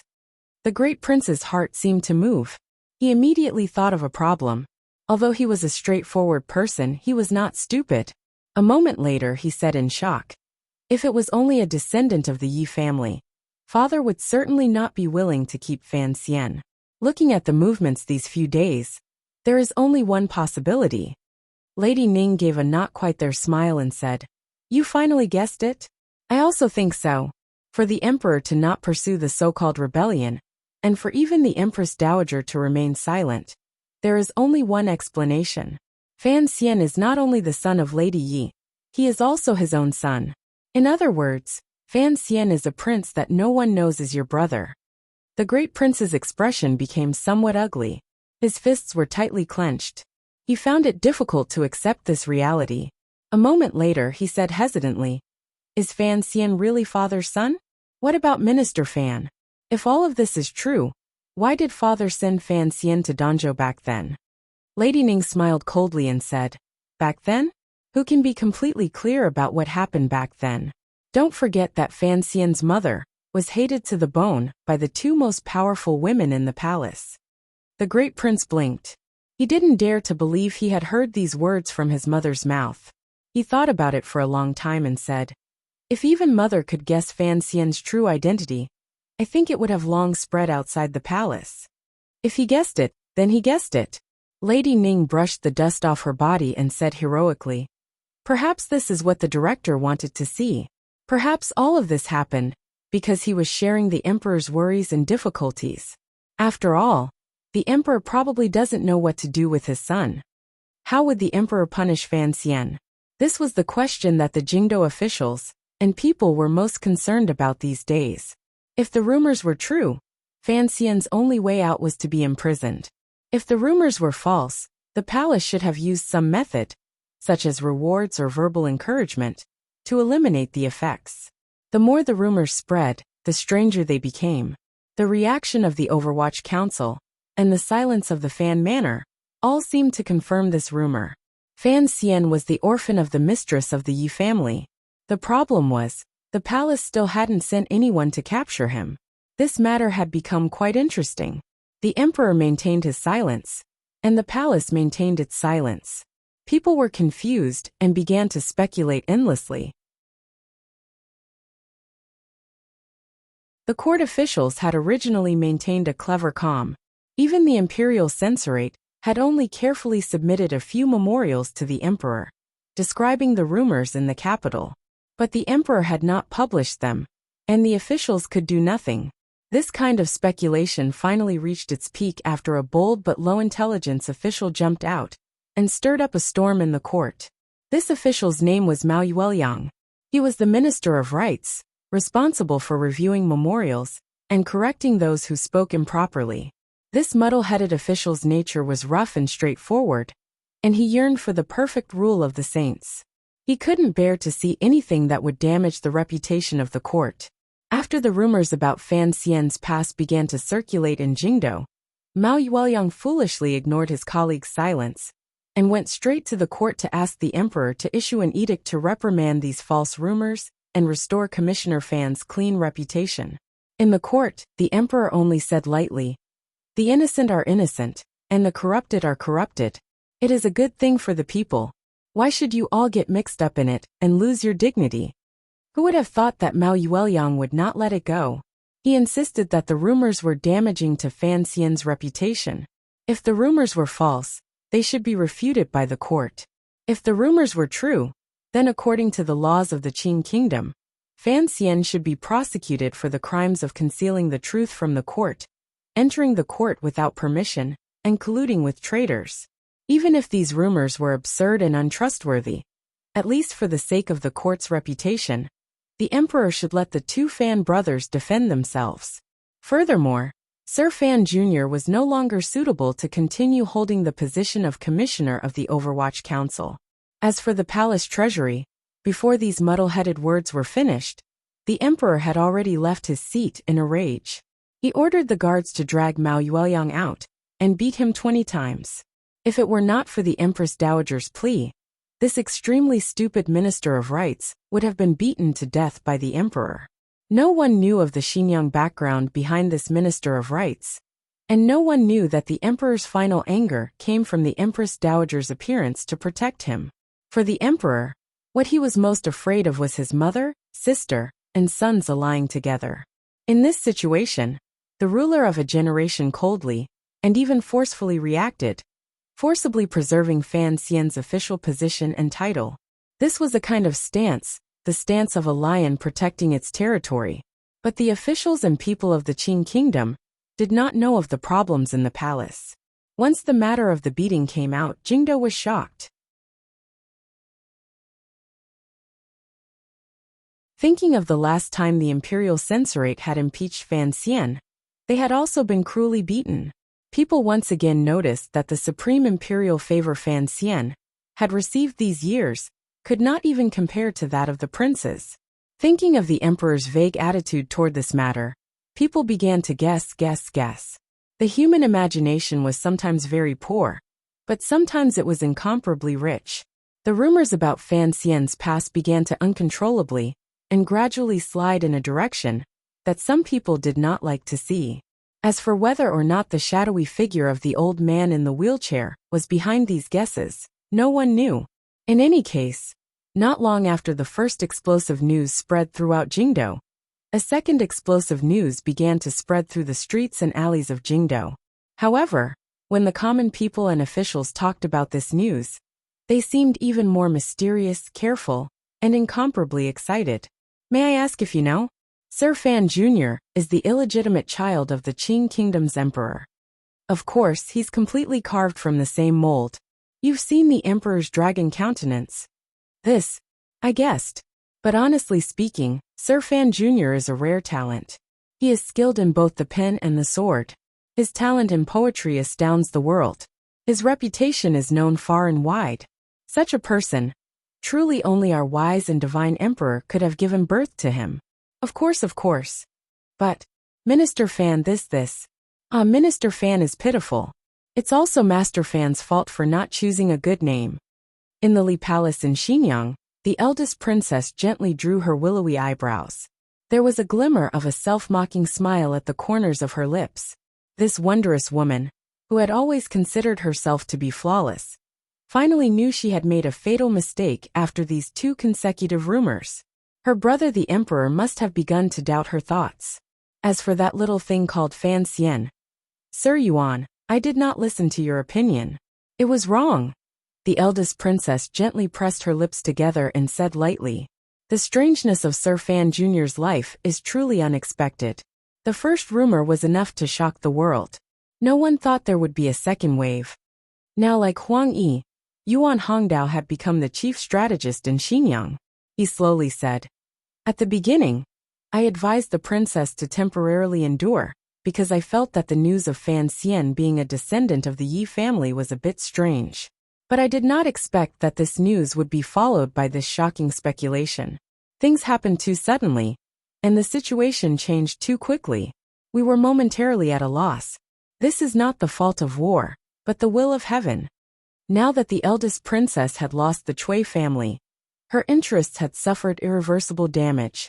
She had truly begun to discover the abilities of her good son-in-law. In her anger, it was difficult for her to maintain her previous arrogant calmness. But her follow-up reaction was a bit too late, and even useless. So when the first rumor entered her ears, she did not think twice, and even disregarded Yuan Hongdao's strong opposition. She decided to use this matter to pull Fan Xian off his horse. But communication between Xinjiang and the capital was inconvenient. She wanted to use the Empress Dowager's mouth and the seemingly stupid imperial censor of the 6 departments to force the emperor to remove Fan Xian from his position. She did not expect to immediately receive the second news. Fan Xian was the emperor's illegitimate child? Perhaps other people would have needed to guess, but the eldest princess believed it immediately after hearing it. She began to secretly laugh at her own stupidity. How could she not even understand such a simple matter? She had wasted a pawn in court, used a sliver of her mother's affection for her, and most failed of all, touched the emperor's reverse scale. For no reason at all, she had allowed Fan Xian to easily regain his footing. Thinking of this, the self-mockery and regret in her heart were like a poisonous snake gnawing at the heart of the most beautiful woman in the Qing kingdom. Yi Qingmei. Her head began to hurt. She muttered to herself as if she was moaning. In this life, will I never be able to match up to you? Even your son can defeat me so easily? Night fell in the capital. Wu Zhu, who had not appeared for a long time, silently appeared in a small alley behind Fan Manor. He was covered with a black cloth. At the end of the alley was a noodle shop. The oil lamp on the noodle shop was as big as a bean, and it shivered in the cold wind. A man wearing ordinary clothes was sitting on a long bench outside the shop. The man on the bench did not have a bowl in front of him. His clothes were thin, and he did not seem to be afraid of the cold. His face was strangely calm, as if he was born without any expression, and his pair of cold and emotionless eyes seemed to be able to see through everything in the world. Tomorrow's chapter is a bit difficult to write. I need to think about it carefully. P.S. Yesterday, I calculated the monthly votes for a long time, and found that Qing Yu's year was ranked 10th in the old book. Thinking of the possibility of getting an extra 1,000 yuan, I am very happy. I am earnestly asking for votes. Please vote for me. But this is all I can do at this speed. To be continued. If you want to know what happens next, please log on to www.cmfu.com. There are more chapters. Support the author. Support the original reading.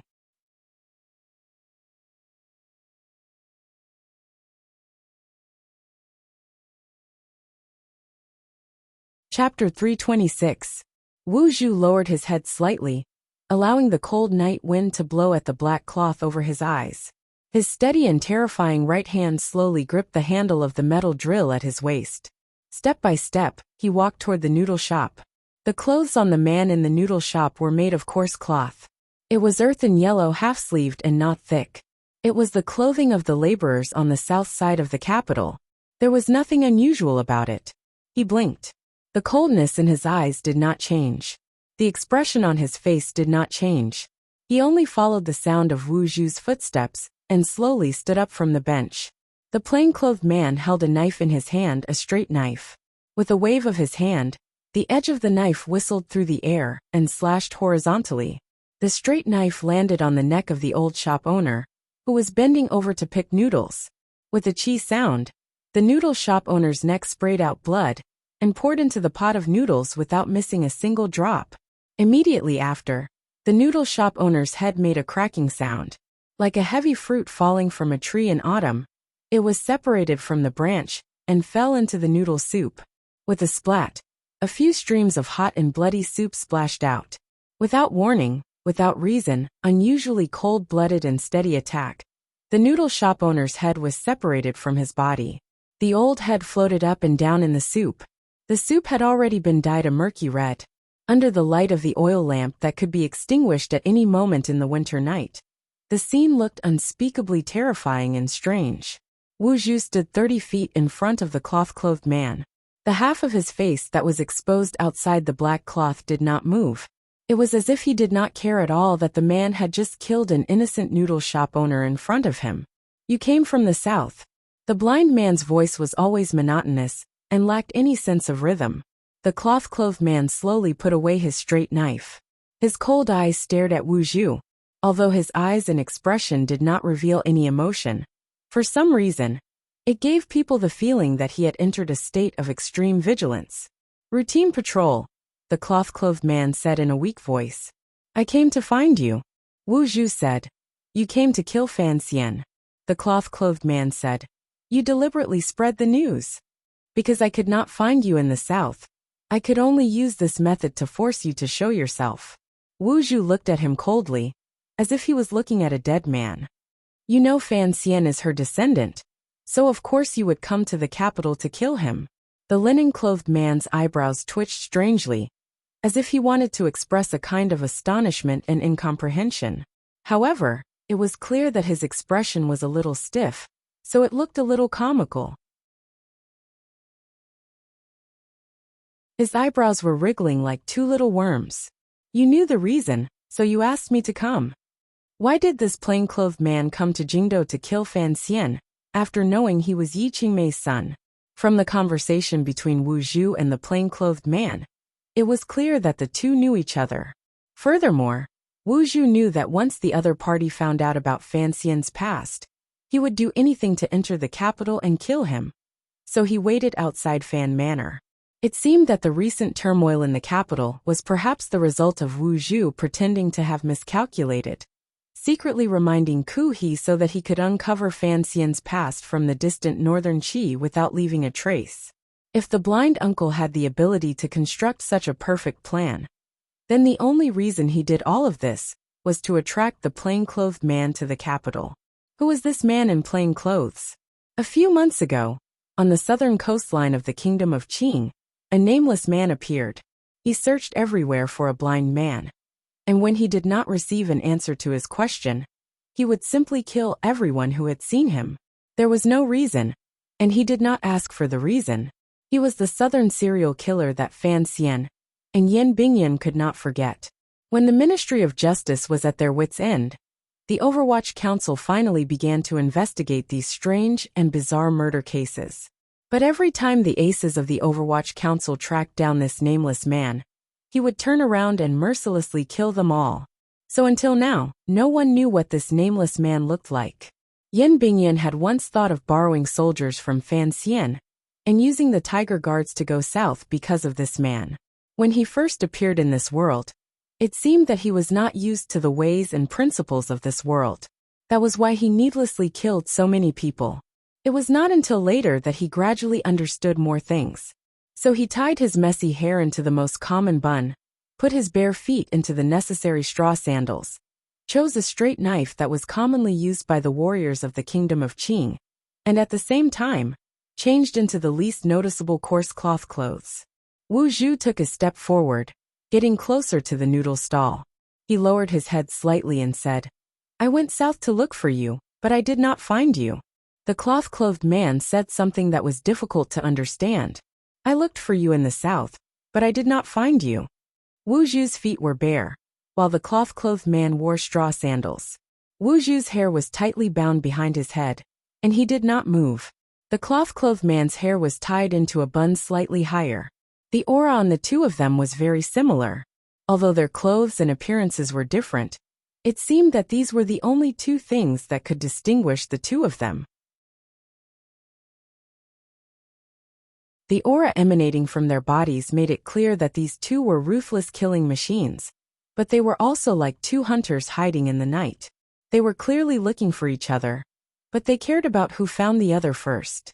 They demanded that they be the first to find the other party, and not let the other party find them.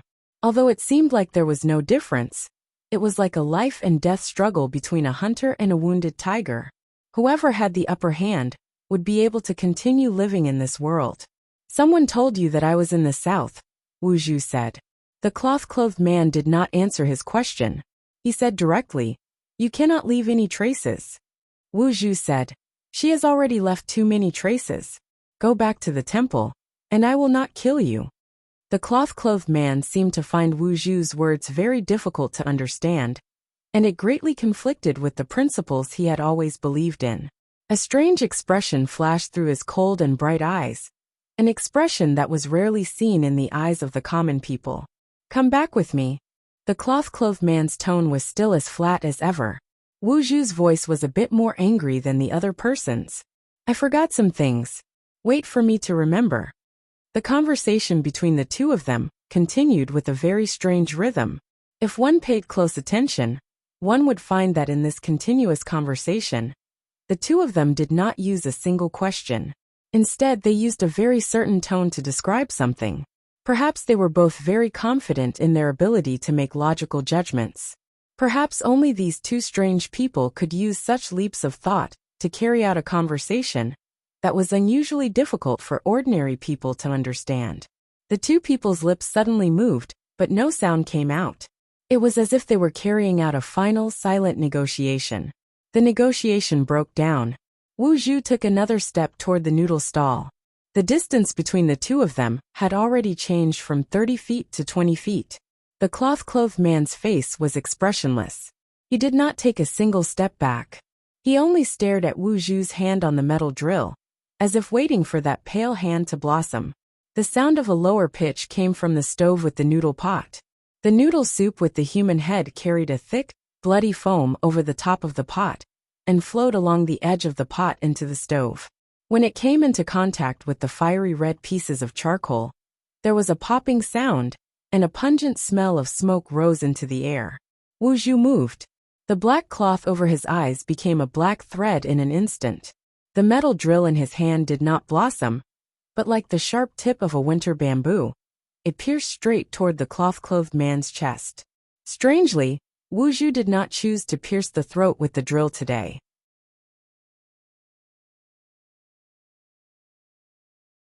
Almost at the same time he moved, the cloth-clothed man with the straight knife also moved.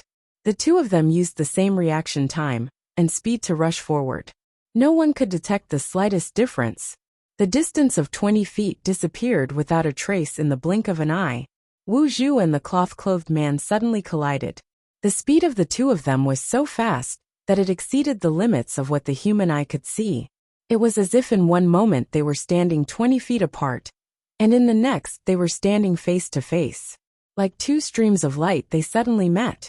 With such speed, whether it was Fan Xian before he was injured, or the shadow assassin of the 6th Bureau, or even Haidang, none of them would be able to react in time. They could only wait helplessly for death. Other than the 4 great grandmasters, no one else in the world had ever touched such a realm. However, when the streams of light collided, there was no dazzling fireworks. In the blink of an eye, there was a deathly silence.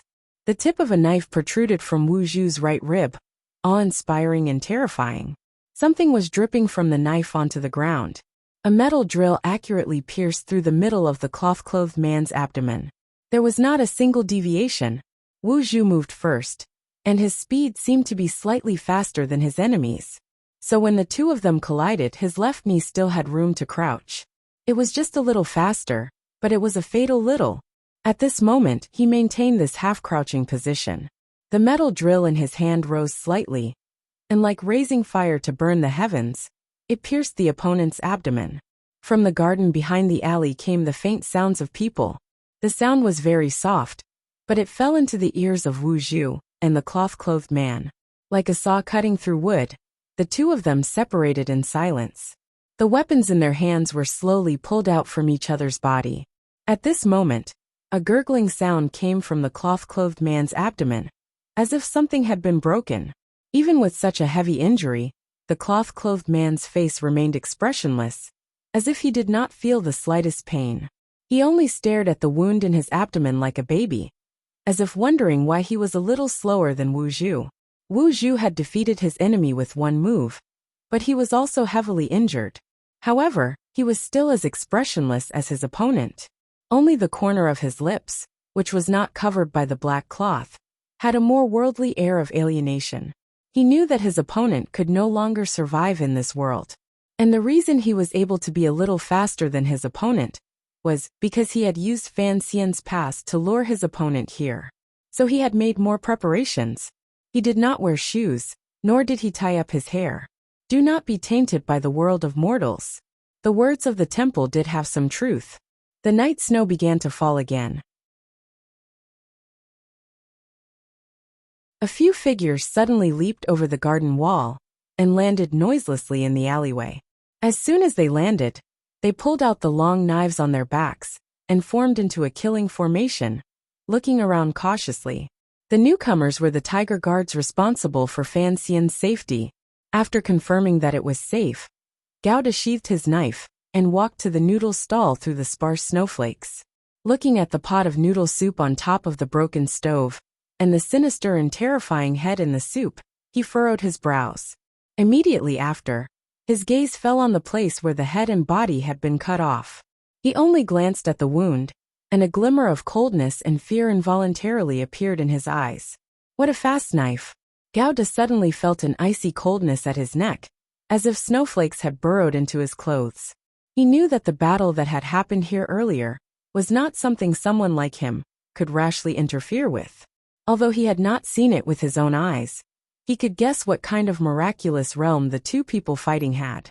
The snow gradually grew heavier and gradually grew colder. The still warm noodle soup and blood also chilled the hearts of everyone in the alley. The noodle stall paused miserably at the mouth of the alley. The owner was already dead, the stove was already cold, and the blood was already dry.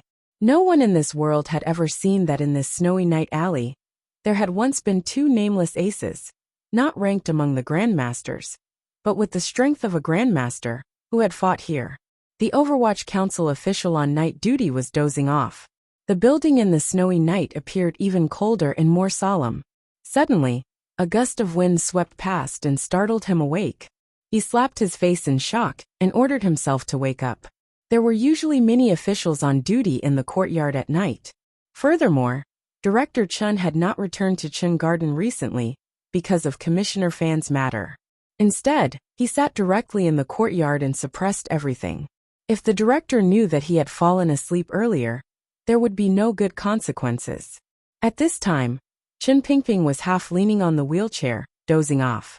The old man's health had not been very good these past few years. Even though the stove in the room was extremely hot, he still subconsciously used his skinny hands to pull the wool blanket on his knees and cover his chest. The door opened and was closed again. Chen Pingping woke up and slowly blinked his somewhat muddy and powerless eyes. Looking at the black cloth in front of him, he quietly said, "Why are you here?"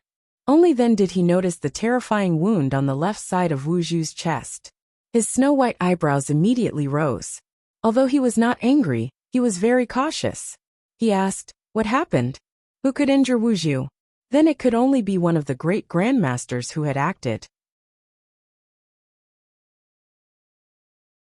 No matter how arrogant Chen Pingping was, in the current troublesome situation in Jingdo, it was difficult for him to accept the news that the enemy had suddenly gained the help of a great grandmaster. Wu Zhu did not answer his question. He only directly said 3 sentences. "Have the shadow return. The person who injured me knows that I am in the south. If Fan Xian dies, the Qing kingdom will fall." Wu Zhu knew that the old cripple in front of him had enough intelligence to understand these 3 sentences. The terrifying injury he had received made it impossible for him to hold out much longer. After he finished speaking, he quickly and quietly left the Overwatch Council. Chen Pingping sat in his wheelchair and sank into a long silence. In the fireplace not far from him, the red firelight danced like a fairy, reflecting red on his pale and haggard face. Although Wu Zhu's 3 sentences were simple, they revealed very important information. The first sentence was to have the shadow return, indicating that his injury was very serious, and that he could not stay by Fan Xian's side to protect him. He wanted Chen Pingping to fulfill his promise ahead of time, and summon the shadow back to protect Fan Xian's safety. However, the person who had the power to injure Wu Zhu should already be dead. Otherwise, given Wu Zhu's personality, for the sake of Fan Xian's life, no matter how serious his injury was, he would not leave Jingdo. Who could injure Wu Zhu? It could not be one of the great grandmasters. Otherwise Wu Zhu would not purposely hide the other person's identity. Chen Pingping's heart trembled slightly. He vaguely guessed something. This conjecture had existed many years ago, but it had never been confirmed. On the night Wu Zhu carried Fan Xian out of Jingdou, the two of them had thought about how to help Fan Xian escape from that unknown danger. But how did the temple know that Wu Zhu was in the south? Chen Pingping furrowed his brows and began to sort through everything. During the 2 years that Fan Xian had been in the capital, Chen Pingping had asked more than once about Wu Zhu's whereabouts. Fan Xian had always carefully told a lie, saying that Wu Zhu was in the south looking for Yi Luyan to play. Other than Chen Pingping, the only person who knew of this false information was the emperor, whom Chen Pingping had once told. See Volume 2, Chapter 62. Wu Zhu's second sentence was to remind Chen Pingping of this point. Looking at it this way, the threat in the third sentence was something that should be expected. Your Majesty. The wrinkles at the corner of Chen Pingping's eyes twitched slightly. He sighed softly. You really do surprise me. I admire you. In just a moment, he had already figured out the emperor's true thoughts. Although he did not know how the emperor could form a connection with the illusory temple, he was very sure of one thing. The great emperor really did want Wu Zhu to disappear. For an emperor, perhaps it was very difficult for him to accept that there was a great grandmaster by his side. If a great grandmaster went crazy, he would have enough power to shake the rule of the court. This was something that anyone could think of. Even if it was impossible for him to kill his way into the royal palace alone and slaughter the entire royal family, he could travel to the ends of the world with a single sword and kill off all the provincial officials in the roads without having to worry about being surrounded by the army. He could also hide in Jingdou for 10 years. Once he drew his sword, he would scare the emperor so much that he would never leave the palace, and his edict could not leave the city. Under such circumstances, no one dared to be an official. The emperor did not dare show his face. And other than falling apart, what else could the court do? That was why he was able to intimidate all the nobles and officials in the north who wanted to rebel. That was why Sigujian could protect Dongyi with a single sword for so many years, and allow the power of his sword to spread out, and support the small vassal states caught between the two large countries.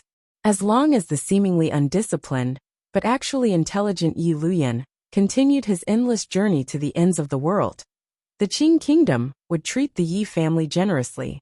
Even if an emperor wanted to change the defenses of Jingdou, he would be forced to use such a shameful and sinister move as arson. Of course, Yi Luyan himself knew the taboo of the royal family. After all these years, he had never returned to Jingdou. If war broke out, the emperor could use the Yi family to threaten Yi Luyan. He could use the lives of tens of thousands of northern Qi people to persuade He. He could use the survival of Dongyi to remind Sigujian. The two sides could reach some kind of balanced agreement. Wu Zhu was different from these three great grandmasters. He did not have a large family to burden him. He did not have any country or people that he needed to protect. Everything he did was for Fan Xian alone. Thus, he had more freedom and could not be threatened by the emperor or used by each other. The two sides did not even have room to bargain. If something happened to Fan Xian, once Wu Zhu went crazy, the world would go crazy with him. Thus, as long as Wu Zhu was there, the emperor had to cherish Fan Xian. Just like in the past few years, he had to play the role of a guilty and helpless father. An emperor with great ambition, but a belly full of sorrow. Perhaps the emperor admired Fan Xian as a son from the depths of his heart. But in the end, he was still an emperor. He could not allow Fan Xian to have such a loyal and devoted great-grandmaster as a servant. Even if he had not used the people from the temple to come this time, there would come a day when the emperor would find a way to get rid of Wu Zhu. Of course, Chen Pingping knew that this was only one reason. As for the other reason, it was probably the faint fear in the emperor's heart. The temple never interfered in worldly affairs. No one had ever truly seen the people from the temple. The people from the temple did not appear in the world once in hundreds of years. If they could have Wu Zhu die with the people from the temple and forever hide Fan Xian's connection to the Yi family, burying everything in the past in a pile of old papers. For the emperor, this was perhaps the most beautiful ending. However, the emperor had not thought that Fan Xian's past as a descendant of the Yi family would be exposed so quickly. His own son had become the temple's primary target.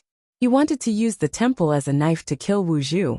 Instead, Wu Zhu had used Fan Xian's past to successfully lure and kill the visitor from the temple and protect Fan Xian's life. Chen Pingping did not know what Wu Zhu had done, but he only thought with a glimmer of sorrow that the emperor clearly knew that someone from the temple had come to the world.